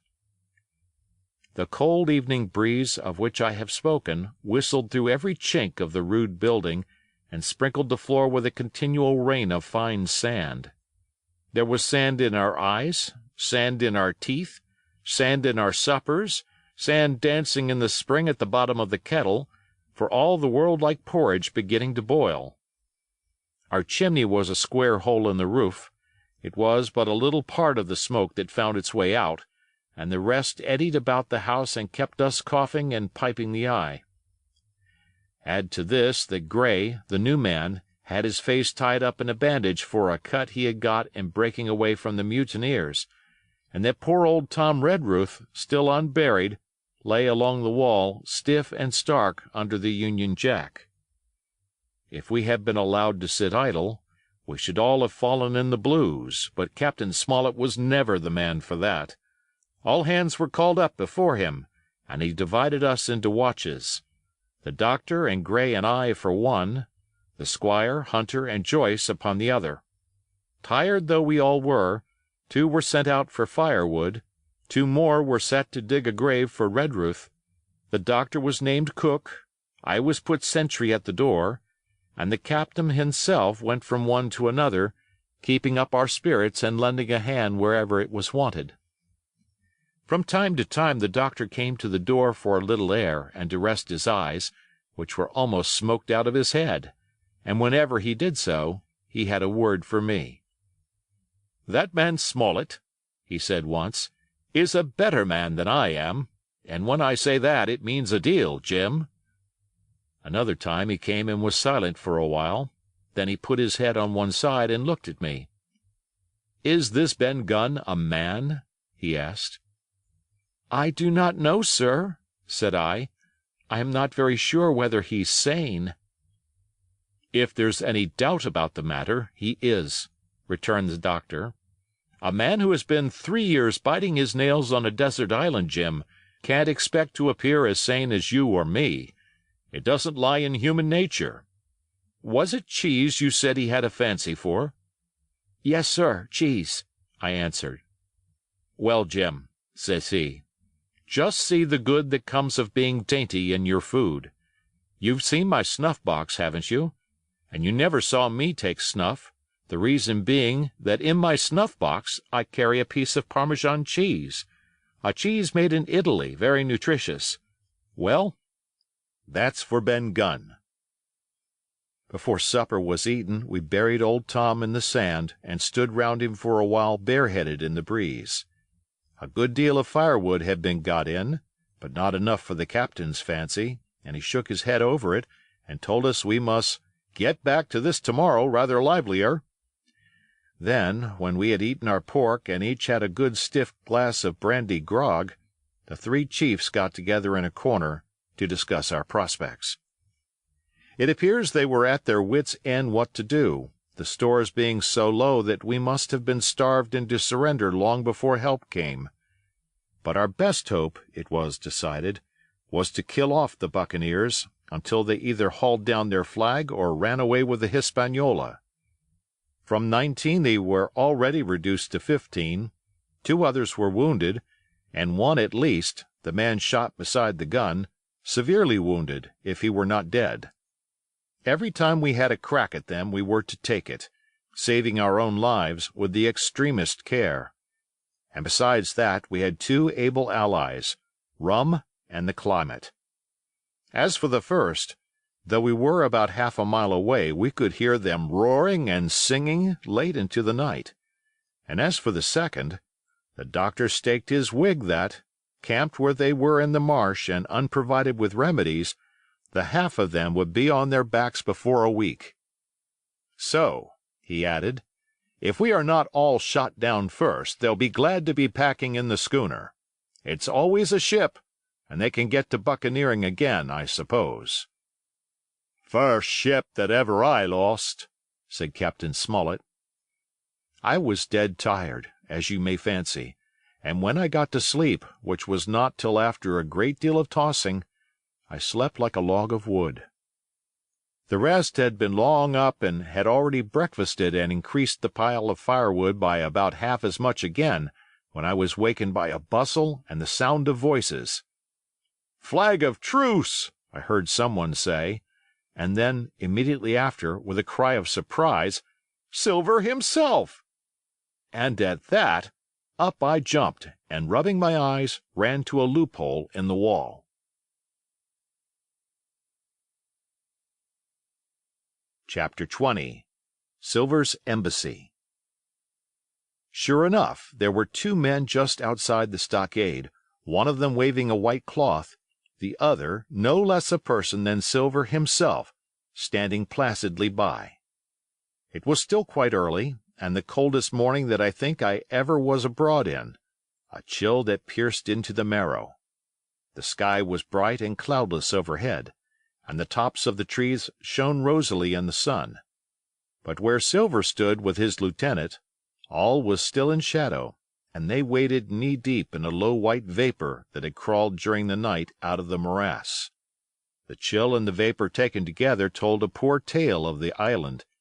It was plainly a damp, feverish, unhealthy spot. "Keep indoors, men," said the captain. 10 to 1, this is a trick." Then he hailed the buccaneer. "Who goes? Stand or we fire." "Flag of truce!" cried Silver. The captain was in the porch, keeping himself carefully out of the way of a treacherous shot, should any be intended. He turned and spoke to us. "Doctor's watch on the lookout. Dr. Livesey, take the north side, if you please. Jim, the east. Gray, west. The watch below, all hands to load muskets. Lively, men, and careful." And then he turned again to the mutineers. "And what do you want with your flag of truce?" he cried. This time it was the other man who replied. "Captain Silver, sir, to come on board and make terms," he shouted. "Captain Silver! Don't know him. Who's he?" cried the captain, and we could hear him adding to himself, "Captain, is it? My heart, and here's promotion." Long John answered for himself. "Me, sir. These poor lads have chosen me captain after your desertion, sir," laying a particular emphasis upon the word desertion. "We're willing to submit, if we can come to terms, and no bones about it. All I ask is your word, Captain Smollett, to let me safe and sound out of this here stockade, and 1 minute to get out of shot before a gun is fired." "My man," said Captain Smollett, "I have not the slightest desire to talk to you. If you wish to talk to me, you can come, that's all. If there's any treachery, it'll be on your side, and the Lord help you." "That's enough, Captain," shouted Long John cheerily. "A word from you's enough. I know a gentleman, and you may lay to that." We could see the man who carried the flag of truce attempting to hold Silver back. Nor was that wonderful, seeing how cavalier had been the captain's answer. But Silver laughed at him aloud and slapped him on the back as if the idea of alarm had been absurd.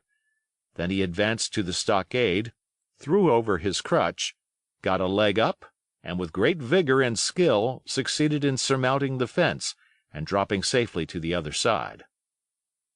I will confess that I was far too much taken up with what was going on to be of the slightest use as sentry. Indeed, I had already deserted my eastern loophole and crept up behind the captain, who had now seated himself on the threshold with his elbows on his knees, his head in his hands, and his eyes fixed on the water as it bubbled out of the old iron kettle in the sand. He was whistling, "Come, lasses and lads." Silver had terrible hard work getting up the knoll. What with the steepness of the incline, the thick tree stumps, and the soft sand, he and his crutch were as helpless as a ship in stays. But he stuck to it like a man in silence, and at last arrived before the captain, whom he saluted in the handsomest style. He was tricked out in his best. An immense blue coat, thick with brass buttons, hung as low as to his knees, and a fine laced hat was set on the back of his head. "Here you are, my man," said the captain, raising his head. "You had better sit down." "You ain't a-goin' to let me inside, Captain," complained Long John. "It's a main cold morning, to be sure, sir, to sit outside upon the sand." "Why, Silver," said the captain, "if you had pleased to be an honest man, you might have been sitting in your galley. It's your own doing. You're either my ship's cook, and then you were treated handsome, or Captain Silver, a common mutineer and pirate, and then you can go hang." "Well, well, Captain," returned the sea cook, sitting down as he was bidden on the sand, "you'll have to give me a hand up again, that's all. A sweet, pretty place you have of it here. Ah, there's Jim. The top of the morning to you, Jim. Doctor, here's my service. Why, there you all are together like a happy family, in a manner of speaking." "If you have anything to say, my man, better say it," said the captain. "Right you were, Captain Smollett," replied Silver. "Duty is duty, to be sure. Well, now, you look here. That was a good lay of yours last night. I don't deny it was a good lay. Some of you pretty handy with a handspike end. And I'll not deny neither but what some of my people was shook. Maybe all was shook. Maybe I was shook myself. Maybe that's why I'm here for terms. But you mark me, Cap'n, it won't do twice, by thunder. We'll have to do sentry go and ease off a point or so on the rum. Maybe you think we were all a sheet in the wind's eye, but I'll tell you I was sober. I was only dog-tired, and if I'd awoke a second sooner, I'd a caught you at the act, I would. He wasn't dead when I got round to him, not he." "Well?" said Captain Smollett, as cool as can be. All that Silver said was a riddle to him, but you would never have guessed it from his tone. As for me, I began to have an inkling. Ben Gunn's last words came back to my mind. I began to suppose that he had paid the buccaneers a visit while they all lay drunk together round their fire, and I reckoned up with glee that we had only 14 enemies to deal with. "Well, here it is," said Silver. "We want that treasure, and we'll have it. That's our point. You would just as soon save your lives, I reckon, and that's yours. You have a chart, haven't you?" "That's as may be," replied the captain. "Oh, well, you have, I know that," returned Long John. "You needn't be so husky with a man. There ain't a particle of service in that, and you may lay to it. What I mean is, we want your chart. Now, I never meant you no harm myself." "That won't do with me, my man," interrupted the captain. "We know exactly what you meant to do, and we don't care, for now, you see, you can't do it." And the captain looked at him calmly and proceeded to fill a pipe. "If Abe Gray—" Silver broke out. "Avast there!" cried Mr. Smollett. "Gray told me nothing, and I asked him nothing. And what's more, I would see you and him and this whole island blown clean out of the water into blazes first. So there's my mind for you, my man, on that." This little whiff of temper seemed to cool Silver down. He had been growing nettled before, but now he pulled himself together. "Like enough," said he. "I would set no limits to what gentlemen might consider ship-shape, or might not, as the case were. And seeing as how you are about to take a pipe, Cap'n, I'll make so free as do likewise." And he filled the pipe and lighted it, and the two men sat silently smoking for quite a while, now looking each other in the face, now stopping their tobacco, now leaning forward to spit. It was as good as the play to see them. "Now," resumed Silver, "here it is. You give us the chart to get the treasure by, and drop shooting poor seamen and stoving of their heads in while asleep. You do that, and we'll offer you a choice. Either you come aboard along of us, once the treasure's shipped, and then I'll give you my affidavy upon my word of honor to clap you somewhere safe ashore. Or if that ain't to your fancy, some of my hands being rough and having old scores on account of hazing, then you can stay here, you can. We'll divide stores with you man for man, and I'll give my affidavy, as before, to speak the first ship I sight, and send 'em here to pick you up. Now, you'll own that's talking. Handsomer you couldn't look to get, now could you? And I hope," raising his voice, "that all hands in this here blockhouse will overhaul my words, for what is spoke to one is spoke to all." Captain Smollett rose from his seat and knocked out the ashes of his pipe in the palm of his left hand. "Is that all?" he asked. "Every last word, by thunder!" answered John. "Refuse that, and you've seen the last of me but musket balls." "Very good," said the captain. "Now you'll hear me. If you'll come up one by one, unarmed, I'll engage to clap you all in irons and take you home to a fair trial in England. If you won't, my name is Alexander Smollett, I've flown my sovereign's colors, and I'll see you all to Davy Jones. You can't find the treasure. You can't sail the ship. There's not a man among you fit to sail the ship. You can't fight us. Gray there got away from 5 of you. Your ship's in irons, Master Silver. You're on a lee shore, and so you'll find. I stand here and tell you so, and they're the last good words you'll get from me, for in the name of heaven I'll put a bullet in your back when next I meet you. Tramp, my lad, bundle out of this, please, hand over hand, and double quick." Silver's face was a picture. His eyes started in his head with wrath. He shook the fire out of his pipe. "Give me a hand up," he cried. "Not I," returned the captain. "Who'll give me a hand up?" he roared. Not a man among us moved. Growling the foulest imprecations, he crawled along the sand till he got hold of the porch and could hoist himself again upon his crutch. Then he spat into the spring. "There!" he cried. "That's what I think of ye. Before an hour's out, I'll stove in your old blockhouse like a rum puncheon. Laugh, by thunder, laugh! Before an hour's out, you'll laugh upon the other side. Then that die'll be the lucky ones." And with a dreadful oath he stumbled off, plowed down the sand, was helped across the stockade, after 4 or 5 failures, by the man with the flag of truce, and disappeared in an instant afterwards among the trees.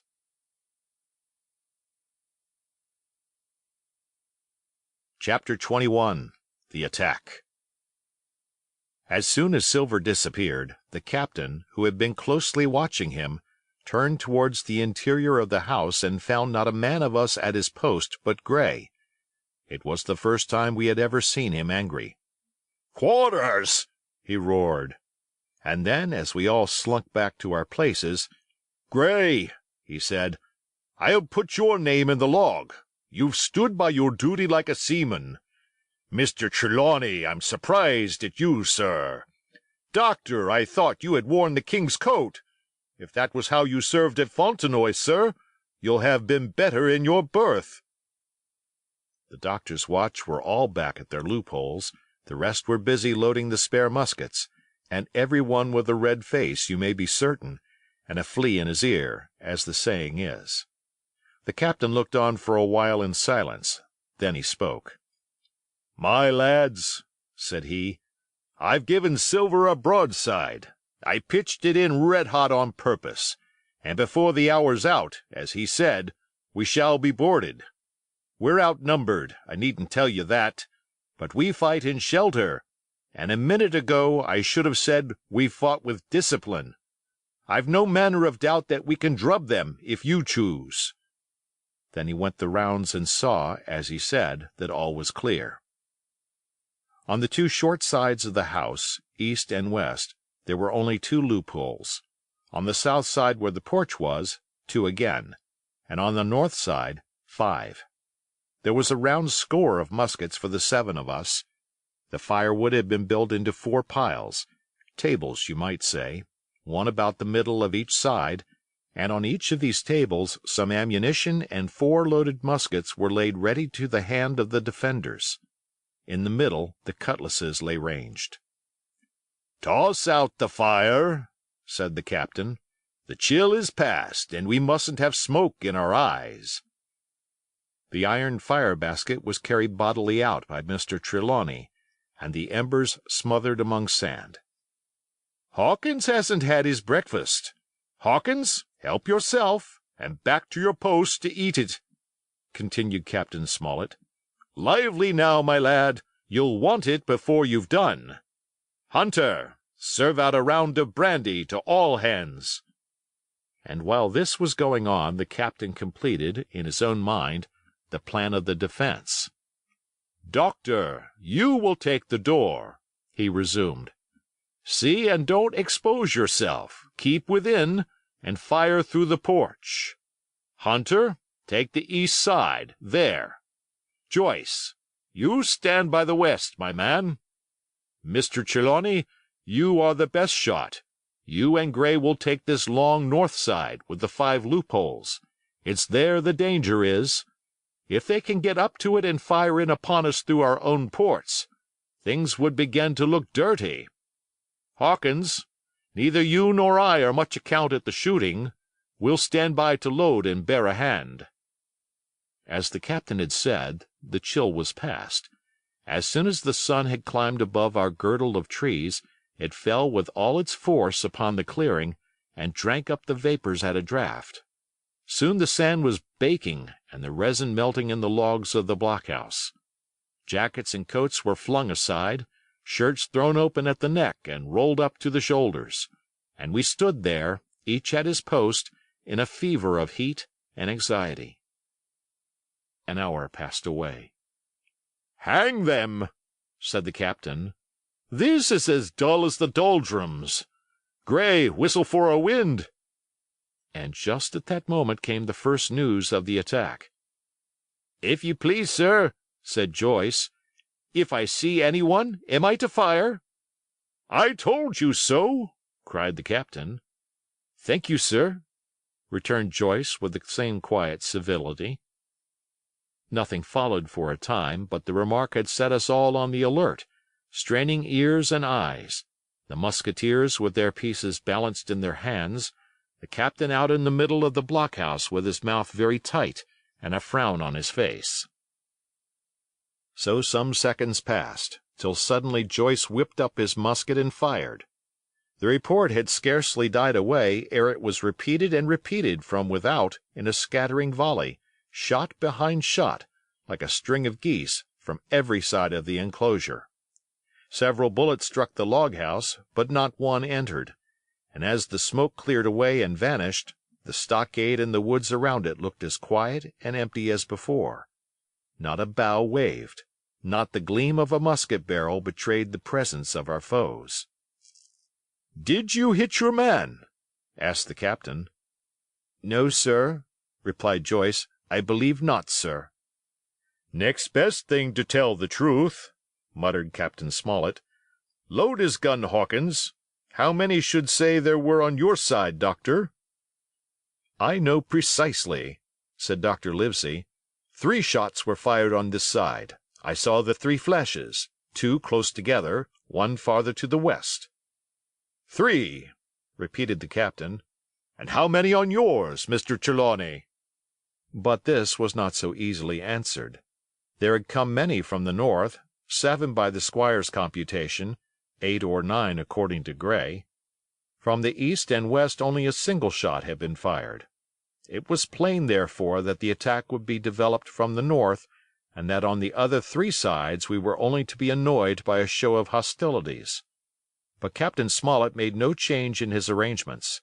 If the mutineers succeeded in crossing the stockade, he argued, they would take possession of any unprotected loophole and shoot us down like rats in our own stronghold. Nor had we much time left to us for thought. Suddenly, with a loud huzza, a little cloud of pirates leaped from the woods on the north side and ran straight on the stockade. At the same moment the fire was once more opened from the woods, and a rifle ball sang through the doorway and knocked the doctor's musket into bits. The boarders swarmed over the fence like monkeys. Squire and Gray fired again and yet again.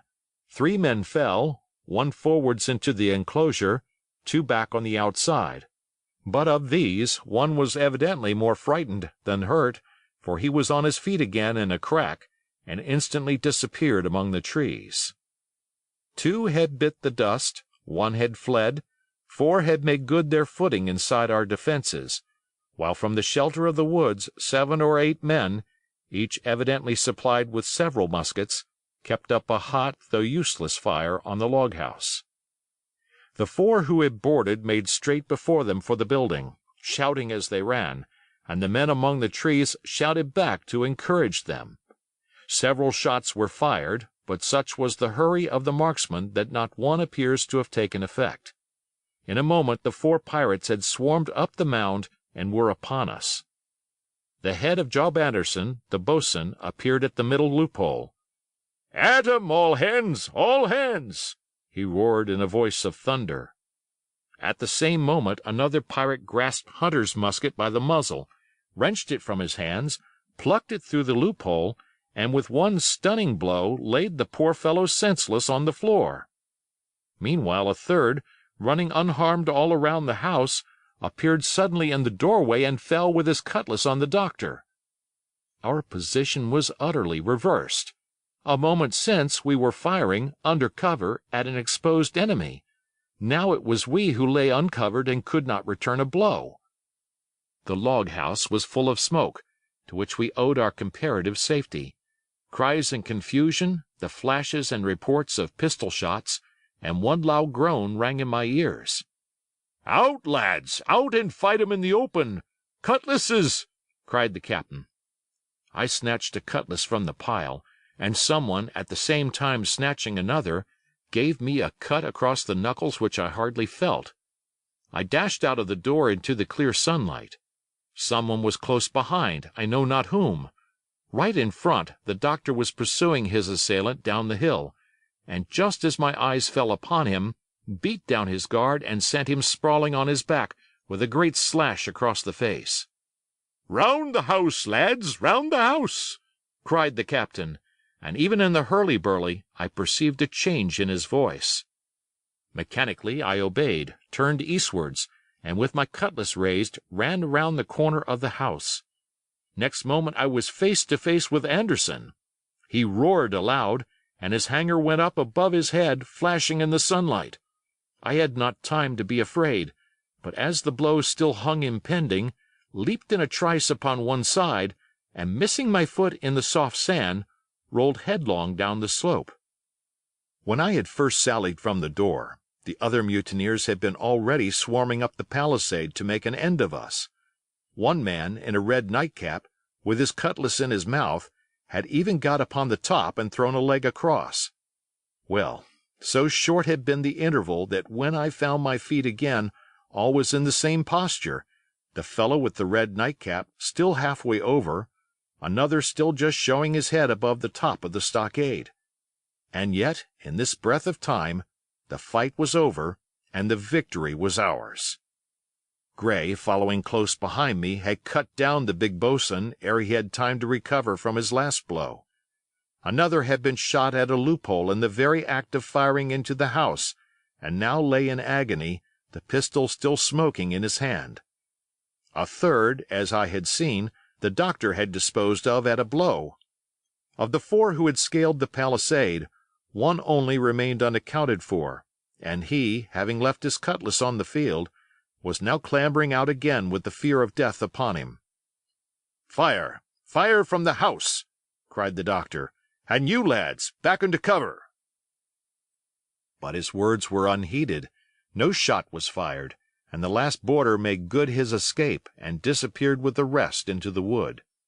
In 3 seconds nothing remained of the attacking party but the 5 who had fallen, 4 on the inside and 1 on the outside of the palisade. The doctor and Gray and I ran full speed for shelter. The survivors would soon be back where they had left their muskets, and at any moment the fire might recommence. The house was by this time somewhat cleared of smoke, and we saw at a glance the price we had paid for victory. Hunter lay beside his loophole, stunned; Joyce by his, shot through the head, never to move again; while right in the center the squire was supporting the captain, one as pale as the other. "The captain's wounded," said Mr. Trelawney. "Have they run?" asked Mr. Smollett. "All that could, you may be bound," returned the doctor. "But there's 5 of them will never run again." "5!" cried the captain. "Come, that's better. 5 against 3 leaves us 4 to 9. That's better odds than we had at starting. We were 7 to 19 then, or thought we were, and that's as bad to bear." The mutineers were soon only 8 in number, for the man shot by Mr. Trelawney on board the schooner died that same evening of his wound. But this was, of course, not known till after by the faithful party.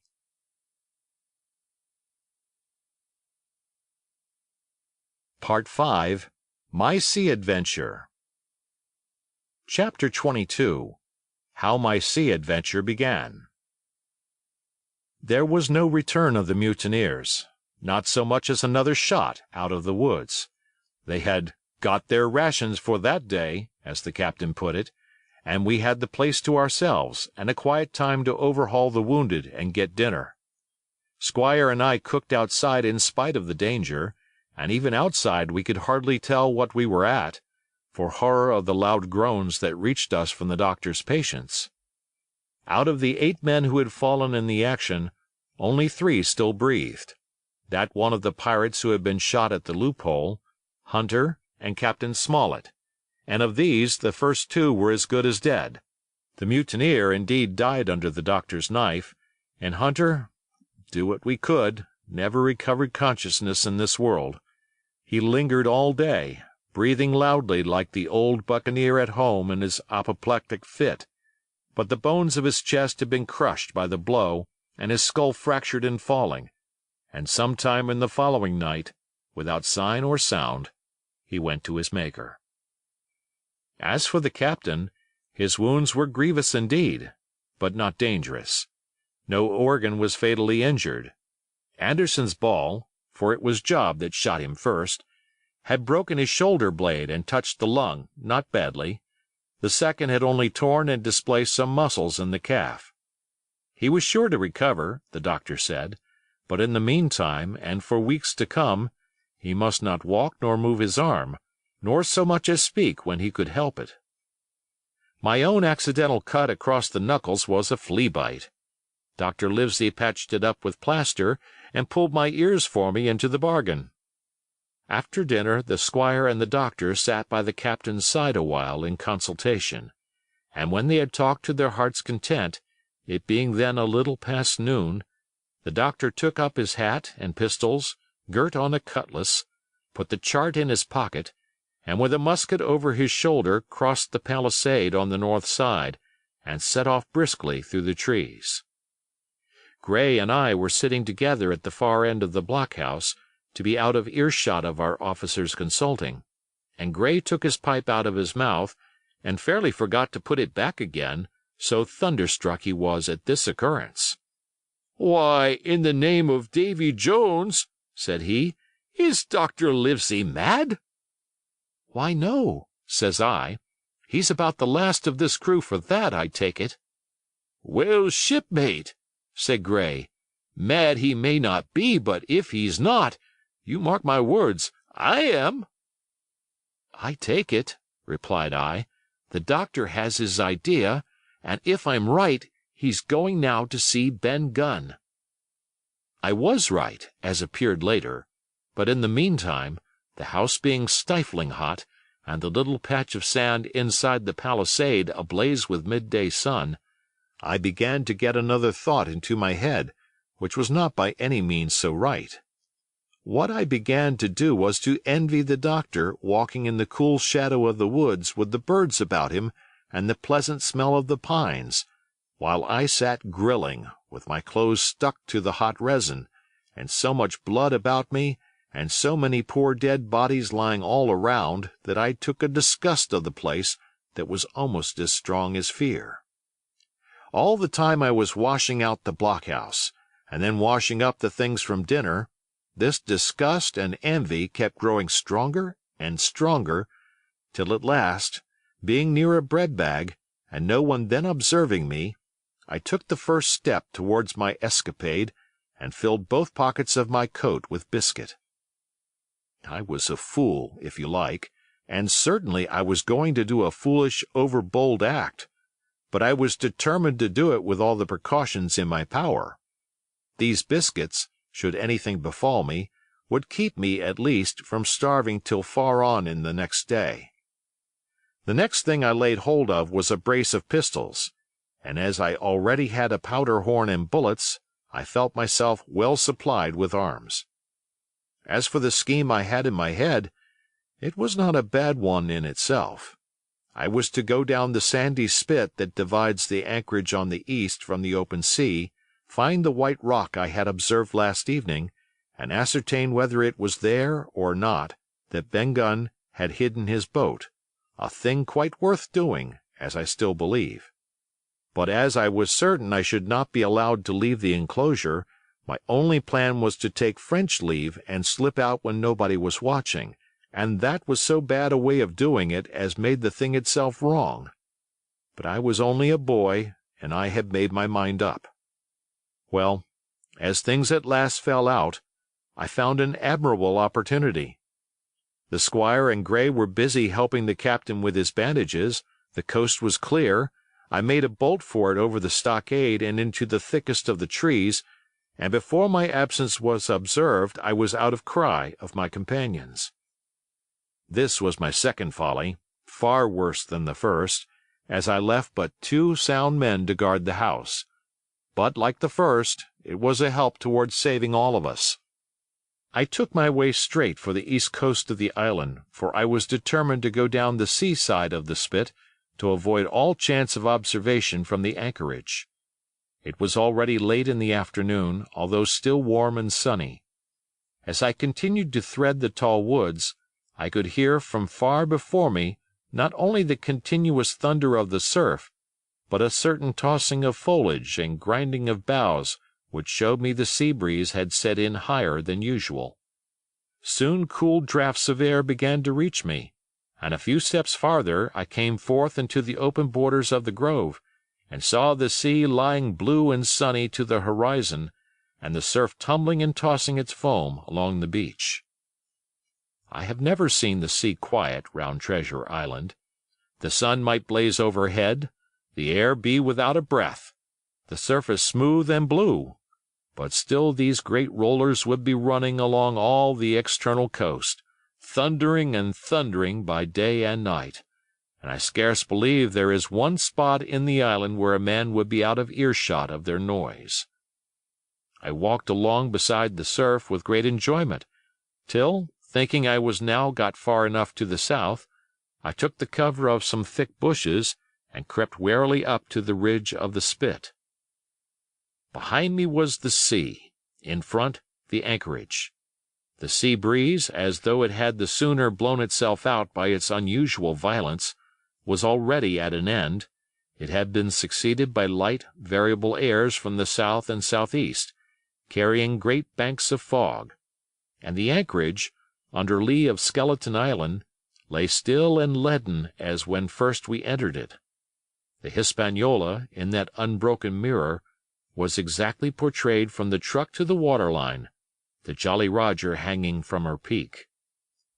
Alongside lay one of the gigs, silver in the stern sheets, him I could always recognize, while a couple of men were leaning over the stern bulwarks. One of them with a red cap, the very rogue that I had seen some hours before stride legs upon the palisade. Apparently they were talking and laughing, though at that distance, upwards of a mile, I could, of course, hear no word of what was said. All at once there began the most horrid, unearthly screaming, which at first startled me badly, though I had soon remembered the voice of Captain Flint, and even thought I could make out the bird by her bright plumage as she sat perched upon her master's wrist. Soon after, the jolly boat shoved off and pulled for shore, and the man with the red cap and his comrade went below by the cabin companion. Just about the same time, the sun had gone down behind the spyglass, and as the fog was collecting rapidly, it began to grow dark in earnest. I saw I must lose no time if I were to find the boat that evening. The White Rock, visible enough above the brush, was still some eighth of a mile further down the spit, and it took me a goodish while to get up with it, crawling, often on all fours, among the scrub. Night had almost come when I laid my hand on its rough sides. Right below it there was an exceedingly small hollow of green turf, hidden by banks and a thick underwood about knee-deep, that grew there very plentifully, and in the centre of the dell, sure enough, a little tent of goatskins, like what the gypsies carry about with them in England. I dropped into the hollow, lifted the side of the tent, and there was Ben Gunn's boat. Homemade if ever anything was homemade, a rude, lopsided framework of tough wood, and stretched upon that a covering of goatskin, with the hair inside. The thing was extremely small, even for me, and I can hardly imagine that it would have floated with a full-sized man. There was one thwart set as low as possible, a kind of stretcher in the bows, and a double paddle for propulsion. I had not then seen a coracle, such as the ancient Britons made, but I have seen one since, and I can give you no fairer idea of Ben Gunn's boat than by saying it was like the first and the worst coracle ever made by man. But the great advantage of the coracle it certainly possessed, for it was exceedingly light and portable.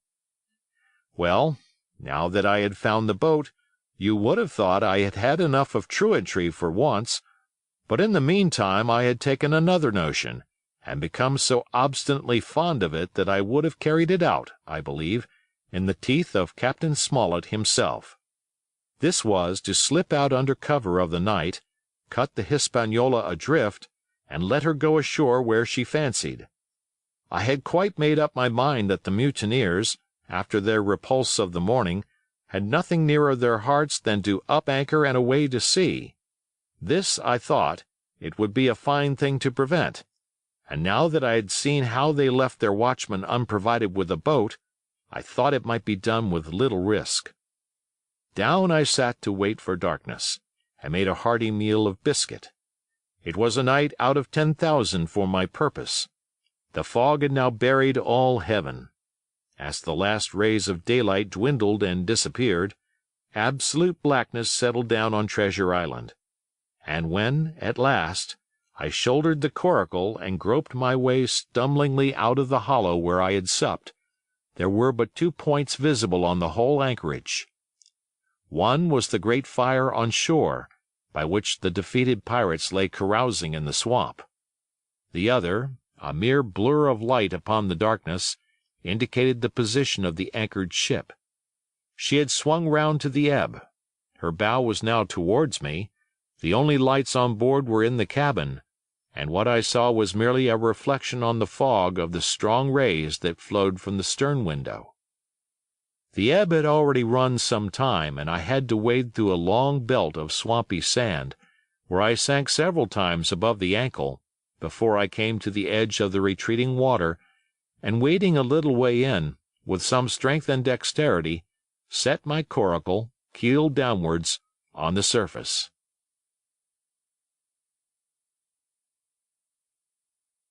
Chapter 23. The Ebb Tide Runs.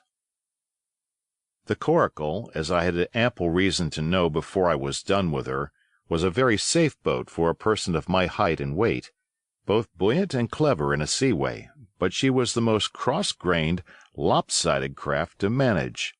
Do as you pleased, she always made more leeway than anything else, and turning round and round was the maneuver she was best at. Even Ben Gunn himself has admitted that she was queer to handle till you knew her way. Certainly I did not know her way. She turned in every direction but the one I was bound to go. The most part of the time we were broadside on, and I am very sure I never should have made the ship at all but for the tide. By good fortune, paddle as I pleased, the tide was still sweeping me down, and there lay the Hispaniola right in the fairway, hardly to be missed.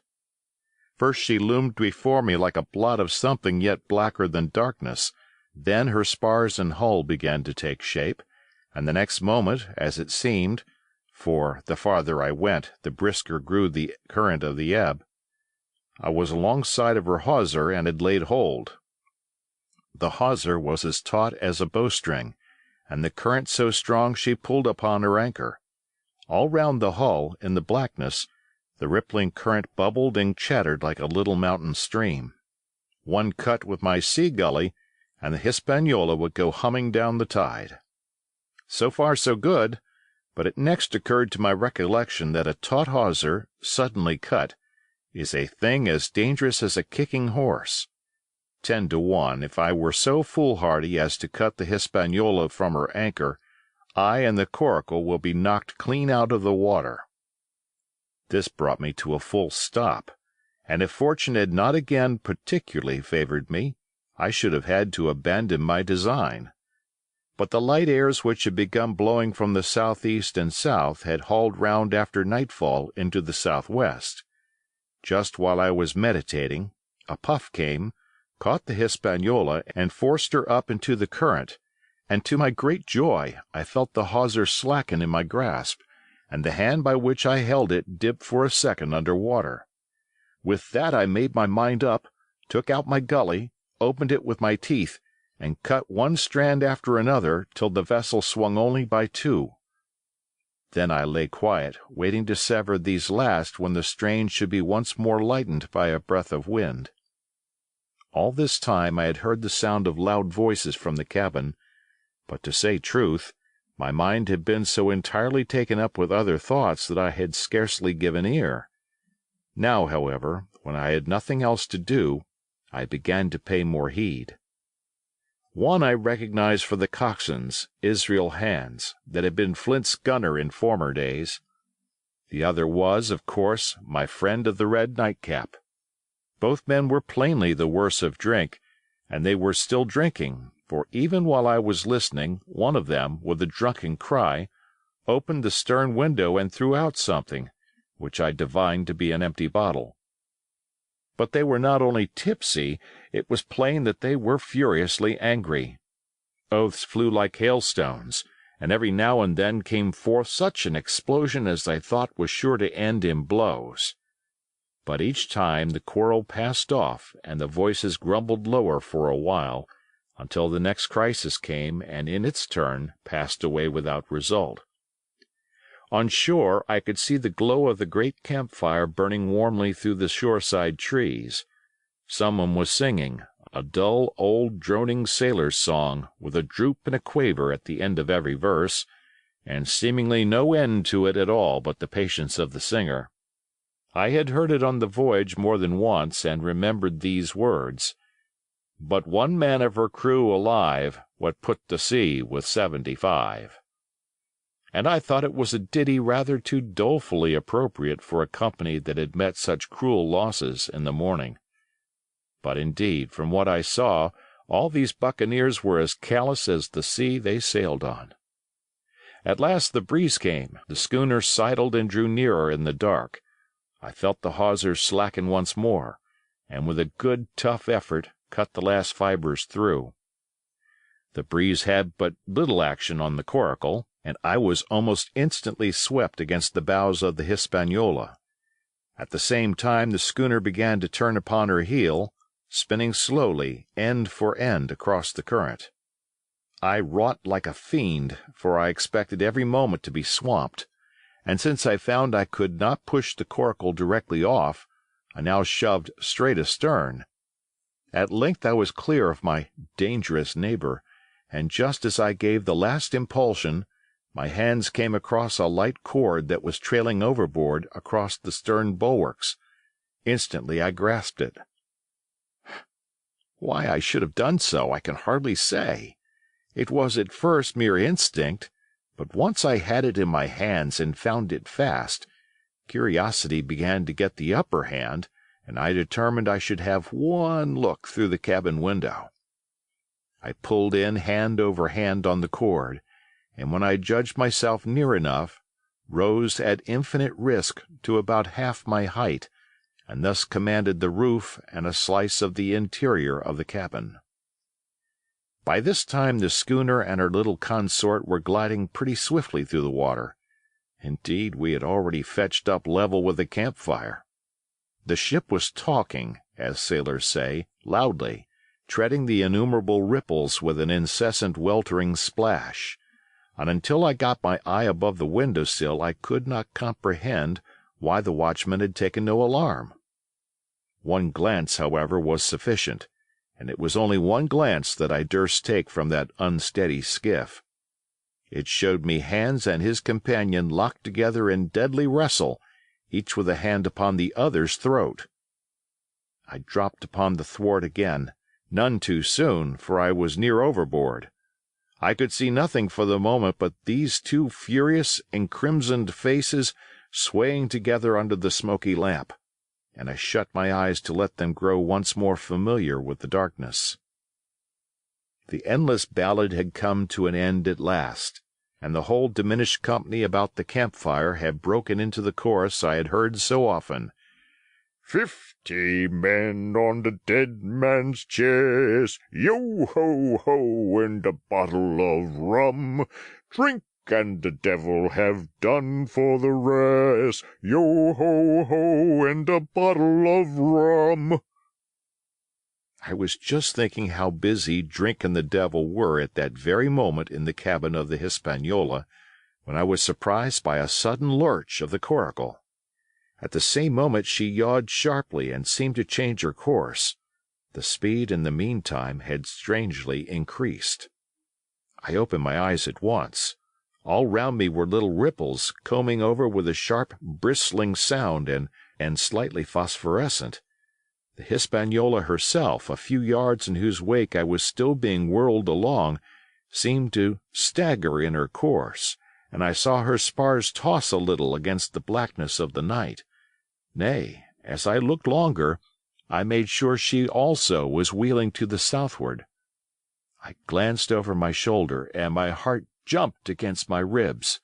There, right behind me, was the glow of the campfire.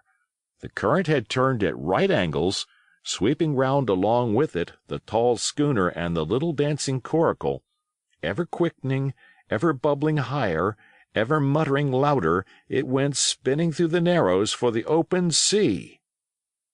Suddenly the schooner in front of me gave a violent yaw, turning, perhaps, through 20 degrees, and almost at the same moment one shout followed another from on board.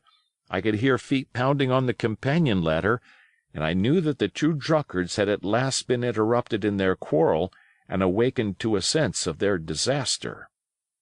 I lay down flat in the bottom of that wretched skiff, and devoutly recommended my spirit to its Maker.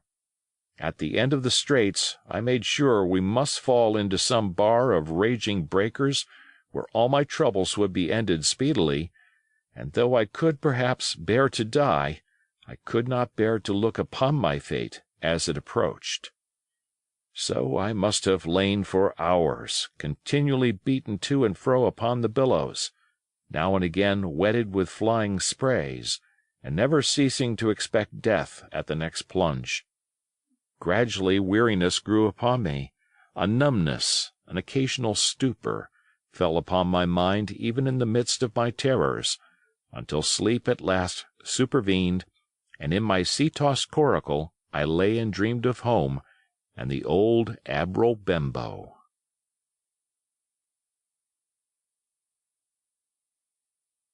Chapter 24. The Cruise of the Coracle. It was broad day when I awoke and found myself tossing at the southwest end of Treasure Island. The sun was up, but was still hid from me behind the great bulk of the spyglass, which on this side descended almost to the sea in formidable cliffs. Haulbowline Head and Mizzenmast Hill were at my elbow, the hill bare and dark, the head bound with cliffs 40 or 50 feet high, and fringed with great masses of fallen rock. I was scarce a quarter of a mile to seaward, and it was my first thought to paddle in and land. That notion was soon given over. Among the fallen rocks the breakers spouted and bellowed. Loud reverberations, heavy sprays flying and falling, succeeded one another from second to second, and I saw myself, if I ventured nearer, dashed to death upon the rough shore, or spending my strength in vain to scale the beetling crags. Nor was that all, for crawling together on flat tables of rock or letting themselves drop into the sea with loud reports, I beheld huge slimy monsters, soft snails, as it were, of incredible bigness, 2 or 3 score of them together, making the rocks to echo with their barkings. I have understood since that they were sea lions and entirely harmless, but the look of them, added to the difficulty of the shore and the high running of the surf, was more than enough to disgust me of that landing place. I felt willing rather to starve at sea than to confront such perils. In the meantime I had a better chance, as I supposed, before me. North of Haulbowline Head, the land runs in a long way, leaving at low tide a long stretch of yellow sand. To the north of that, again, there comes another cape, Cape of the Woods, as it was marked upon the chart, buried in tall green pines, which descended to the margin of the sea. I remembered what Silver had said about the current that sets northward along the whole west coast of Treasure Island, and seeing from my position that I was already under its influence, I preferred to leave Haulbowline Head behind me and reserve my strength for an attempt to land upon the kindlier-looking Cape of the Woods. There was a great smooth swell upon the sea. The wind blowing steady and gentle from the south, there was no contrariety between that and the current, and the billows rose and fell unbroken. Had it been otherwise, I must long ago have perished, but as it was, it is surprising how easily and securely my little and light boat could ride. Often, as I still lay at the bottom and kept no more than an eye above the gunwale, I would see a big blue summit heaving close above me, yet the coracle would but bounce a little, dance as if on springs, and subside on the other side into the trough as lightly as a bird. I began after a little to grow very bold, and sat up to try my skill at paddling. But even a small change in the disposition of the weight will produce violent changes in the behavior of a coracle, and I had hardly moved before the boat, giving up at once her gentle dancing movement, ran straight down a slope of water so steep that it made me giddy, and struck her nose, with a spout of spray, deep into the side of the next wave. I was drenched and terrified, and fell instantly back into my old position, whereupon the coracle seemed to find her head again, and led me as softly as before among the billows. It was plain she was not to be interfered with, and at that rate, since I could in no way influence her course, what hope had I left of reaching land? I began to be horribly frightened, but I kept my head for all that. First, moving with all care, I gradually bailed out the coracle with my sea-cap. Then, getting my eye once more above the gunwale, I set myself to study how it was she managed to slip so quietly through the rollers. I found each wave, instead of the big, smooth, glossy mountain it looks from shore or from a vessel's deck, was for all the world like any range of hills on dry land, full of peaks and smooth places and valleys. The coracle, left to herself, turning from side to side, threaded, so to speak, her way through these lower parts and avoided the steep slopes and higher, toppling summits of the wave. Well now, thought I to myself, it is plain I must lie where I am and not disturb the balance. But it is plain also that I can put the paddle over the side and from time to time, in smooth places, give her a shove or two towards land. No sooner thought upon than done. There I lay on my elbows in the most trying attitude, and every now and again gave a weak stroke or two to turn her head to shore. It was very tiring and slow work, yet I did visibly gain ground, and as we drew near the Cape of the Woods, though I saw I must infallibly miss that point, I had still made some 100 yards of easting. I was indeed close in. I could see the cool green tree-tops swaying together in the breeze, and I felt sure I should make the next promontory without fail. It was high time, for I now began to be tortured with thirst. The glow of the sun from above, its thousand-fold reflection from the waves, the sea-water that fell and dried upon me, caking my very lips with salt, combined to make my throat burn and my brain ache. The sight of the trees so near at hand had almost made me sick with longing, but the current had soon carried me past the point, and as the next reach of sea opened out, I beheld a sight that changed the nature of my thoughts. Right in front of me, not half a mile away, I beheld the Hispaniola under sail. I made sure, of course, that I should be taken, but I was so distressed for want of water that I scarce knew whether to be glad or sorry at the thought, and long before I had come to a conclusion, surprise had taken entire possession of my mind, and I could do nothing but stare and wonder. The Hispaniola was under her mainsail and 2 jibs, and the beautiful white canvas shone in the sun like snow or silver.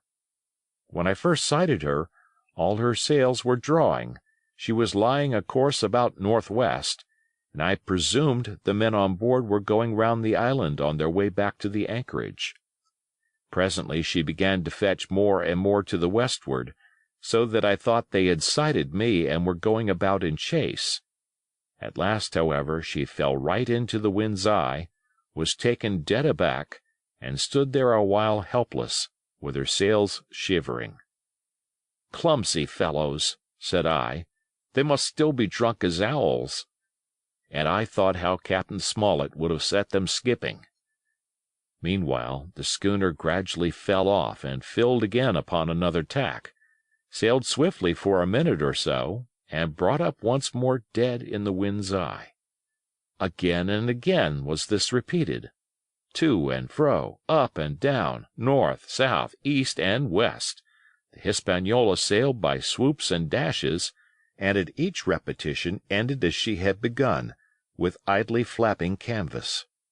It became plain to me that nobody was steering, and if so, where were the men?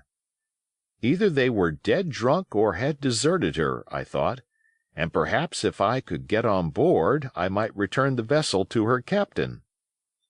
The current was bearing coracle and schooner southward at an equal rate. As for the latter's sailing, it was so wild and intermittent, and she hung each time so long in irons, that she certainly gained nothing if she did not even lose. If only I dared to sit up and paddle, I made sure that I could overhaul her. The scheme had an air of adventure that inspired me, and the thought of the water-breaker beside the fore-companion doubled my growing courage. Up I got, was welcomed almost instantly by another cloud of spray, but this time stuck to my purpose and set myself, with all my strength and caution, to paddle after the unsteered Hispaniola. Once I shipped a sea so heavy that I had to stop and bail, with my heart fluttering like a bird, but gradually I got into the way of the thing and guided my coracle among the waves, with only now and then a blow upon her bows and a dash of foam in my face. I was now gaining rapidly on the schooner. I could see the brass glisten on the tiller as it banged about, and still no soul appeared upon her decks. I could not choose but suppose she was deserted. If not, the men were lying drunk below, where I might batten them down, perhaps, and do what I chose with the ship. For some time she had been doing the worst thing possible for me, standing still. She headed nearly due south, yawing, of course, all the time. Each time she fell off, her sails partly filled, and these brought her in a moment right to the wind again. I have said this was the worst thing possible for me, for helpless as she looked in this situation, with the canvas cracking like cannon and the blocks trundling and banging on the deck, she still continued to run away from me, not only with the speed of the current, but by the whole amount of her leeway, which was naturally great. But now at last I had my chance. The breeze fell for some seconds, very low, and the current gradually turning her, the Hispaniola revolved slowly around her center, and at last presented me her stern, with the cabin windows still gaping open, and the light over the table still burning on into the day. The mainsail hung drooped like a banner. She was stock still, but for the current. For the last little while I had even lost, but now, redoubling my efforts, I began once more to overhaul the chase. I was not 100 yards from her when the wind came again in a clap. She filled on the port tack and was off again, stooping and skimming like a swallow. My first impulse was one of despair, but my second was towards joy.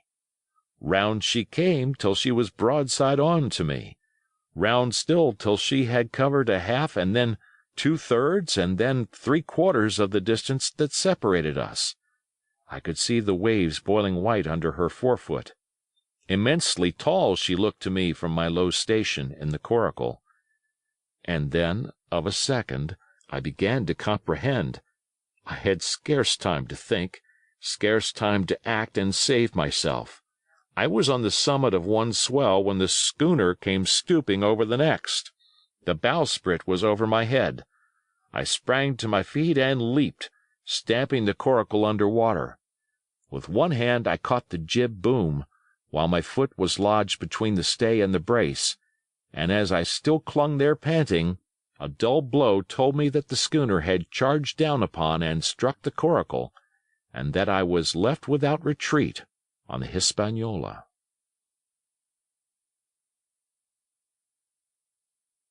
Chapter 25. I Strike the Jolly Roger. I had scarce gained a position on the bowsprit when the flying jib flapped and filled upon the other tack, with a report like a gun.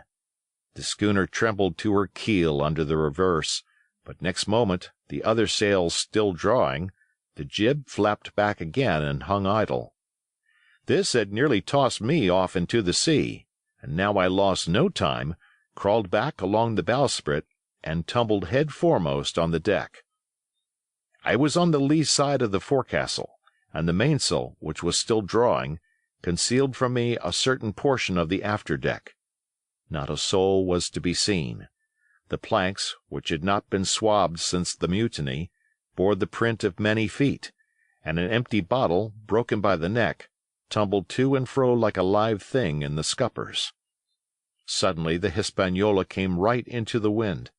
The jibs behind me cracked aloud, the rudder slammed to, the whole ship gave a sickening heave and shudder, and at the same moment the main boom swung inboard, the sheet groaning in the blocks, and showed me the lee after deck. There were the two watchmen, sure enough, Red Cap on his back, as stiff as a handspike, with his arms stretched out like those of a crucifix, and his teeth showing through his open lips. Israel hands propped against the bulwarks, his chin on his chest, his hands lying open before him on the deck, his face as white under its tan as a tallow candle. For a while the ship kept bucking and sidling like a vicious horse, the sails filling, now on one tack, now on another, and the boom swinging to and fro till the mast groaned aloud under the strain. Now and again, too, there would come a cloud of light sprays over the bulwark, and a heavy blow of the ship's bows against the swells. So much heavier weather was made of it by this great-rigged ship than by my home-made lopsided coracle, now gone to the bottom of the sea. At every jump of the schooner, Red Cap slipped to and fro, but, what was ghastly to behold, neither his attitude nor his fixed, teeth-disclosing grin was any way disturbed by this rough usage. At every jump, too, Hans appeared still more to sink into himself and settle down upon the deck, his feet sliding ever the farther out, and the whole body canting towards the stern, so that his face became, little by little, hid from me, and at last I could see nothing beyond his ear and the frayed ringlet of one whisker. At the same time I observed, around both of them, splashes of dark blood upon the planks, and began to feel sure that they had killed each other in their drunken wrath. While I was thus looking and wondering, in a calm moment when the ship was still, Israel Hands turned partly round, and with a low moan writhed himself back to the position in which I had seen him first. The moan, which told of pain and deadly weakness, and the way in which his jaw hung open went right to my heart. But when I remembered the talk I had overheard from the apple barrel, all pity left me. I walked aft until I reached the mainmast. "Come aboard, Mr. Hands," I said ironically. He rolled his eyes round heavily, but he was too far gone to express surprise. All he could do was to utter one word, "Brandy." It occurred to me there was no time to lose, and dodging the boom as it once more lurched across the deck, I slipped aft and down the companion stairs into the cabin. It was such a scene of confusion as you can hardly fancy. All the lockfast places had been broken open in quest of the chart. The floor was thick with mud where ruffians had sat down to drink or consult after wading in the marshes round their camp. The bulkheads, all painted in clear white and beaded round with gilt, bore a pattern of dirty hands. Dozens of empty bottles clinked together in corners to the rolling of the ship. One of the doctor's medicinal books lay open on the table, half of the leaves gutted out, I suppose, for pipe lights. In the midst of all this the lamp still cast a smoky glow, obscure and brown as umber. I went into the cellar. All the barrels were gone, and of the bottles a most surprising number had been drunk out and thrown away. Certainly, since the mutiny began, not a man of them could ever have been sober. Foraging about, I found a bottle with some brandy left, for Hans, and for myself I routed out some biscuit, some pickled fruits, a great bunch of raisins, and a piece of cheese. With these I came on deck, put down my own stock behind the rudder head, and well out of the coxswain's reach, went forward to the water breaker, and had a good deep drink of water, and then, and not till then, gave Hans the brandy. He must have drunk a gill before he took the bottle from his mouth. "Hi," said he, "by thunder, but I wanted some of that." I had sat down already in my own corner and begun to eat. "Much hurt?" I asked him. He grunted, or rather I might say, he barked. "If that doctor was aboard," he said, "I'd be right enough in a couple of turns, but I don't have no manner of luck, you see, and that's what's the matter with me. As for that swab, he's good and dead, he is," he added, indicating the man with the red cap. "He warn't no seaman anyhow. And where might you ha' come from?" "Well," said I, "I've come aboard to take possession of this ship, Mr. Hans, and you'll please regard me as your captain until further notice." He looked at me sourly enough, but said nothing. Some of the color had come back into his cheeks, though he still looked very sick, and still continued to slip out and settle down as the ship banged about. "By the by," I continued, "I can't have these colors, Mr. Hans, and by your leave I'll strike 'em. Better none than these." And again dodging the boom, I ran to the color lines, handed down their cursed black flag, and chucked it overboard. "God save the King!" said I, waving my cap, "and there's an end to Captain Silver." He watched me keenly and slyly, his chin all the while on his breast. "I reckon," he said at last, "I reckon, Cap'n Hawkins, you'll kind o' want to get ashore now. Suppose we talks." "Why, yes," says I, "with all my heart, Mr. Hans. Say on." And I went back to my meal with a good appetite.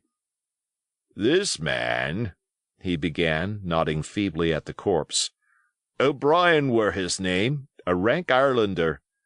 This man and me got the canvas on her, meaning to sail her back.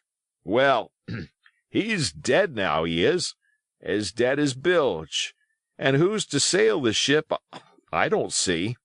Without I gives you a hint, you ain't that man, as far as I can tell. Now, look here, you gives me food and drink and an old scarf or handkercher to tie my wound up, you do, and I'll tell you how to sail her, and that's about square all round, I take it." "I'll tell you one thing," says I. "I'm not going back to Captain Kidd's anchorage. I mean to get into North Inlet and beach her quietly there." "To be sure you did," he cried. "Why, I ain't sich an infernal lubber after all. I can see, can't I? I've tried my fling, I have, and I've lost, and it's you has the wind of me. North Inlet? Why, I haven't no choice, not I. I'd help you sail her up to Execution Dock, by thunder. So I would." Well, as it seemed to me, there was some sense in this. We struck our bargain on the spot. In 3 minutes I had the Hispaniola sailing easily before the wind along the coast of Treasure Island, with good hopes of turning the northern point ere noon, and beating down again as far as North Inlet before high water, when we might beach her safely and wait till the subsiding tide permitted us to land. Then I lashed the tiller and went below to my own chest, where I got a soft silk handkerchief of my mother's. With this, and with my aid, Hans bound up the great bleeding stab he had received in the thigh, and after he had eaten a little and had a swallow or two more of the brandy, he began to pick up visibly, sat straighter up, spoke louder and clearer, and looked in every way another man. The breeze served us admirably. We skimmed before it like a bird, the coast of the island flashing by, and the view changing every minute. Soon we were past the highlands and bowling beside low, sandy country, sparsely dotted with dwarf pines, and soon we were beyond that again and had turned the corner of the rocky hill that ends the island on the north.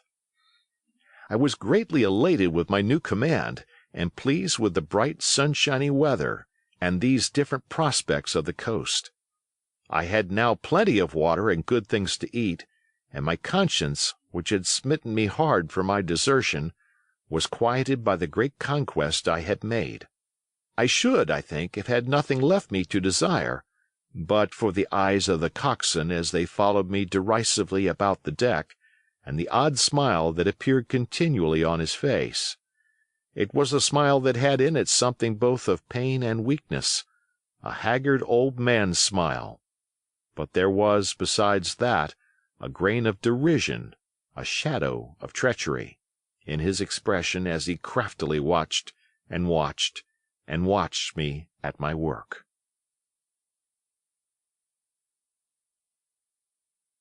Chapter 26. Israel Hands. The wind, serving us to a desire, now hauled into the west. We could run so much the easier from the northeast corner of the island to the mouth of the north inlet. Only, as we had no power to anchor and dared not beach her till the tide had flowed a good deal farther, time hung on our hands. The coxswain told me how to lay the ship to. After a good many trials, I succeeded, and we both sat in silence over another meal. "Cap'n," said he at length with that same uncomfortable smile, "here's my old shipmate O'Brien. Suppose you was to heave him overboard. I ain't particular as a rule, and I don't take no blame for settling his hash, but I don't reckon him ornamental now, do you?" "I'm not strong enough, and I don't like the job, and there he lies for me," said I. "This here's an unlucky ship, this Hispaniola, Jim," he went on, blinking. "There's a power of men been killed in this Hispaniola. A sight of poor seamen dead and gone since you and me took ship to Bristol. I never seen such dirty luck, not I. There was this here O'Brien now. He's dead, ain't he? Well, now, I'm no scholar, and you're a lad as can read and figure, and to put it straight, do you take it as a dead man is dead for good, or do he come alive again?" "You can kill the body, Mr. Hands, but not the spirit. You must know that already," I replied. "O'Brien there is in another world, and may be watching us." "Ah," says he.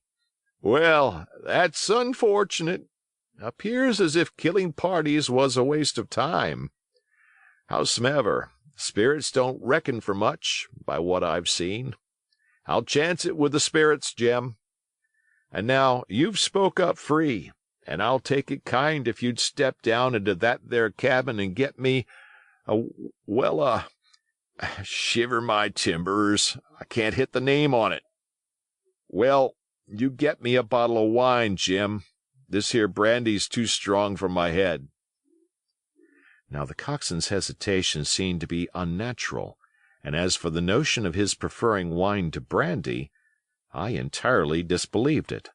The whole story was a pretext. He wanted me to leave the deck.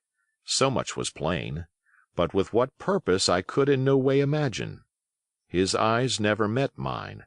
They kept wandering to and fro, up and down, now with a look to the sky, now with a flitting glance upon the dead O'Brien. All the time he kept smiling and putting his tongue out in the most guilty, embarrassed manner, so that a child could have told that he was bent on some deception. I was prompt with my answer, however, for I saw where my advantage lay, and that with a fellow so densely stupid I could easily conceal my suspicions to the end. "Some wine?" I said. "Far better. Will you have white or red?" "Well, I reckon it's about the blessed same to me, shipmate," he replied. "So it's strong and plenty of it. What's the odds?" "All right," I answered. "I'll bring you port, Mr. Hands, but I'll have to dig for it." With that I scuttled down the companion with all the noise I could, slipped off my shoes, ran quietly along the sparred gallery, mounted the forecastle ladder, and popped my head out of the fore companion. I knew he would not expect to see me there, yet I took every precaution possible, and certainly the worst of my suspicions proved too true. He had risen from his position to his hands and knees, and though his leg obviously hurt him pretty sharply when he moved, for I could hear him stifle a groan, yet it was at a good rattling rate that he trailed himself across the deck. In half a minute he had reached the port scuppers, and picked, out of a coil of rope, a long knife, or rather a short dirk, discoloured to the hilt with blood. He looked upon it for a moment, thrusting forth his under jaw, and tried the point upon his hand, and then, hastily concealing it in the bosom of his jacket, trundled back again into his old place against the bulwark. This was all that I required to know. Israel could move about, he was now armed, and if he had been at so much trouble to get rid of me, it was plain that I was meant to be the victim. What he would do afterwards, whether he would try to crawl right across the island from North Inlet to the camp among the swamps, or whether he would fire Long Tom, trusting that his own comrades might come first to help him, was of course more than I could say. Yet I felt sure that I could trust him in one point, since in that our interests jumped together, and that was in the disposition of the schooner. We both desired to have her stranded safe enough, in a sheltered place, and so that, when the time came, she could be got off again with as little labor and danger as might be, and until that was done I considered that my life would certainly be spared. While I was thus turning the business over in my mind, I had not been idle with my body. I had stolen back to the cabin, slipped once more into my shoes, and laid my hand at random on a bottle of wine, and now, with this for an excuse, I made my reappearance on the deck. Hans lay as I had left him, all fallen together in a bundle, and with his eyelids lowered as though he were too weak to bear the light. He looked up, however, at my coming, knocked the neck off the bottle like a man who had done the same thing often, and took a good swig, with his favourite toast of "Here's luck!" Then he lay quiet for a little, and then, pulling out a stick of tobacco, begged me to cut him a quid. "Cut me a junk of that," says he, "for I haven't no knife and hardly strength enough, so be as I had. Ah, Jim, Jim, I reckon I've missed stays. Cut me a quid, as'll likely be the last, lad, for I'm for my long home, and no mistake." "Well," said I, "I'll cut you some tobacco, but if I was you and thought myself so badly, I would go to my prayers like a Christian man." "Why?" said he. "Now, you tell me why." "Why?" I cried. "You were asking me just now about the dead. You've broken your trust. You've lived in sin and lies and blood. There's a man you killed lying at your feet this moment, and you ask me why. For God's mercy, Mr. Hands, that's why." I spoke with a little heat, thinking of the bloody dirk he had hidden in his pocket and designed, in his ill thoughts, to end me with. He, for his part, took a great draught of the wine and spoke with the most unusual solemnity. "For 30 years," he said, "I've sailed the seas and seen good and bad, better and worse, fair weather and foul, provisions running out, knives going, and what not. Well, now I tell you, I never seen good come of goodness yet. Him as strikes first is my fancy. Dead men don't bite, them's my views, amen, so be it. And now, you look here. he added, suddenly changing his tone, "we've had about enough of this foolery. The tide's been made good enough by now. You just take my orders, Captain Hawkins, and we'll sail slap in and be done with it." All told, we had scarce 2 miles to run, but the navigation was delicate. The entrance to this northern anchorage was not only narrow and shoal, but lay east and west, so that the schooner must be nicely handled to be got in. I think I was a good prompt subaltern, and I am very sure that Hans was an excellent pilot, for we went about and dodged in, shaving the banks, with a certainty and a neatness that were a pleasure to behold. Scarcely had we passed the heads before the land closed around us. The shores of North Inlet were as thickly wooded as those of the southern anchorage, but the space was longer and narrower, and more like, what in truth it was, the estuary of a river. Right before us, at the southern end, we saw the wreck of a ship in the last stages of dilapidation. It had been a great vessel of 3 masts, but had lain so long exposed to the injuries of the weather that it was hung about with great webs of dripping seaweed, and on the deck of it shore bushes had taken root and now flourished thick with flowers. It was a sad sight, but it showed us that the anchorage was calm. "Now," said Hans, "look there. There's a pet bit for to beach a ship in.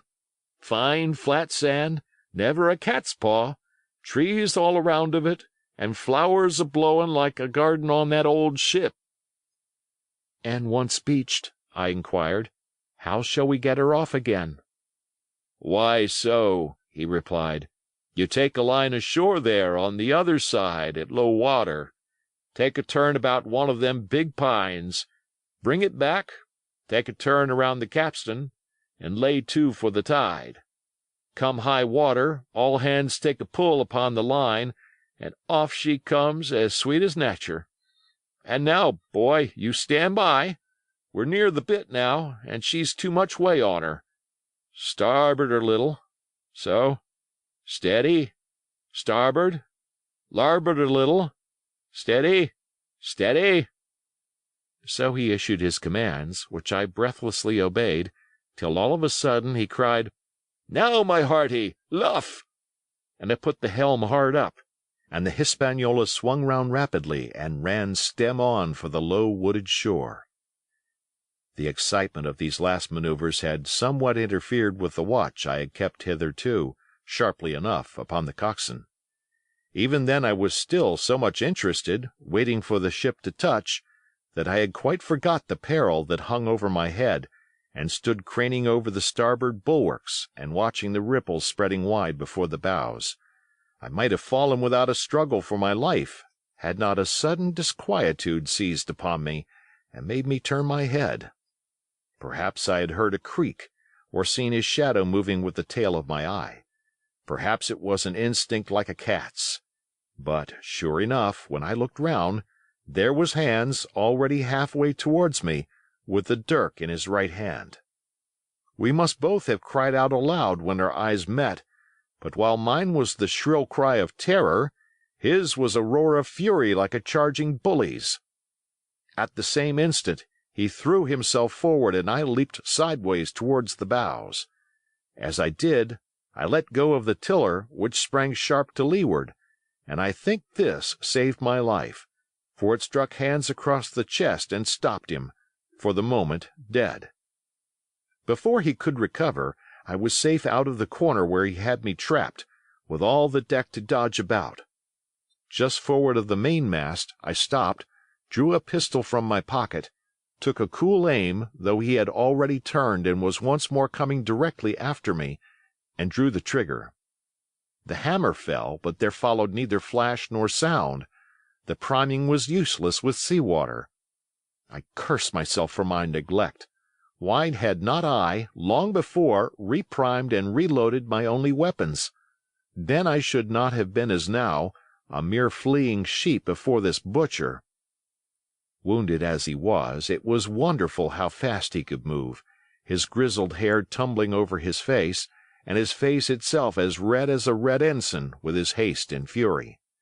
I had no time to try my other pistol, nor indeed much inclination, for I was sure it would be useless. One thing I saw plainly: I must not simply retreat before him, or he would speedily hold me boxed into the bows, as a moment since he had so nearly boxed me in the stern. Once so caught, and 9 or 10 inches of the blood-stained dirk would be my last experience on this side of eternity. I placed my palms against the mainmast, which was of a goodish bigness, and waited, every nerve upon the stretch.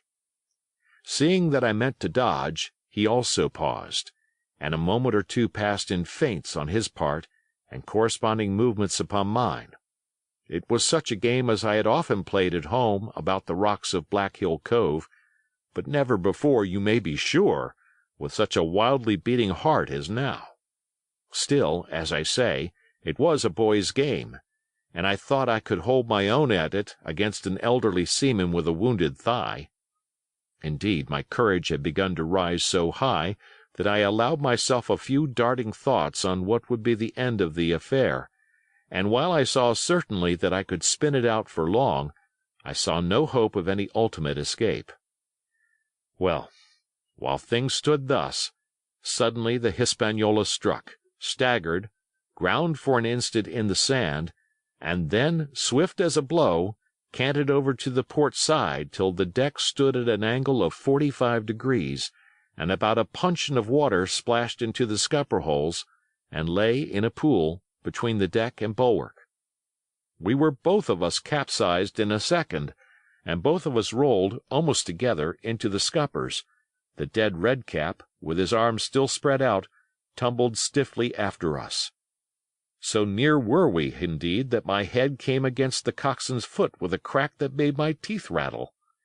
Blow and all, I was the first afoot again, for hands had got involved with the dead body. The sudden canting of the ship had made the deck no place for running on. I had to find some new way of escape, and that upon the instant, for my foe was almost touching me. Quick as thought, I sprang into the mizzen shrouds, rattled up hand over hand, and did not draw a breath till I was seated on the crosstrees. I had been saved by being prompt. The dirk had struck not a half a foot below me as I pursued my upward flight, and there stood Israel Hands with his mouth open and his face upturned to mine, a perfect statue of surprise and disappointment. Now that I had a moment to myself, I lost no time in changing the priming of my pistol, and then, having one ready for service, and to make assurance doubly sure, I proceeded to draw the load of the other and recharge it afresh from the beginning. My new employment struck Hands all of a heap. He began to see the dice going against him, and after an obvious hesitation, he also hauled himself heavily into the shrouds, and with the dirk in his teeth began slowly and painfully to mount. It cost him no end of time and groans to haul his wounded leg behind him, and I had quietly finished my arrangements before he was much more than a third of the way up. Then, with a pistol in either hand, I addressed him. "One more step, Mr. Hands," said I, "and I'll blow your brains out. Dead men don't bite, you know," I added with a chuckle. He stopped instantly. I could see by the working of his face that he was trying to think, and the process was so slow and laborious that, in my newfound security, I laughed aloud. At last, with a swallow or two, he spoke, his face still wearing the same expression of extreme perplexity. In order to speak, he had to take the dagger from his mouth, but in all else he remained unmoved. "Jim," says he, "I reckon we're fouled, you and me, and we'll have to sign articles. I'd have had you but for that there lurch, but I don't have no luck, not I, and I reckon I'll have to strike, which comes hard, you see, for a master mariner to a ship's yonker like you, Jim." I was drinking in his words and smiling away, as conceited as a cock upon a wall, when, all in a breath, back went his right hand over his shoulder. Something sang like an arrow through the air. I felt a blow and then a sharp pang, and there I was pinned by the shoulder to the mast. In the horrid pain and surprise of the moment, I scarce can say it was by my own volition, and I am sure it was without a conscious aim. Both my pistols went off, and both escaped out of my hands. They did not fall alone. With a choked cry, the coxswain loosed his grasp upon the shrouds, and plunged head first into the water.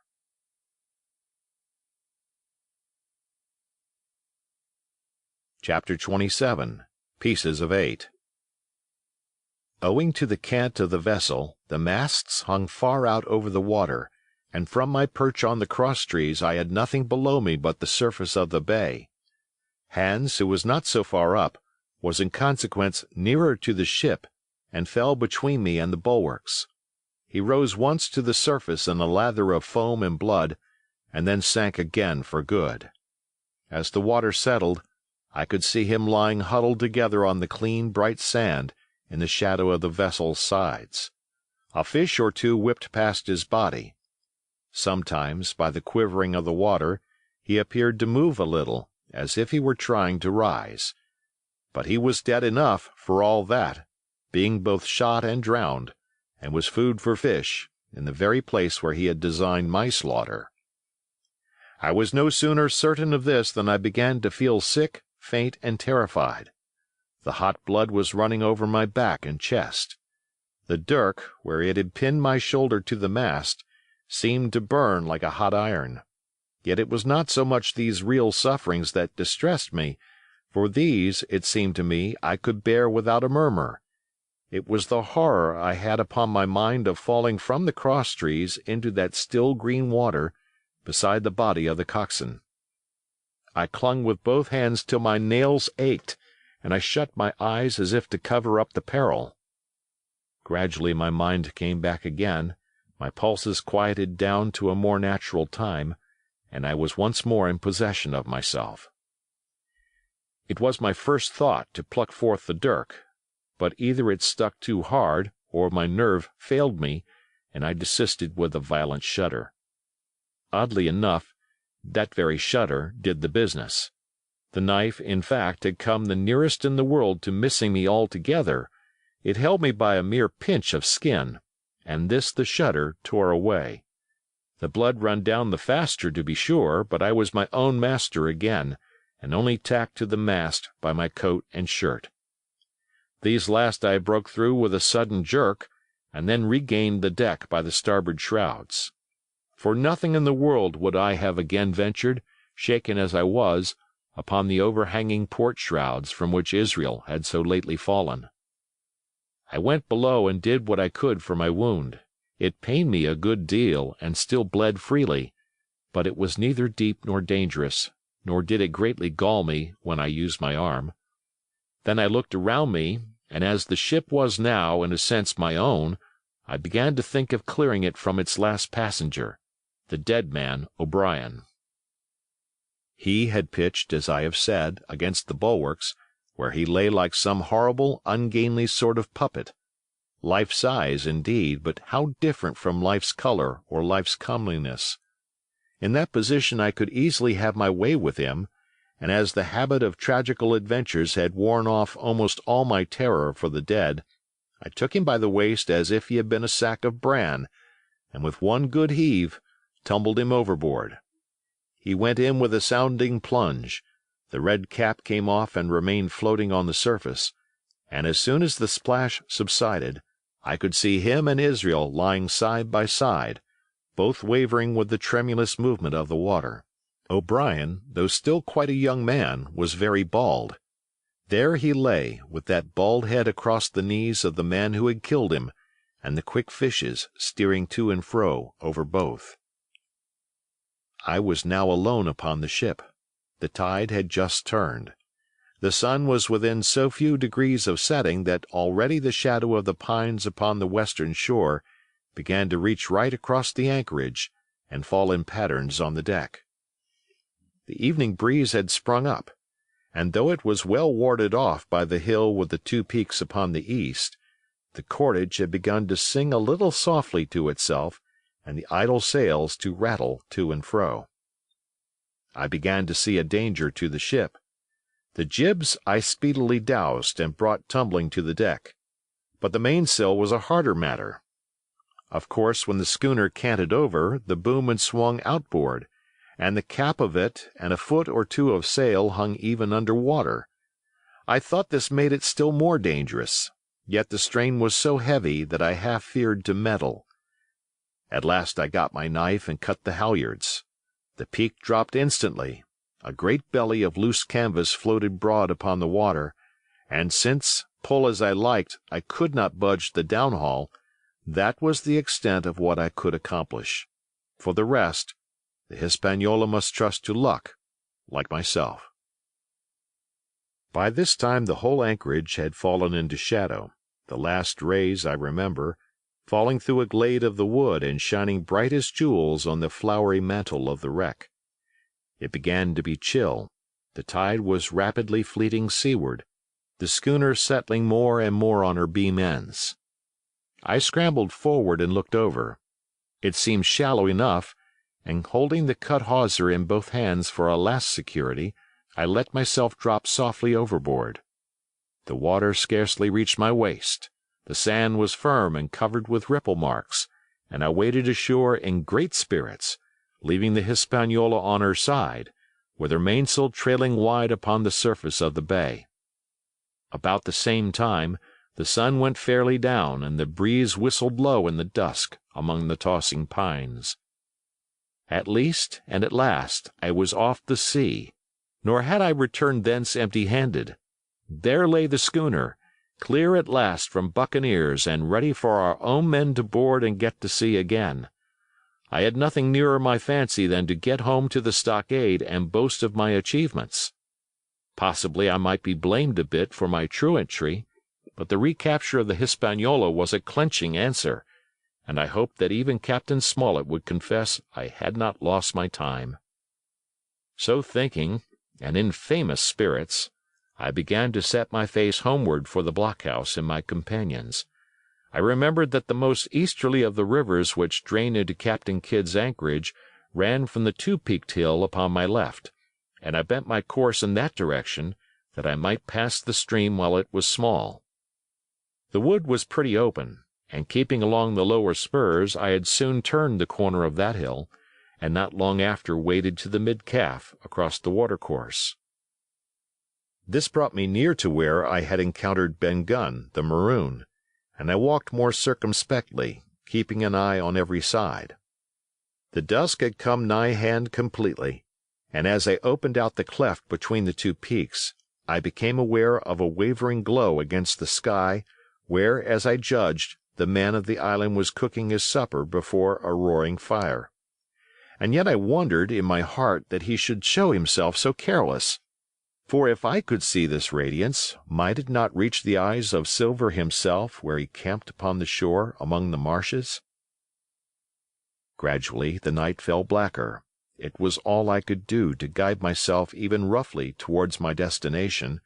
The double hill behind me and the spyglass on my right hand loomed faint and fainter. The stars were few and pale, and in the low ground where I wandered, I kept tripping among bushes and rolling into sandy pits. Suddenly a kind of brightness fell about me. I looked up. A pale glimmer of moonbeams had alighted on the summit of the spyglass, and soon after I saw something broad and silvery moving low down behind the trees, and knew the moon had risen. With this to help me, I passed rapidly over what remained to me of my journey, and sometimes walking, sometimes running, impatiently drew near to the stockade. Yet, as I began to thread the grove that lies before it, I was not so thoughtless but that I slacked my pace and went a trifle warily. It would have been a poor end of my adventures to get shot down by my own party in mistake. The moon was climbing higher and higher. Its light began to fall here and there in masses through the more open districts of the wood, and right in front of me a glow of a different color appeared among the trees. It was red and hot, and now and again it was a little darkened, as it were the embers of a bonfire smouldering. For the life of me I could not think what it might be. At last I came right down upon the borders of the clearing. The western end was already steeped in moonshine. The rest, and the blockhouse itself, still lay in a black shadow checkered with long silvery streaks of light. On the other side of the house an immense fire had burned itself into clear embers, and shed a steady, red reverberation, contrasted strongly with the mellow paleness of the moon. There was not a soul stirring nor a sound beside the noises of the breeze. I stopped, with much wonder in my heart, and perhaps a little terror also. It had not been our way to build great fires. We were indeed, by the captain's orders, somewhat niggardly of firewood, and I began to fear that something had gone wrong while I was absent. I stole round by the eastern end, keeping close in shadow, and at a convenient place where the darkness was thickest crossed the palisade. To make assurance surer, I got upon my hands and knees and crawled, without a sound, towards the corner of the house. As I drew nearer, my heart was suddenly and greatly lightened. It was not a pleasant noise in itself, and I have often complained of it at other times, but just then it was like music to hear my friends snoring together so loud and peaceful in their sleep. The sea cry of the watch, that beautiful "All's well," never fell more reassuringly on my ear. In the meantime, there was no doubt of one thing: they kept an infamous bad watch. If it had been Silver and his lads that were now creeping in on them, not a soul would have seen daybreak. That was what it was, thought I, to have the captain wounded, and again I blamed myself sharply for leaving them in that danger with so few to mount guard. By this time I had got to the door and stood up. All was dark within, so that I could distinguish nothing by the eye. As for sounds, there was the steady drone of the snorers, and a small occasional noise, a flickering or pecking, that I could in no way account for. With my arms before me, I walked steadily in. I should lie down in my own place, I thought with a silent chuckle, and enjoy their faces when they found me in the morning. My foot struck something yielding. It was a sleeper's leg, and he turned and groaned, but without awaking. And then, all of a sudden, a shrill voice broke forth out of the darkness. "Pieces of 8! Pieces of 8! Pieces of 8! Pieces of 8! Pieces of 8!" and so forth, without pause or change, like the clacking of a tiny mill. Silver's green parrot, Captain Flint! It was she whom I had heard pecking at a piece of bark. It was she, keeping better watch than any human being, who thus announced my arrival with her wearisome refrain. I had no time left me to recover. At the sharp clipping tone of the parrot, the sleepers awoke and sprang up, and with a mighty oath the voice of Silver cried, "Who goes?" I turned to run, struck violently against one person, recoiled, and ran full into the arms of a second, who for his part closed upon and held me tight. "Bring a torch, Dick," said Silver when my capture was thus assured, and one of the men left the log house and presently returned with a lighted brand.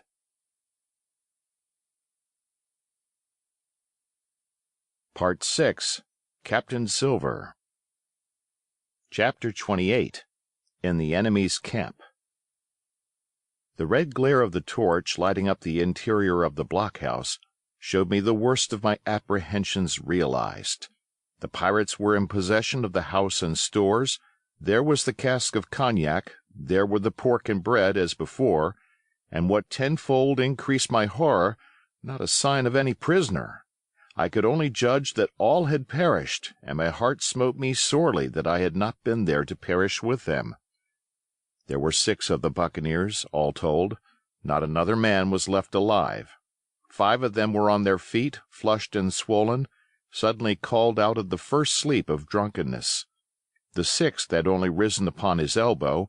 He was deadly pale, and the blood-stained bandage round his head told that he had recently been wounded, and still more recently dressed.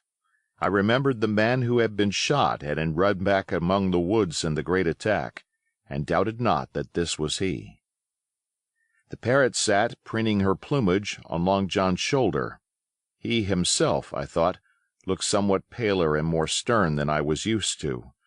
He still wore the fine broadcloth suit in which he had fulfilled his mission, but it was bitterly the worse for wear, daubed with clay and torn with the sharp briars of the wood. "So," said he, "here's Jim Hawkins, shivering my timbers. Dropped in like, eh? Welcome, I take that friendly." And thereupon he sat down across the brandy cask and began to fill a pipe. "Give me a loan of the link, Dick," said he, and then, when he had had a good light, "That'll do, lad," he added. "Stick the glim in the wood heap. And you, gentlemen, bring yourselves too. You needn't stand up for Mr. Hawkins. He'll excuse you, you may lay to that. And so, Jim," stopping the tobacco, "here you were, and quite a pleasant surprise for poor old John. I see you were smart when first I set my eyes on you, but this here gets away from me clean, it do." To all this, as may be well supposed, I made no answer. They had set me with my back against the wall, and I stood there, looking Silver in the face, pluckily enough, I hope, to all outward appearance, but with black despair in my heart. Silver took a whiff or two of his pipe with great composure, and then ran on again. "Now you see, Jim, so be as you are here," says he, "I give you a piece of my mind. I've always liked you, I have, for a lad of spirit, and a picture of my own self when I was young and handsome. I always wanted you to join and take your share, and die a gentleman, and now, my cock, you've got to. Captain Smollett's a fine seaman, as I'll own up to any day, but stiff on discipline. Duty is duty, says he, and right he is. Just you keep clear of the captain. The doctor himself is gone dead again you. Ungrateful scamp was what he said, and the short and the long of the whole story is about here. You can't go back to your own lot, for they won't have you, and without you start a third ship's company all by yourself, which might be lonely, you'll have to join with Captain Silver." So far, so good. My friends then were still alive, and though I partly believed the truth of Silver's statement that the cabin party were incensed at me for my desertion, I was more relieved than distressed by what I heard. "I don't say nothing as to your being in our hands," continued Silver, "though there you are, and you may lay to it. I'm all for argument. I never seen good come out of threatening. If you like the service, well, you'll join, and if you don't, Jim, why, you're free to answer no. Free and welcome, shipmate, and if fairer can be said by mortal seaman, shiver my sides." "Am I to answer, then?" I asked with a very tremulous voice. Through all this sneering talk I was made to feel the threat of death that overhung me, and my cheeks burned, and my heart beat painfully in my breast. "Lad," said Silver, "no one's a-pressing of you. Take your bearings. None of us won't hurry you, mate. Time goes so pleasant in your company, you see." "Well," says I, growing a bit bolder, "if I'm to choose, I declare I have a right to know what's what, and why you're here, and where my friends are." "What's what?" repeated one of the buccaneers in a deep growl. "Oh, he be a lucky one as knowed that." "You'll perhaps batten down your hatches till you're spoke to, my friend," said Silver truculently to the speaker. And then, in his first gracious tones, he replied to me. "Yesterday morning, Mr. Hawkins," said he, "in the dog-watch, down came Dr. Livesey with a flag of truce. Says he, 'Captain Silver, you're sold out. Ship's gone.' Well, maybe we'd been taking a glass and a song to help it round. I won't say no. Leastways, none of us had looked out. We looked out, and, by thunder, the old ship was gone. I never seen a pack of fools look fishier, and you may lay to that, if I tells you that looked the fishiest. Well, says the doctor, let's bargain. We bargained, him and I, and here we are. Stores, brandy, blockhouse, the firewood you was thoughtful enough to cut, and in a manner of speaking, the whole blessed boat, from Crosstrees to Keelson. As for them, they've tramped. I don't know wheres they are." He drew again quietly at his pipe. "And lest you should take it into that head of yours," he went on, "that you was included in the treaty, here's the last word that was said. 'How many are you,' says I, 'to leave?' 'Four,' says he, 'four, and one of us wounded. As for that boy, I don't know where he is, confound him,' says he, 'nor I don't much care. We're about sick of him.' These was his words." "Is that all?" I asked. "Well, it's all that you're to hear, my son," returned Silver. "And now I am to choose?" "And now you are to choose, and you may lay to that," said Silver. "Well," said I am not such a fool but I know pretty well what I have to look for. Let the worst come to the worst, it's little I care. I've seen too many die since I fell in with you. But there's a thing or two I have to tell you," I said, and by this time I was quite excited. "And the first is this. Here you are in a bad way, ship lost, treasure lost, men lost, your whole business gone to wreck, and if you want to know who did it, it was I. I was in the apple barrel the night we sighted land, and I heard you, John, and you, Dick Johnson, and Hans, who is now at the bottom of the sea, and told every word you said before the hour was out. And as for the schooner, it was I who cut her cable, and it was I that killed the men you had aboard of her, and it was I who brought her where you'll never see her more, not one of you. The laugh's on my side. I've had the top of this business from the first. I no more fear you than I fear a fly. Kill me, if you please, or spare me. But one thing I'll say, and no more. If you spare me, bygones are bygones, and when you fellows are in court for piracy, I'll save you all I can. It is for you to choose. Kill another and do yourselves no good, or spare me and keep a witness to save you from the gallows." I stopped, for I tell you I was out of breath, and to my wonder not a man of them moved, but all sat staring at me like as many sheep. And while they were still staring, I broke out again.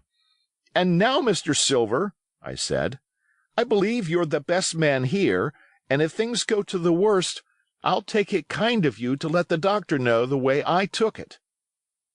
"I'll bear it in mind," said Silver with an accent so curious that I could not, for the life of me, decide whether he were laughing at my request or had been favorably affected by my courage. "I'll put one to that," cried the old mahogany-faced seaman, Morgan by name, whom I had seen in Long John's public-house upon the quays of Bristol. "It was him that knowed Black Dog." "Well, and see here," added the sea-cook, "I'll put another again to that, by thunder. For it was the same boy that faked the chart from Billy Bones.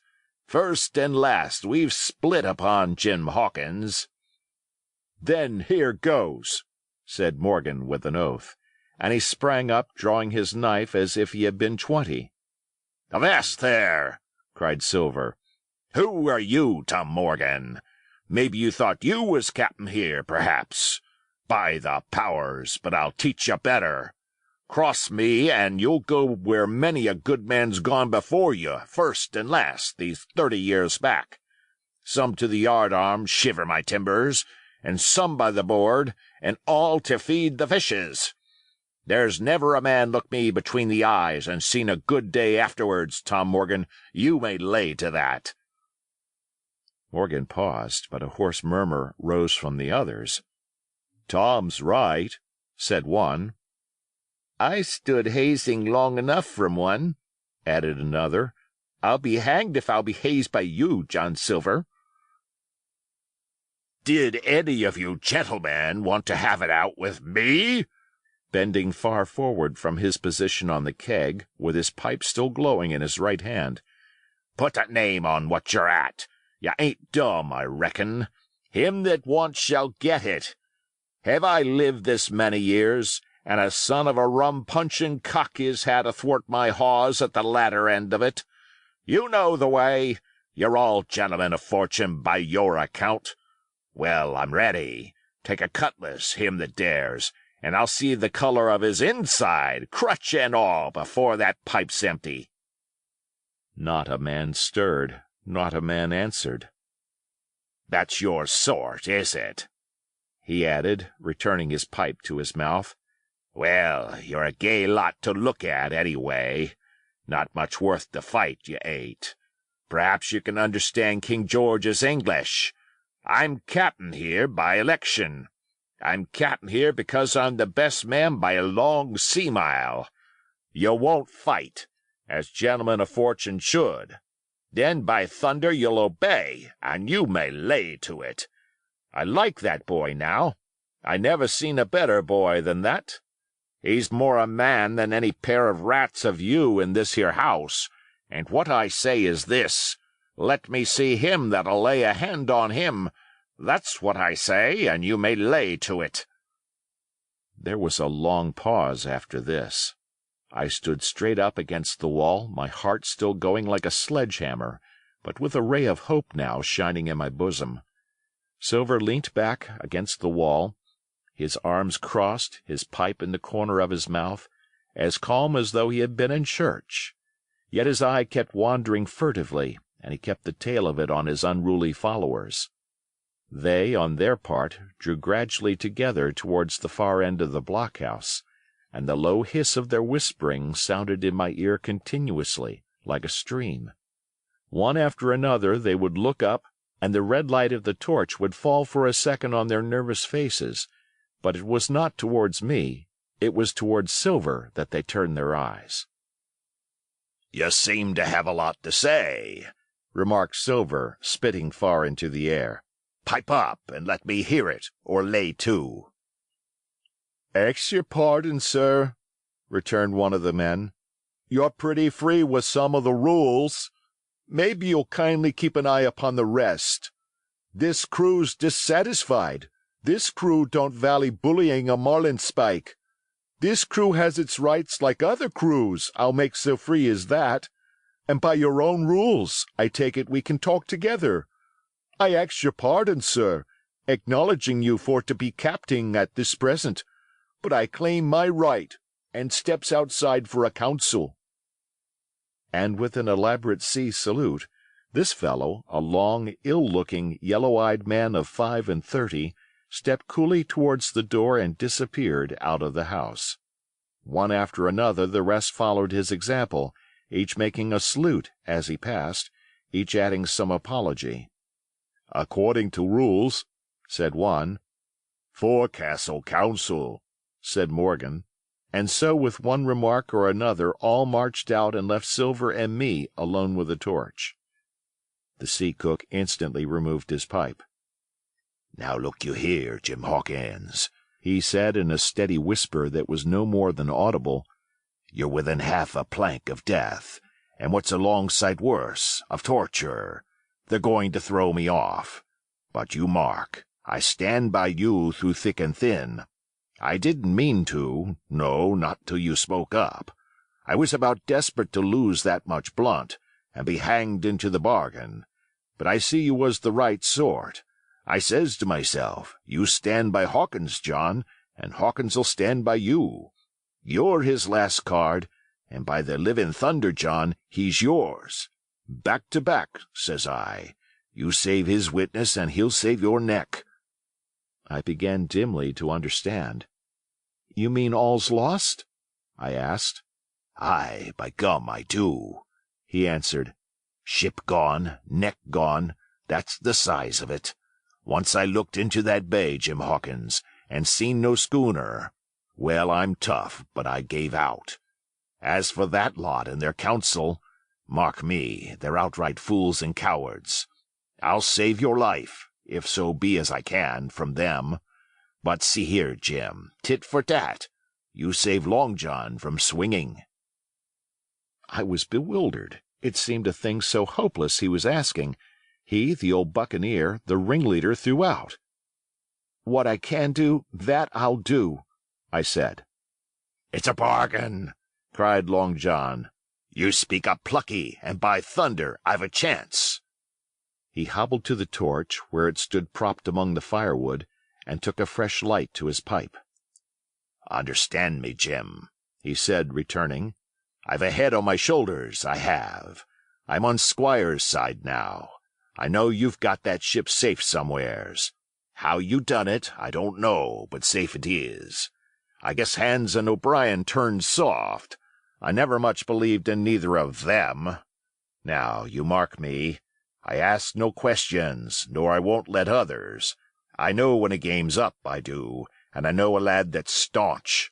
Ah, you that's young, you and me might have done a power of good together." He drew some cognac from the cask into a tin cannikin. "Will you taste, messmate?" he asked, and when I had refused, "Well, I'll take a drain myself, Jim," said he. "I need a caulker, for there's trouble on hand. And talking of trouble, why did that doctor give me the chart, Jim?" My face expressed a wonder so unaffected that he saw the needlessness of further questions. "Ah, well, he did, though," said he. "And there's something under that, no doubt. Something surely under that, Jim, bad or good." And he took another swallow of the brandy, shaking his great fair head like a man who looks forward to the worst. Chapter 29. The Black Spot Again. The council of buccaneers had lasted some time, when one of them re-entered the house, and with the repetition of the same salute, which had in my eyes an ironical air, begged for a moment's loan of the torch. Silver briefly agreed, and this emissary retired again, leaving us together in the dark. "There's a breeze coming, Jim," said Silver, who had by this time adopted quite a friendly and familiar tone. I turned to the loophole nearest me and looked out. The embers of the great fire had so far burned themselves out, and now glowed so low and duskily that I understood why these conspirators desired a torch. About halfway down the slope to the stockade, they were collected in a group. One held the light, another was on his knees in their midst, and I saw the blade of an open knife shine in his hand with varying colors in the moon and torchlight. The rest were all somewhat stooping, as though watching the maneuvers of this last. I could just make out that he had a book as well as a knife in his hand, and was still wondering how anything so incongruous had come in their possession, when the kneeling figure rose once more to his feet, and the whole party began to move together towards the house. "Here they come," said I, and I returned to my former position, for it seemed beneath my dignity that they should find me watching them. "Well, let them come, lad, let them come," said Silver cheerily. "I've still a shot in my locker." The door opened, and the 5 men, standing huddled together just inside, pushed one of their number forward. In any other circumstances it would have been comical to see his slow advance, hesitating as he set down each foot, but holding his closed right hand in front of him. "Step up, lad," cried Silver. "I won't eat you. Hand it over, lubber.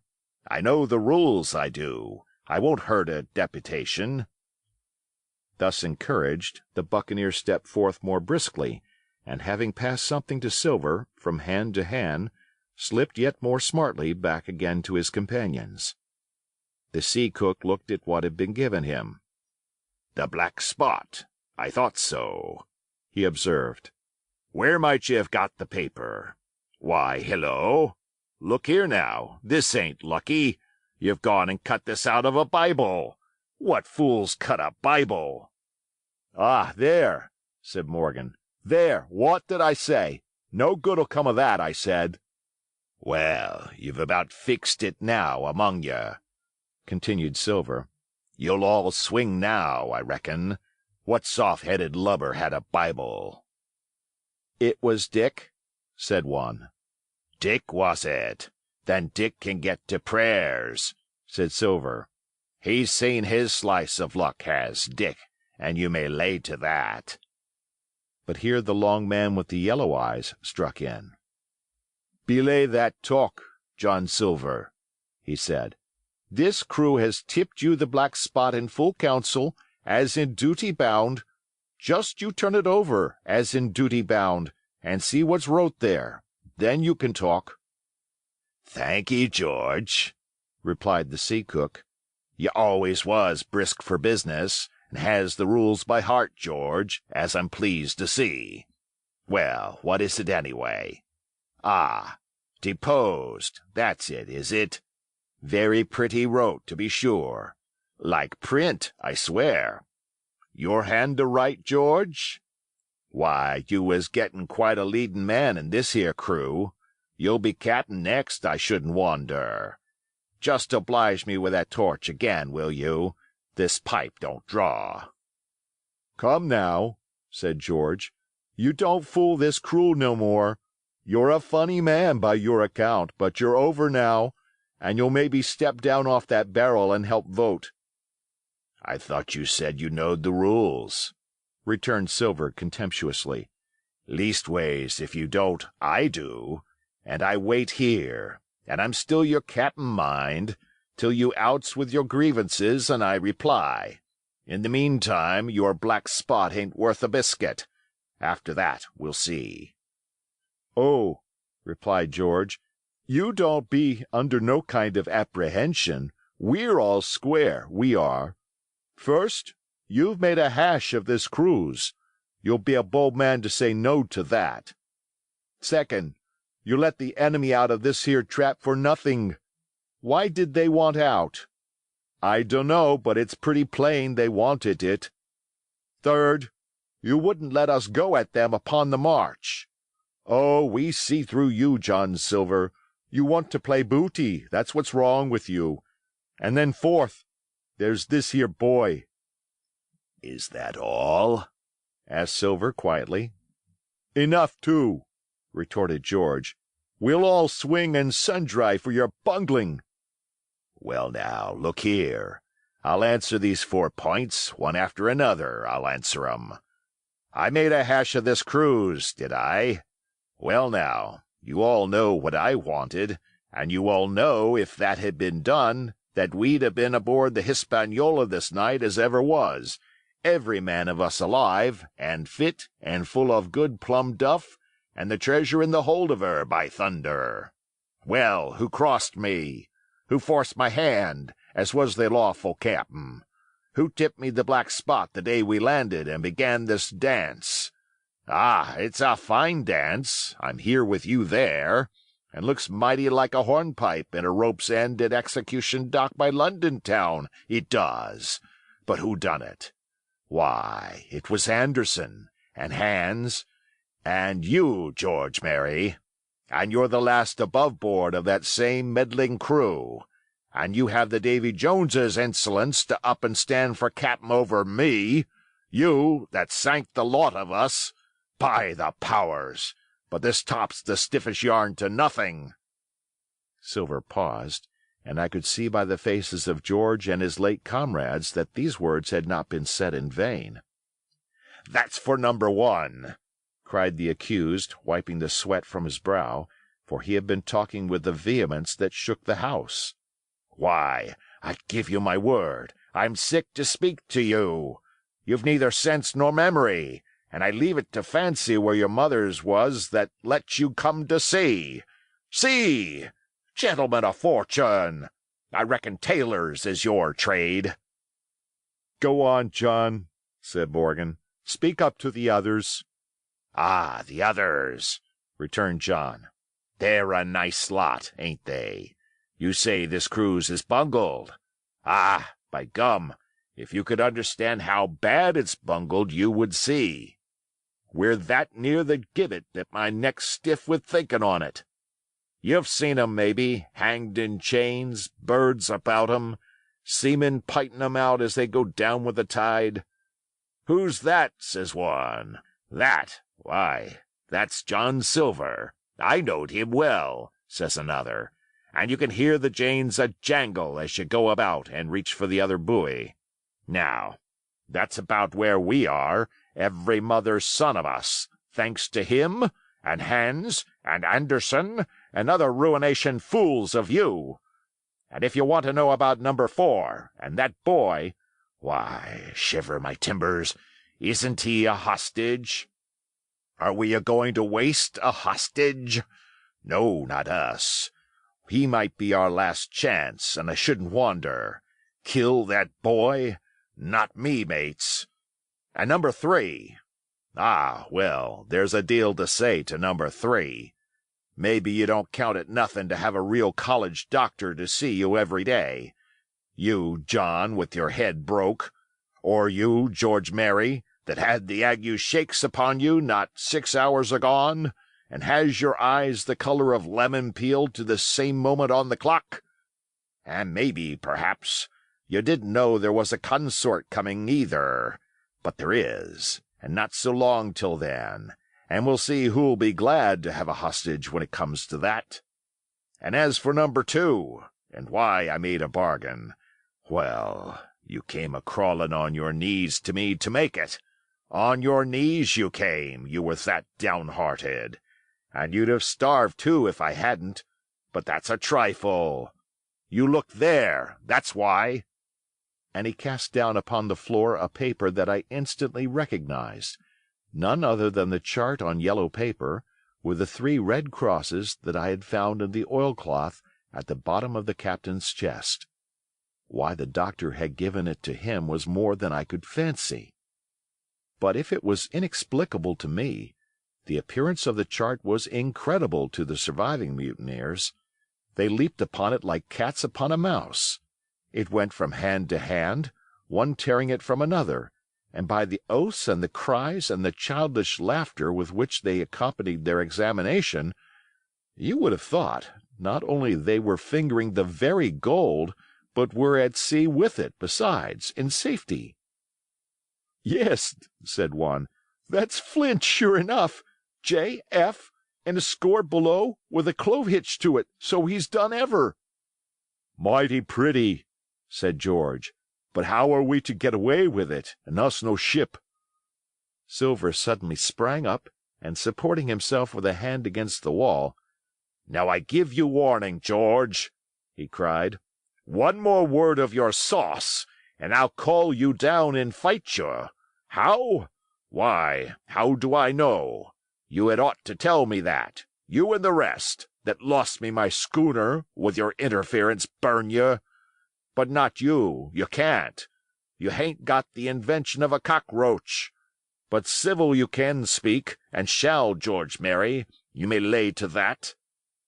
"That's fair enough," said the old man Morgan. "Fair, I reckon so," said the sea-cook. "You lost the ship. I found the treasure. Who's the better man at that? And now I resign, by thunder. Elect whom you please to be your captain now. I'm done with it." "Silver," they cried, "barbecue forever! Barbecue for captain!" "So that's the tune, is it?" cried the cook. "George, I reckon you'll have to wait another turn, friend, and lucky for you as I'm not a revengeful man. But that was never my way. And now, shipmates, this black spot. 'Tain't much good now, is it? Dick's crossed his luck and spoiled his Bible, and that's about all." "It'll do to kiss the book on still, won't it?"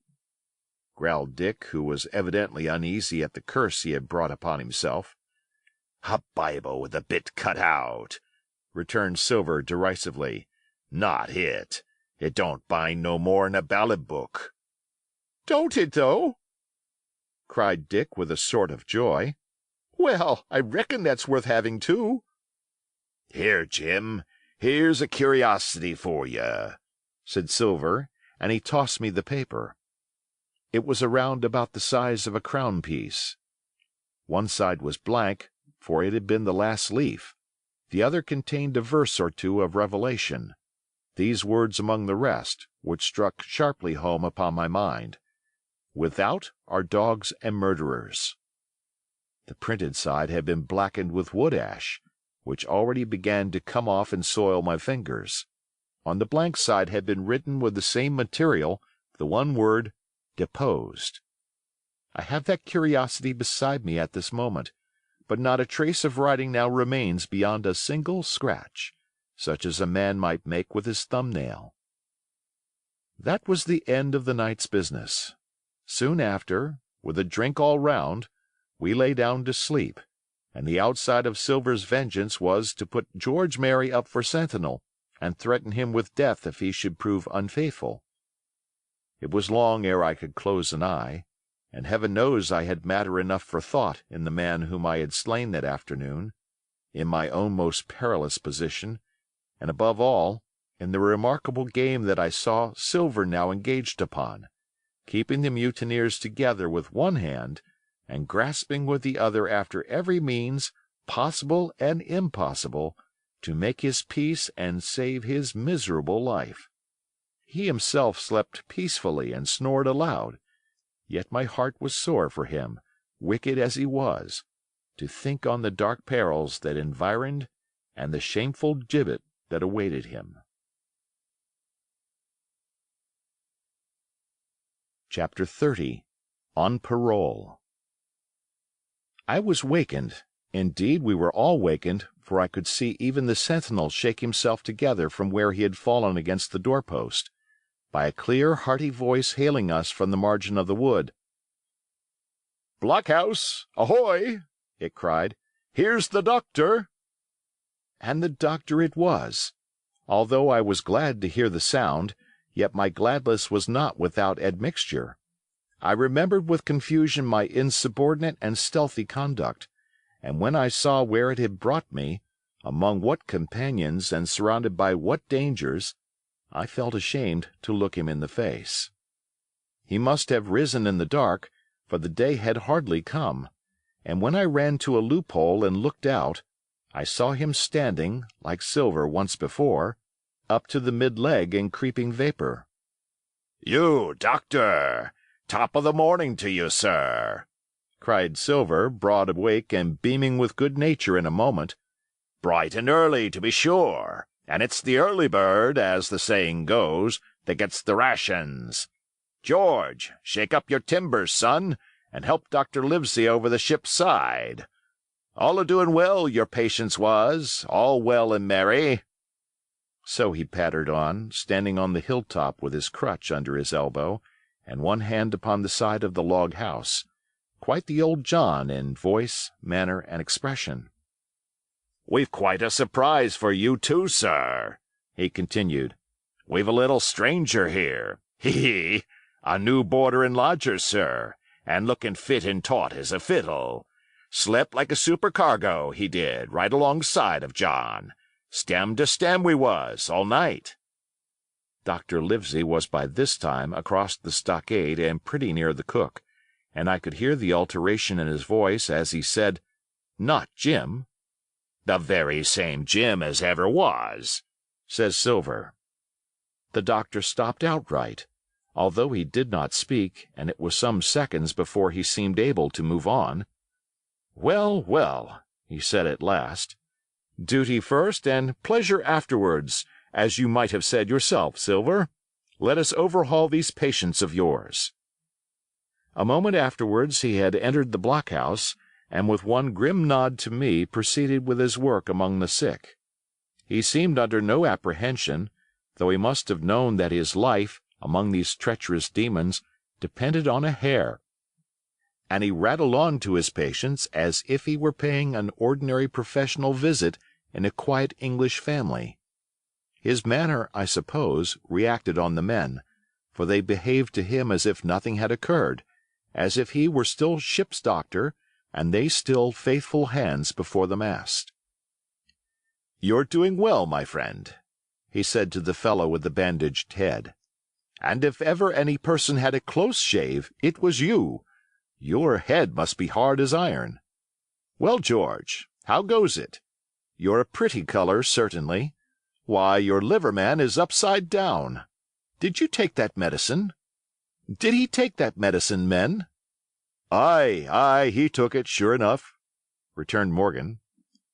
Because, you see, since I am mutineer's doctor, or prison doctor as I prefer to call it, says Dr. Livesey in his pleasantest way, I make it a point of honor not to lose a man for King George, God bless him, and the gallows. The rogues looked at each other, but swallowed the home thrust in silence. Dick don't feel well, sir, said one. Don't he? Replied the doctor. Well, step up here, Dick, and let me see your tongue. No, I should be surprised if he did. The man's tongue is fit to frighten the French. Another fever. Ah, there, said Morgan, that come to spilin' Bibles. That comes, as you call it, of being arrant asses, retorted the doctor, and not having sense enough to know honest air from poison, and the dry land from a vile pestiferous slough. I think it most probable, though of course it's only an opinion, that you'll all have the deuce to pay before you get that malaria out of your systems. Camp in a bog, would you? Silver, I'm surprised at you. You're less of a fool than many, take you all round, but you don't appear to me to have the rudiments of a notion of the rules of health. Well, he added after he had dosed them round and they had taken his prescriptions, with really laughable humility, more like charity school-children than blood-guilty mutineers and pirates, well, that's done for today, and now I should wish to have a talk with that boy, please. And he nodded his head in my direction carelessly. George Merry was at the door, spitting and spluttering over some bad-tasted medicine, but at the first word of the doctor's proposal he swung round with a deep flush and cried, "No!" and swore. Silver struck the barrel with his open hand. "Silence!" he roared, and looked about him positively like a lion. "Doctor," he went on in his usual tones, "I was a-thinking of that, knowing as how you had a fancy for the boy. We're all humbly grateful for your kindness, and as you see, puts faith in you and takes the drugs down like that much grog. And I take it I've found a way as'll suit all. Hawkins, will you give me your word of honor as a young gentleman, for a young gentleman you are, although poor born, your word of honor not to slip your cable?" I readily gave the pledge required. "Then, doctor," said Silver, "you just step outside of that stockade, and once you're there I'll bring the boy down on the inside, and I reckon you can yarn through the spars. Good day to you, sir, and all our duties to the squire and Captain Smollett." The explosion of disapproval, which nothing but Silver's black looks had restrained, broke out immediately the doctor had left the house. Silver was roundly accused of playing double, of trying to make a separate peace for himself, of sacrificing the interests of his accomplices and victims, and, in one word, of the identical exact thing that he was doing. It seemed to me so obvious, in this case, that I could not imagine how he was to turn their anger. But he was twice the man the rest were, and his last night's victory had given him a huge preponderance on their minds. He called them all the fools and dolts you can imagine, said it was necessary I should talk to the doctor, flooded the chart in their faces, asked them if they could afford to break the treaty the very day they were bound to treasure-hunting. "No, by thunder!" he cried. "It's us must break the treaty when the time comes, and till then I'll gammon that doctor if I have to ile his boots with brandy." And then he bade them get the fire lit, and stalked out upon his crutch, with his hand on my shoulder, leaving them in a disarray, and silenced by his volubility rather than convinced. "Slow, lad, slow," he said. "They might round upon us in a twinkle of an eye if we was seen to hurry." Very deliberately, then, did we advance across the sand to where the doctor awaited us on the other side of the stockade, and as soon as we were within easy speaking distance, Silver stopped. "You'll make a note of this here also, doctor," says he, "and the boy'll tell you how I saved his life, and we're deposed for it too, and you may lay to that. Doctor, when a man's steering as near the wind as me, playing chuck-farthing with the last breath in his body like. You wouldn't think it too much, mayhap, to give him one good word? You'll please bear in mind that it's not my life only now. It's that boy's into the bargain. And you'll speak me fair, doctor, and give me a bit o' hope to go on, for the sake of mercy." Silver was a changed man once he was out there and had his back to his friends in the blockhouse. His cheeks seemed to have fallen in, his voice trembled, never was a soul more dead in earnest.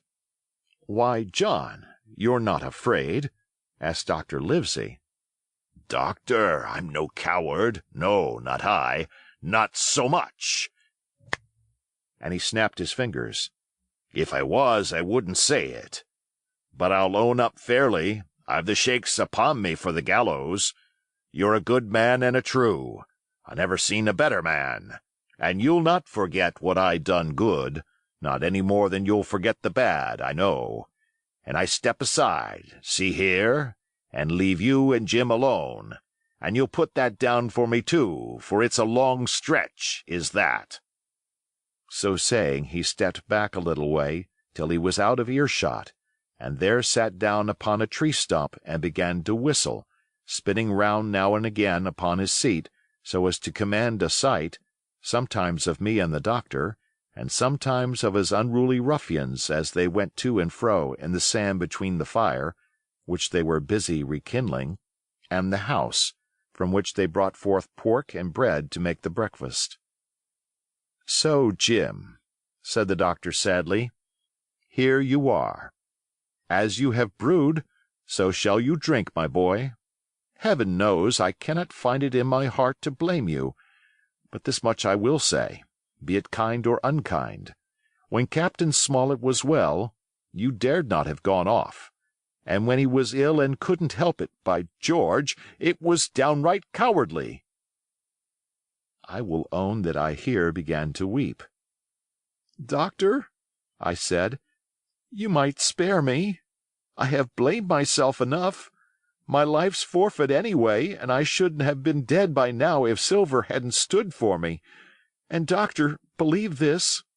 I can die, and I dare say I deserve it, but what I fear is torture.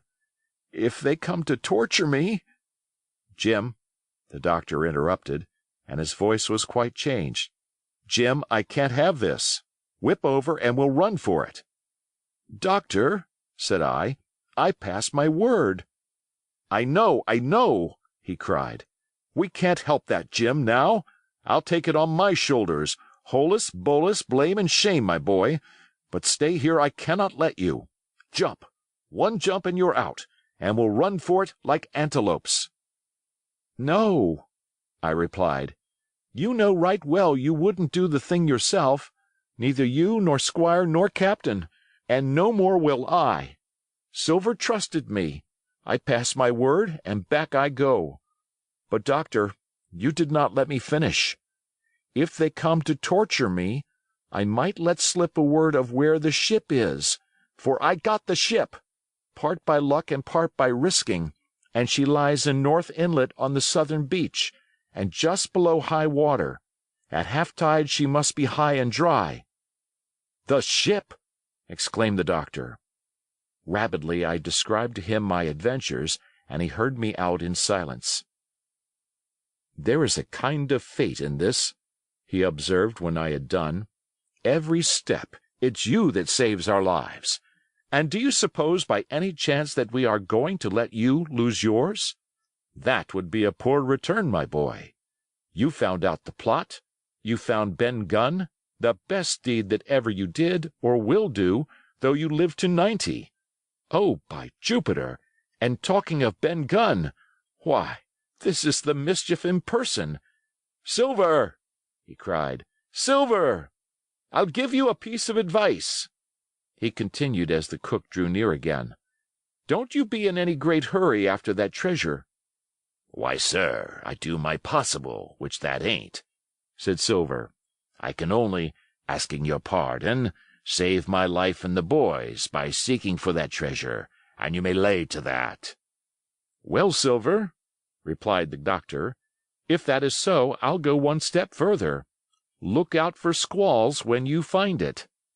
"Sir," said Silver, "as between man and man, that's too much and too little. What you're after, why you left the blockhouse, why you given me that there chart, I don't know now, do I? And yet I done your biddin' with my eyes shut, and never a word of hope. But no, this here's too much. If you won't tell me what you mean plain out, just say so, and I'll leave the helm." "No," said the doctor musingly. "I've no right to say more. It's not my secret, you see, Silver. Or, I give you my word, I'd tell it you. But I'll go as far with you as I dare go, and a step beyond, for I'll have my wig sorted by the captain or I'm mistaken. And first, I'll give you a bit of hope. Silver, if we both get alive out of this wolf trap, I'll do my best to save you short of perjury." Silver's face was radiant. "You couldn't say more, I'm sure, sir, not if you was my mother," he cried. "Well, that's my first concession," added the doctor. "My second is a piece of advice. Keep the boy close beside you, and when you need help, halloo. I'm off to seek it for you, and that itself will show you if I speak at random. Good-bye, Jim." And Dr. Livesey shook hands with me through the stockade, nodded to Silver, and set off at a brisk pace into the wood.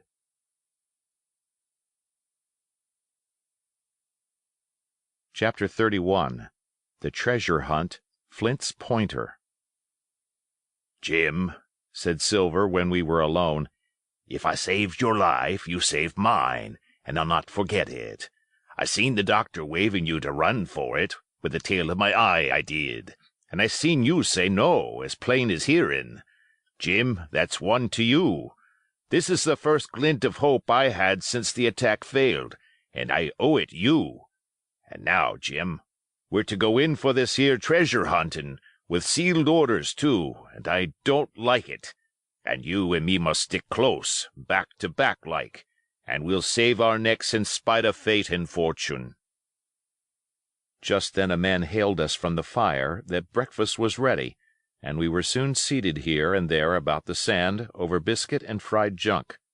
They had lit a fire fit to roast an ox, and it was now grown so hot that they could only approach it from the windward, and even there not without precaution. In the same wasteful spirit they had cooked, I suppose, 3 times more than we could eat, and one of them, with an empty laugh, threw what was left into the fire, which blazed and roared again over this unusual fuel. I never in my life saw men so careless of the morrow. Hand to mouth is the only word that can describe their way of doing, and what with wasted food and sleeping sentries, though they were bold enough for a brush and be done with it, I could see their entire unfitness for anything like a prolonged campaign. Even Silver, eating away, with Captain Flint upon his shoulder, had not a word of blame for their recklessness. And this the more surprised me, for I thought he had never shown himself so cunning as he did then. "Aye, mates," said he, "it's lucky you have barbecue to think for you with this here head. I got what I wanted, I did. Sure enough, they have the ship. Where they have it, I don't know yet, but once we hit the treasure, we'll have to jump about and find out. And then, mates, us that has the boats, I reckon, has the upper hand." Thus he kept running on, with his mouth full of the hot bacon. Thus he restored their hope and confidence, and, I more than suspect, repaired his own at the same time. "As for hostage," he continued, "that's his last talk, I guess, with them he loves so dear. I've got my piece of news, and thank ye to him for that, but it's over and done. I'll take him in a line when we go treasure hunting, for we'll keep him like so much gold, in case of accidents, you mark, and in the meantime. Once we got the ship and treasure both, and off to sea like jolly companions, why then we'll talk Mr. Hawkins over, we will, and we'll give him his share, to be sure, for all his kindness." It was no wonder the men were in such a good humor now. For my part, I was horribly cast down. Should the scheme he had now sketched prove feasible, Silver, already doubly a traitor, would not hesitate to adopt it. He had still a foot in either camp, and there was no doubt he would prefer wealth and freedom with the pirates to a bare escape from hanging, which was the best he had to hope on our side. Nay, and even if things so fell out that he was forced to keep his faith with Dr. Livesey, even then what danger lay before us? What a moment that would be when the suspicions of his followers turned to certainty and he and I should have to fight for dear life, he a cripple and I a boy, against 5 strong and active seamen. Add to this double apprehension the mystery that still hung over the behavior of my friends, their unexplained desertion of the stockade, their inexplicable cession of the chart, or harder still to understand, the doctor's last warning to Silver, "Look out for squalls when you find it," and you will readily believe how little taste I found in my breakfast, and with how uneasy a heart I set forth behind my captors on the quest for treasure. We made a curious figure, had anyone been there to see us, all in soiled sailor clothes and all but me armed to the teeth. Silver had 2 guns slung about him, one before and one behind, besides the great cutlass at his waist, and a pistol in each pocket of his square-tailed coat. To complete his strange appearance, Captain Flint sat perched upon his shoulder and gabbling odds and ends of purposeless sea-talk. I had a line about my waist and followed obediently after the sea-cook, who held the loose end of the rope, now in his free hand, now between his powerful teeth. For all the world, I was led like a dancing bear. The other men were variously burthened, some carrying picks and shovels, for that had been the very first necessary they had brought ashore from the Hispaniola, others laden with pork, bread, and brandy for the midday meal. All the stores, I observed, came from our stock, and I could see the truth of Silver's words the night before. Had he not struck a bargain with the doctor, he and his mutineers, deserted by the ship, must have been driven to subsist on clear water and the proceeds of their hunting. Water would have been little to their taste. A sailor is not usually a good shot, and besides all that, when they were so short of eatables, it was not likely they would be very flush of powder. Well, thus equipped, we all set out, even the fellow with the broken head, who should certainly have kept in shadow, and straggled, one after another, to the beach, where the 2 gigs awaited us. Even these bore trace of the drunken folly of the pirates, one in a broken thwart, and both in their muddy and unbaled condition. Both were to be carried along with us for the sake of safety, and so, with our numbers divided between them, we set forth upon the bosom of the anchorage. As we pulled over, there was some discussion on the chart.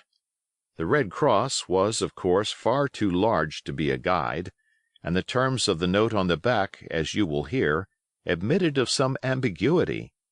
They ran, the reader may remember, thus: Tall tree, spyglass shoulder, bearing a point to the north of north-northeast. Skeleton Island, east-southeast and by east, 10 feet.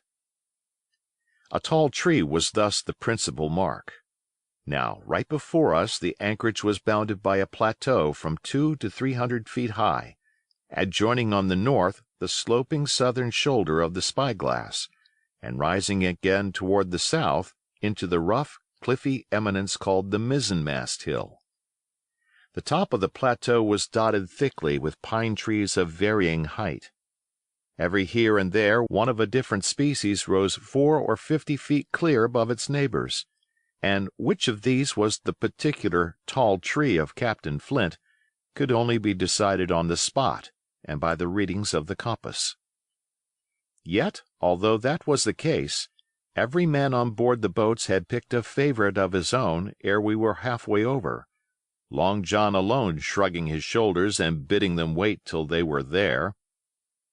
We pulled easily, by Silver's directions, not to weary the hands prematurely, and after quite a long passage, landed at the mouth of the second river, that which runs down a woody cleft of the spyglass.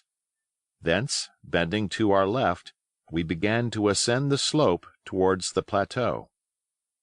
At the first outset, heavy, miry ground and a matted, marish vegetation greatly delayed our progress, but by little and little the hill began to steepen and become stony underfoot, and the wood to change its character and to grow in a more open order. It was indeed a most pleasant portion of the island that we were now approaching. A heavy-scented broom and many flowering shrubs had almost taken the place of grass. Thickets of green nutmeg trees were dotted here and there with the red columns and the broad shadow of the pines, and the first mingled their spice with the aroma of the others. The air, besides, was fresh and stirring, and this under the sheer sunbeams was a wonderful refreshment to our senses. The party spread itself abroad in a fan shape, shouting and leaping to and fro.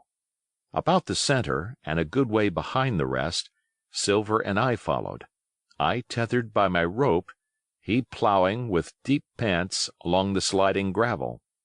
From time to time, indeed, I had to lend him a hand, or he must have missed his footing and fallen backwards down the hill. We had thus proceeded for about half a mile and were approaching the brow of the plateau, when the man upon the farthest left began to cry aloud as if in terror. Shout after shout came from him, and the others began to run in his direction. "He can't have found the treasure," said old Morgan, hurrying past us from the right, "for that's clean atop." Indeed, as we found when we also reached the spot, it was something very different. At the foot of a pretty big pine, and involved in a green creeper, which had even partly lifted some of the smaller bones, a human skeleton lay, with a few shreds of clothing, on the ground. I believe a chill struck for a moment to every heart. "He was a seaman," said George Merry, who, bolder than the rest, had gone up close and was examining the rags of clothing. "Leastwise, this is good sea-cloth." "Aye, aye," said Silver, "like enough. You wouldn't look to find a bishop here, I reckon. But what sort of a way is that for bones to lie? 'Tain't in nature."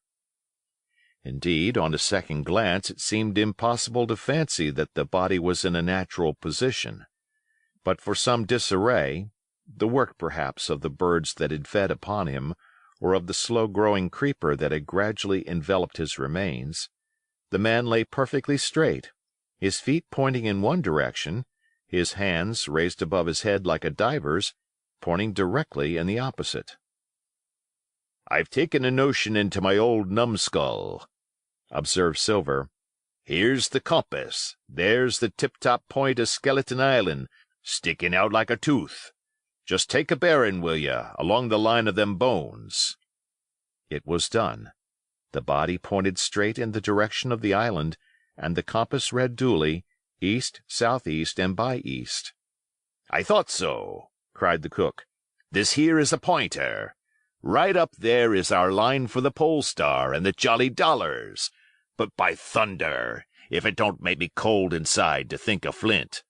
This is one of his jokes, and no mistake. Him and these 6 was alone here. He killed 'em every man. And this one he hauled here and laid down by compass, shiver my timbers. They're long bones, and the hair's been yellow. Aye, that would be Allardyce. You mind Allardyce, Tom Morgan?" "Aye, aye," returned Morgan. "I mind him. He owed me money, he did, and took my knife ashore with him." "Speaking of knives," said another, "why don't we find his'n lying round? Flint warn't the man to pick a seaman's pocket, and the birds, I guess, would leave it be." "By the powers, and that's true!" cried Silver. "There ain't a thing left here," said Mary, still feeling round among the bones. "Not a copper dwat nor a baccy box. It don't look natural to me." "No, by gum, it don't," agreed Silver. "Not natural, nor not nice, says you. Great guns! Messmates, but if Flint was livin', this would be a hot spot for you and me. 6 they were, and 6 are we, and bones is what they are now." "I saw him dead with these here deadlights," said Morgan. "Billy took me in. There he laid with penny pieces on his eyes." "Dead? Aye, sure enough, he's dead and gone below," said the fellow with the bandage. "But if ever spirit walked, it would be Flint's. Dear heart, but he died bad, did Flint." "Aye, that he did," observed another. "Now he raged, and now he hollered for the rum, and now he sang. 15 men were his only song mates, and I tell you true, I never rightly liked to hear it since. It was main hot, and the windy was open, and I hear that old song comin' out as clear, and the death haul on the man already." "Come, come," said Silver. "Stow this talk. He's dead, and he don't walk, that I know. Leastways, he won't walk by day, and you may lay to that. Care killed a cat. Fetch a head for the doubloons." We started, certainly, but in spite of the hot sun and the staring daylight, the pirates no longer ran separate and shouting through the wood, but kept side by side and spoke with bated breath. The terror of the dead buccaneer had fallen on their spirits.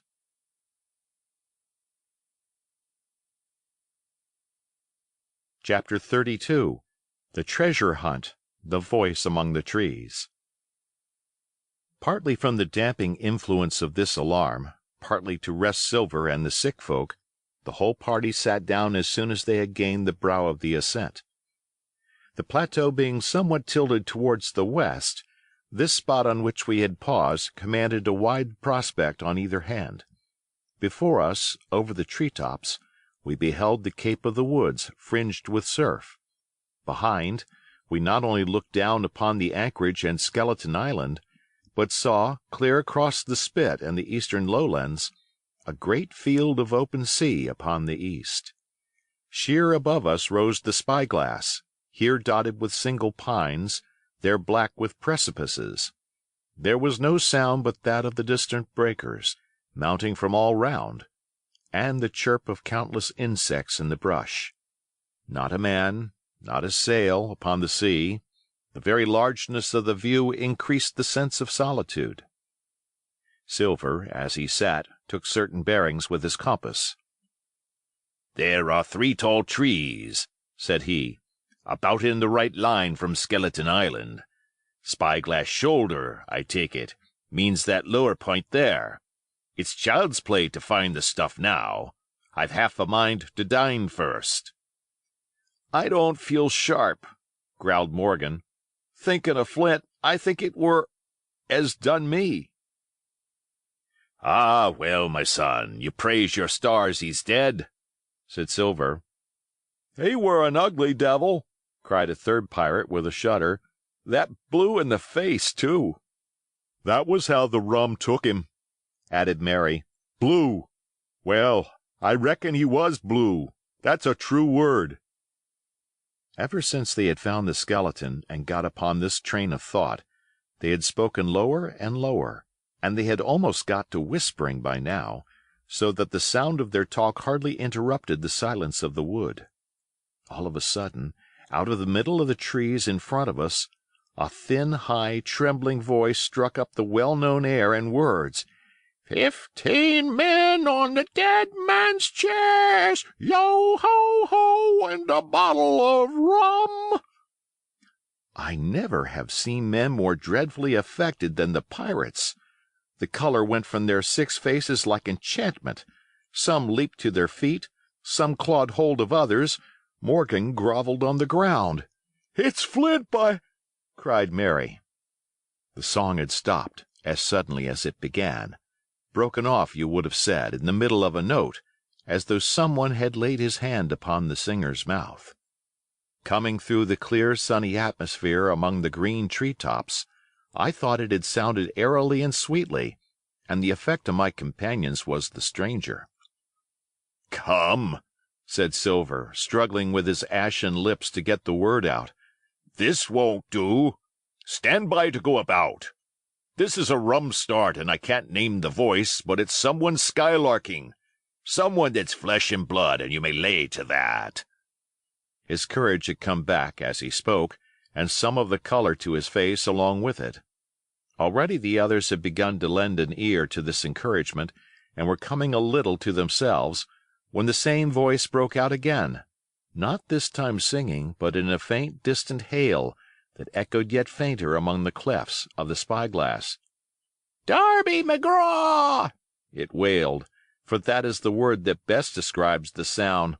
"Darby McGraw! Darby McGraw!" Again and again and again, and then rising a little higher, and with an oath that I leave out, "Fetch off the rum, Darby!" The buccaneers remained rooted to the ground, their eyes starting from their heads. Long after the voice had died away they still stared in silence dreadfully before them. "That fixes it," gasped one. "Let's go." "They were his last words," moaned Morgan. "His last words above board." Dick had his Bible out and was praying volubly. He had been well brought up, had Dick, before he came to sea and fell among bad companions. Still Silver was unconquered. I could hear his teeth rattle in his head, but he had not yet surrendered. "Nobody in this here island ever heard of Darby," he muttered. "Not one but us that's here." And then, making a great effort, "Shipmates," he cried, "I'm here to get that stuff, and I'll not be beat by man or devil. I never was feared of Flint in his life, and by the powers I'll face him dead. There's 700,000 pound not a quarter of a mile from here. When did ever a gentleman of fortune show his stern to that much dollars for a boozy old seaman with a blue mug, and him dead, too?" But there was no sign of reawakening courage in his followers, rather, indeed, of growing terror at the irreverence of his words. "Belay there, John," said Mary. "Don't you cross a spirit?" And the rest were all too terrified to reply. They would have run away severally had they dared, but fear kept them together, and kept them close by John, as if his daring helped them. He, on his part, had pretty well fought his weakness down. "Spirit? Well, maybe," he said. "But there's one thing not clear to me. There was an echo. Now, no man ever seen a spirit with a shadow. Well, then, what's he doing with an echo to 'em, I should like to know? That ain't in nature, surely." This argument seemed weak enough to me, but you can never tell what will affect the superstitious, and to my wonder George Merry was greatly relieved. "Well, that's so," he said. "You've a head upon your shoulders, John, and no mistake. 'Bout ship, mates. This here crew is on a wrong tack, I do believe. And come to think on it, it was like Flint's voice, I grant you, but not just so clear away like it after all. It was liker somebody else's voice now. It was liker—" "By the powers, Ben Gunn!" roared Silver. "Ay, and so it were!" cried Morgan, springing on his knees. "Ben Gunn it were!" "It don't make much odds, do it now?" asked Dick. "Ben Gunn's not here in the body any more'n Flint." But the older hands greeted this remark with scorn. "Why, nobody minds Ben Gunn," cried Mary. "Dead or alive, nobody minds him." It was extraordinary how their spirits had returned, and how the natural color had revived in their faces. Soon they were chatting together, with intervals of listening, and not long after, hearing no further sound, they shouldered the tools and set forth again, Mary walking first with Silver's compass to keep them on the right line with Skeleton Island. He had said the truth. Dead or alive, nobody minded Ben Gunn. Dick alone still held his Bible, and looked around him as he went with fearful glances, but he found no sympathy, and Silver even joked him on his precautions. "I told you," said he. "I told you had spoiled your Bible. If it ain't no good to swear by, what do you suppose a spirit would give for it? Not that!" And he snapped his big fingers, halting a moment on his crutch. But Dick was not to be comforted. Indeed, it was soon plain to me that the lad was falling sick. Hastened by heat, exhaustion, and the shock of his alarm, the fever, predicted by Dr. Livesey, was evidently growing swiftly higher. It was fine open walking here upon the summit. Our way lay a little downhill, for, as I have said, the plateau tilted towards the west. The pines, great and small, grew wide apart, and even between the clumps of nutmeg and azalea, wide open spaces baked in the hot sunshine. Striking as we did pretty near northwest across the island, we drew on the one hand ever nearer under the shoulders of the spyglass, and on the other looked ever wider over that western bay where I had once tossed and trembled in the coracle. The first of the tall trees was reached, and by the bearings proved the wrong one. So with the second. The third rose nearly 200 feet into the air above a clump of underwood, a giant of a vegetable, with a red column as big as a cottage, and a wide shadow around in which a company could have maneuvered. It was conspicuous far to sea both on the east and west, and might have been entered as a sailing mark upon the chart. But it was not its size that now impressed my companions. It was the knowledge that 700,000 pounds in gold lay somewhere buried below its spreading shadow. The thought of the money, as they drew nearer, swallowed up their previous terrors. Their eyes burned in their heads, their feet grew speedier and lighter. Their whole soul was found up in that fortune, that whole lifetime of extravagance and pleasure that lay waiting there for each of them. Silver hobbled, grunting, on his crutch. His nostrils stood out and quivered. He cursed like a madman when the flies settled on his hot and shiny countenance. He plucked furiously at the line that held me to him, and from time to time turned his eyes upon me with a deadly look. Certainly he took no pains to hide his thoughts, and certainly I read them like print. In the immediate nearness of the gold, all else had been forgotten. His promise and the doctor's warning were both things of the past, and I could not doubt that he hoped to seize upon the treasure, find and board the Hispaniola under cover of night, cut every honest throat about that island, and sail away as he had at first intended, laden with crimes and riches. Shaken as I was with these alarms, it was hard for me to keep up with the rapid pace of the treasure hunters. Now and again I stumbled, and it was then that Silver plucked so roughly at the rope, and launched at me his murderous glances. Dick, who had dropped behind us, and now brought up the rear, was babbling to himself both prayers and curses as his fever kept rising. This also added to my wretchedness, and to crown all, I was haunted by the thought of the tragedy that had once been acted on that plateau, when that ungodly buccaneer with the blue face, he who died at Savannah, singing and shouting for drink, had there, with his own hand, cut down his 6 accomplices. This grove that was now so peaceful must then have rung with cries, I thought, and even with the thought, I could believe I heard it ringing still. We were now at the margin of the thicket. "Huzzah, mates, all together!" shouted Mary, and the foremost broke into a run. And suddenly, not 10 yards further, we beheld them stop. A low cry arose. Silver doubled his pace, digging away with the foot of his crutch like one possessed, and next moment he and I had come also to a dead halt. Before us was a great excavation, not very recent, for the sides had fallen in and grass had sprouted on the bottom. In this were the shaft of a pick broken in two, and the boards of several packing cases strewn around. On one of these boards I saw, branded with a hot iron, the name Walrus, the name of Flint's ship. All was clear to probation. The cash had been found and rifled. The 700,000 pounds were gone.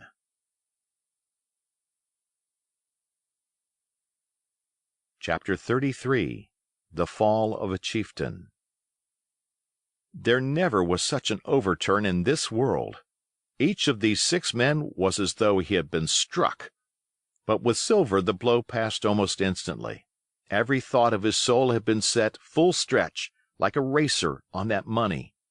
Well, he was brought up in a single second dead, and he kept his head, found his temper, and changed his plan before the others had had time to realize the disappointment.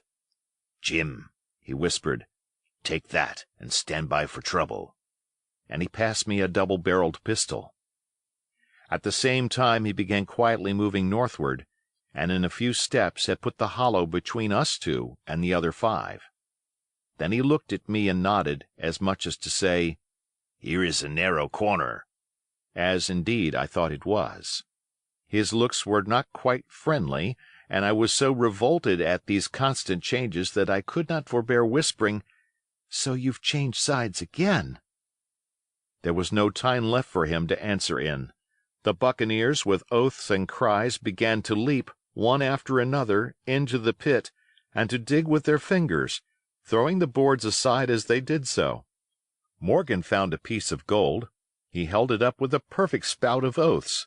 It was a 2-guinea piece, and it went from hand to hand among them for a quarter of a minute. "2 guineas!" roared Mary, shaking it at Silver. "That's your 700,000 pounds, is it? You're the man for bargains, ain't you? You're him that never bungled nothin', you wooden-headed lubber." "Dig away, boys," said Silver, with the coolest insolence. "You'll find some pig nuts, and I shouldn't wonder." "Pig nuts!" repeated Mary, in a scream. "Mates, do you hear that? I tell you now that man there knew it all along. Look in the face of him, and you'll see it wrote there." "Ah, Mary," remarked Silver, "standin' for cap'n again? You're a pushin' lad, to be sure." But this time everyone was entirely in Mary's favor. They began to scramble out of the excavation, darting furious glances behind them. One thing I observed, which looked well for us, they all got out upon the opposite side from Silver. Well, there we stood, 2 on one side, 5 on the other, the pit between us, and nobody screwed up high enough to offer the first blow. Silver never moved. He watched them, very upright on his crutch, and looked as cool as ever I saw him. He was brave, and no mistake. At last Mary seemed to think a speech might help matters. "Mates," says he, "there's 2 of them alone there. One's the old cripple that brought us all here and blundered us down to this. The other's that cub that I mean to have the heart of. Now, mates—" He was raising his arm and his voice, and plainly meant to lead a charge. But just then, crack, crack, crack, 3 musket shots flashed out of the thicket. Mary tumbled head foremost into the excavation. The man with the bandage spun round like a teetotum and fell all his length upon his side, where he lay dead, but still twitching, and the other 3 turned and ran for it with all their might.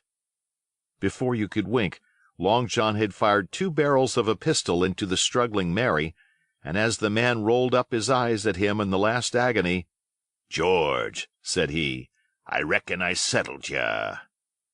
At the same moment, the doctor, Gray, and Ben Gunn joined us, with smoking muskets, from among the nutmeg trees. "Forward!" cried the doctor. "Double quick, my lads. We must head 'em off the boats." And we set off at a great pace, sometimes plunging through the bushes to the chest. I tell you, but Silver was anxious to keep up with us. The work that man went through, leaping on his crutch till the muscles of his chest were fit to burst, was work no sound man ever equaled, and so thinks the doctor. As it was, he was already 30 yards behind us and on the verge of strangling when we reached the brow of the slope. "Doctor," he hailed, "see there? No hurry." Sure enough, there was no hurry. In a more open part of the plateau, we could see the 3 survivors still running in the same direction as they had started, right for Mizzenmast Hill.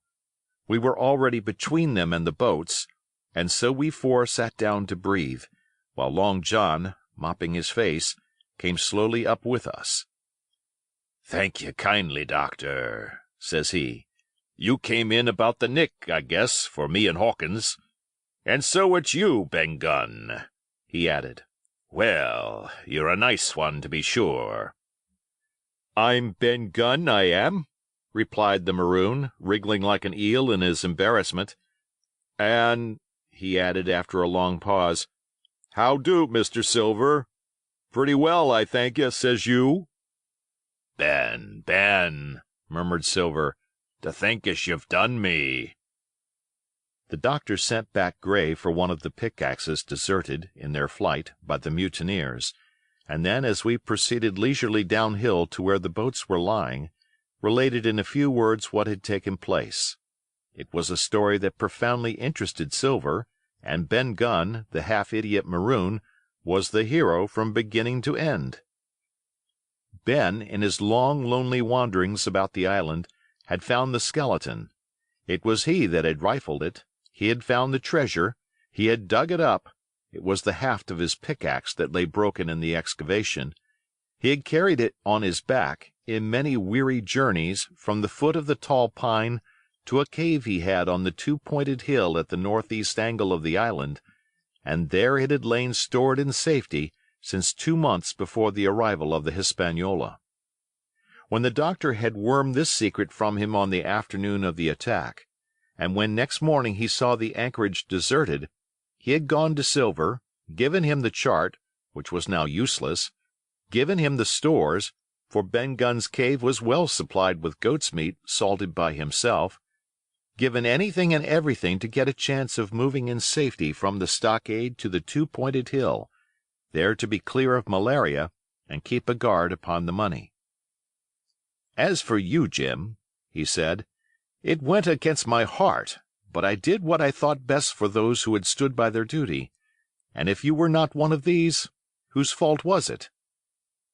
That morning, finding that I was to be involved in the horrid disappointment he had prepared for the mutineers, he had run all the way to the cave, and leaving the squire to guard the captain, had taken Gray and the maroon and started, making the diagonal across the island to be at hand beside the pine. Soon, however, he saw that our party had the start of him, and Ben Gunn, being fleet of foot, had been dispatched in front to do his best alone. Then it had occurred to him to work upon the superstitions of his former shipmates, and he was so far successful that Gray and the doctor had come up, and were already ambushed before the arrival of the treasure hunters. "Ah," said Silver, "it were fortunate for me that I had Hawkins here. You would have let old John be cut to bits, and never given it a thought, Doctor." "Not a thought," replied Dr. Livesey cheerily. And by this time we had reached the gigs. The doctor, with the pickaxe, demolished one of them, and then we all got aboard the other, and set out to go round by sea for North Inlet. This was a run of 8 or 9 miles. Silver, though he was almost killed already with fatigue, was set to an oar, like the rest of us, and we were soon skimming swiftly over a smooth sea. Soon we passed out of the straits and doubled the southeast corner of the island, round which, 4 days ago, we had towed the Hispaniola. As we passed the two-pointed hill, we could see the black mouth of Ben Gunn's cave, and a figure standing by it, leaning on a musket. It was the squire, and we waved a handkerchief and gave him 3 cheers, in which the voice of Silver joined as heartily as any. 3 miles farther, just inside the mouth of North Inlet, what should we meet but the Hispaniola cruising by herself? The last flood had lifted her, and had there been much wind or a strong tide current, as in the southern anchorage, we should never have found her more, or found her stranded beyond help. As it was, there was little amiss beyond the wreck of the mainsail. Another anchor was got ready, and dropped in 1.5 fathoms of water. We all pulled round again to Rum Cove, the nearest point for Ben Gunn's treasure house, and then Gray, single-handed, returned with the gig to the Hispaniola, where he was to pass the night on guard. A gentle slope ran up from the beach to the entrance of the cave. At the top the squire met us. To me he was cordial and kind, saying nothing of my escapade either in the way of blame or praise. At Silver's polite salute, he somewhat flushed. "John Silver," he said, "you're a prodigious villain and impostor. A monstrous impostor, sir! I am told I am not to prosecute you. Well, then, I will not. But the dead men, sir, hang about your neck like millstones." "Thank ye kindly, sir," replied Long John, again saluting. "I dare you to thank me!" cried the squire. "It is a gross dereliction of my duty. Stand back." And thereupon we all entered the cave. It was a large, airy place, with a little spring and a pool of clear water, overhung with ferns. The floor was sand. Before a big fire lay Captain Smollett, and in a far corner, only duskily flickered over by the blaze, I beheld great heaps of coin and quadrilaterals built of bars of gold. That was Flint's treasure that we had come so far to seek, and that had cost already the lives of 17 men from the Hispaniola. How many it had cost in the amassing, what blood and sorrow, what good ships scuttled on the deep, what brave men walking the plank blindfold, what shot of cannon, what shame and lies and cruelty, perhaps no man alive could tell. Yet there were still 3 upon that island, Silver and old Morgan and Ben Gunn, who had each taken his share in these crimes, as each had hoped in vain to share in the reward. "Come in, Jim," said the captain. "You're a good boy in your line, Jim, but I don't think you and me'll go to sea again. You're too much of the born favorite for me. Is that you, John Silver? What brings you here, man?" "Come back to my duty, sir," returned Silver. "Ah," said the captain, and that was all he said. What a supper I had of it that night, with all my friends around me, and what a meal it was, with Ben Gunn's salted goat and some delicacies and a bottle of old wine from the Hispaniola. Never, I am sure, were people gayer or happier. And there was Silver, sitting back almost out of the firelight, but eating heartily, prompt to spring forward when anything was wanted, even joining quietly in our laughter. The same bland, polite, obsequious seaman of the voyage out.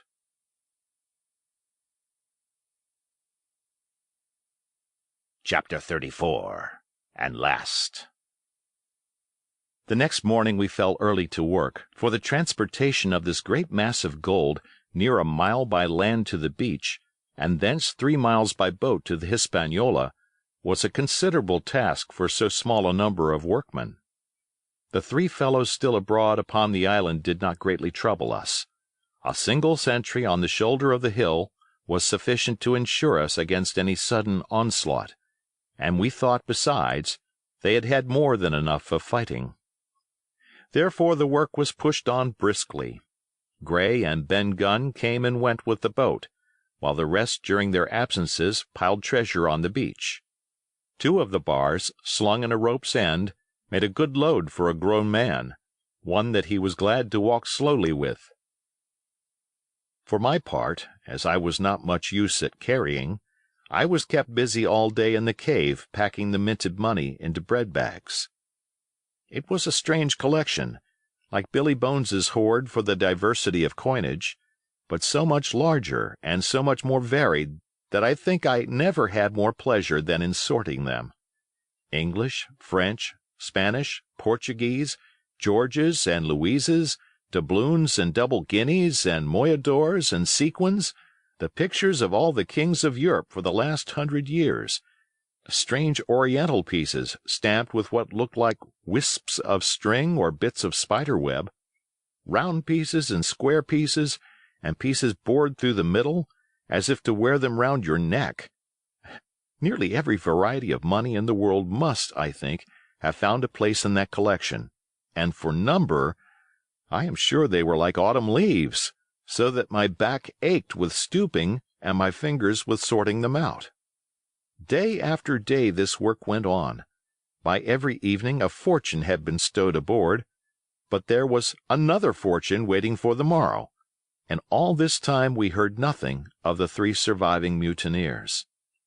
At last, I think it was on the 3rd night, the doctor and I were strolling on the shoulder of the hill where it overlooks the lowlands of the isle, when, from out of the thick darkness below, the wind brought us a noise between shrieking and singing. It was only a snatch that reached our ears, followed by the former silence. "Heaven forgive them," said the doctor. "'Tis the mutineers." "All drunk, sir," struck in the voice of Silver from behind us. Silver, I should say, was allowed his entire liberty, and in spite of daily rebuffs, seemed to regard himself once more as quite a privileged and friendly dependent. Indeed, it was remarkable how well he bore these slights and with what unwearying politeness he kept on trying to ingratiate himself with all. Yet, I think, none treated him better than a dog, unless it was Ben Gunn, who was still terribly afraid of his old quartermaster, or myself, who had really something to thank him for, although for that matter, I suppose, I had reason to think even worse of him than anybody else, for I had seen him meditating a fresh treachery upon the plateau. Accordingly, it was pretty gruffly that the doctor answered him. "Drunk or raving," said he. "Right you were, sir," replied Silver, "and precious little odds which, to you and me." "I suppose you would hardly ask me to call you a humane man," returned the doctor with a sneer, "and so my feelings may surprise you, Master Silver. But if I were sure they were raving, as I am morally certain one at least of them is down with fever, I should leave this camp, and at whatever risk to my own carcass take them the assistance of my skill." "Ask your pardon, sir, you would be very wrong," quoth Silver. "You would lose your precious life, and you may lay to that. I'm on your side now, hand in glove, and I shouldn't wish for to see the party weakened, let alone yourself, seeing as I know what I owes you. But these men down there, they couldn't keep their word. No, not supposing they wished to, and what's more, they couldn't believe as you could." "No," said the doctor. "You're the man to keep your word. We know that." Well, that was about the last news we had of the three pirates. Only once we heard a gunshot a great way off, and supposed them to be hunting.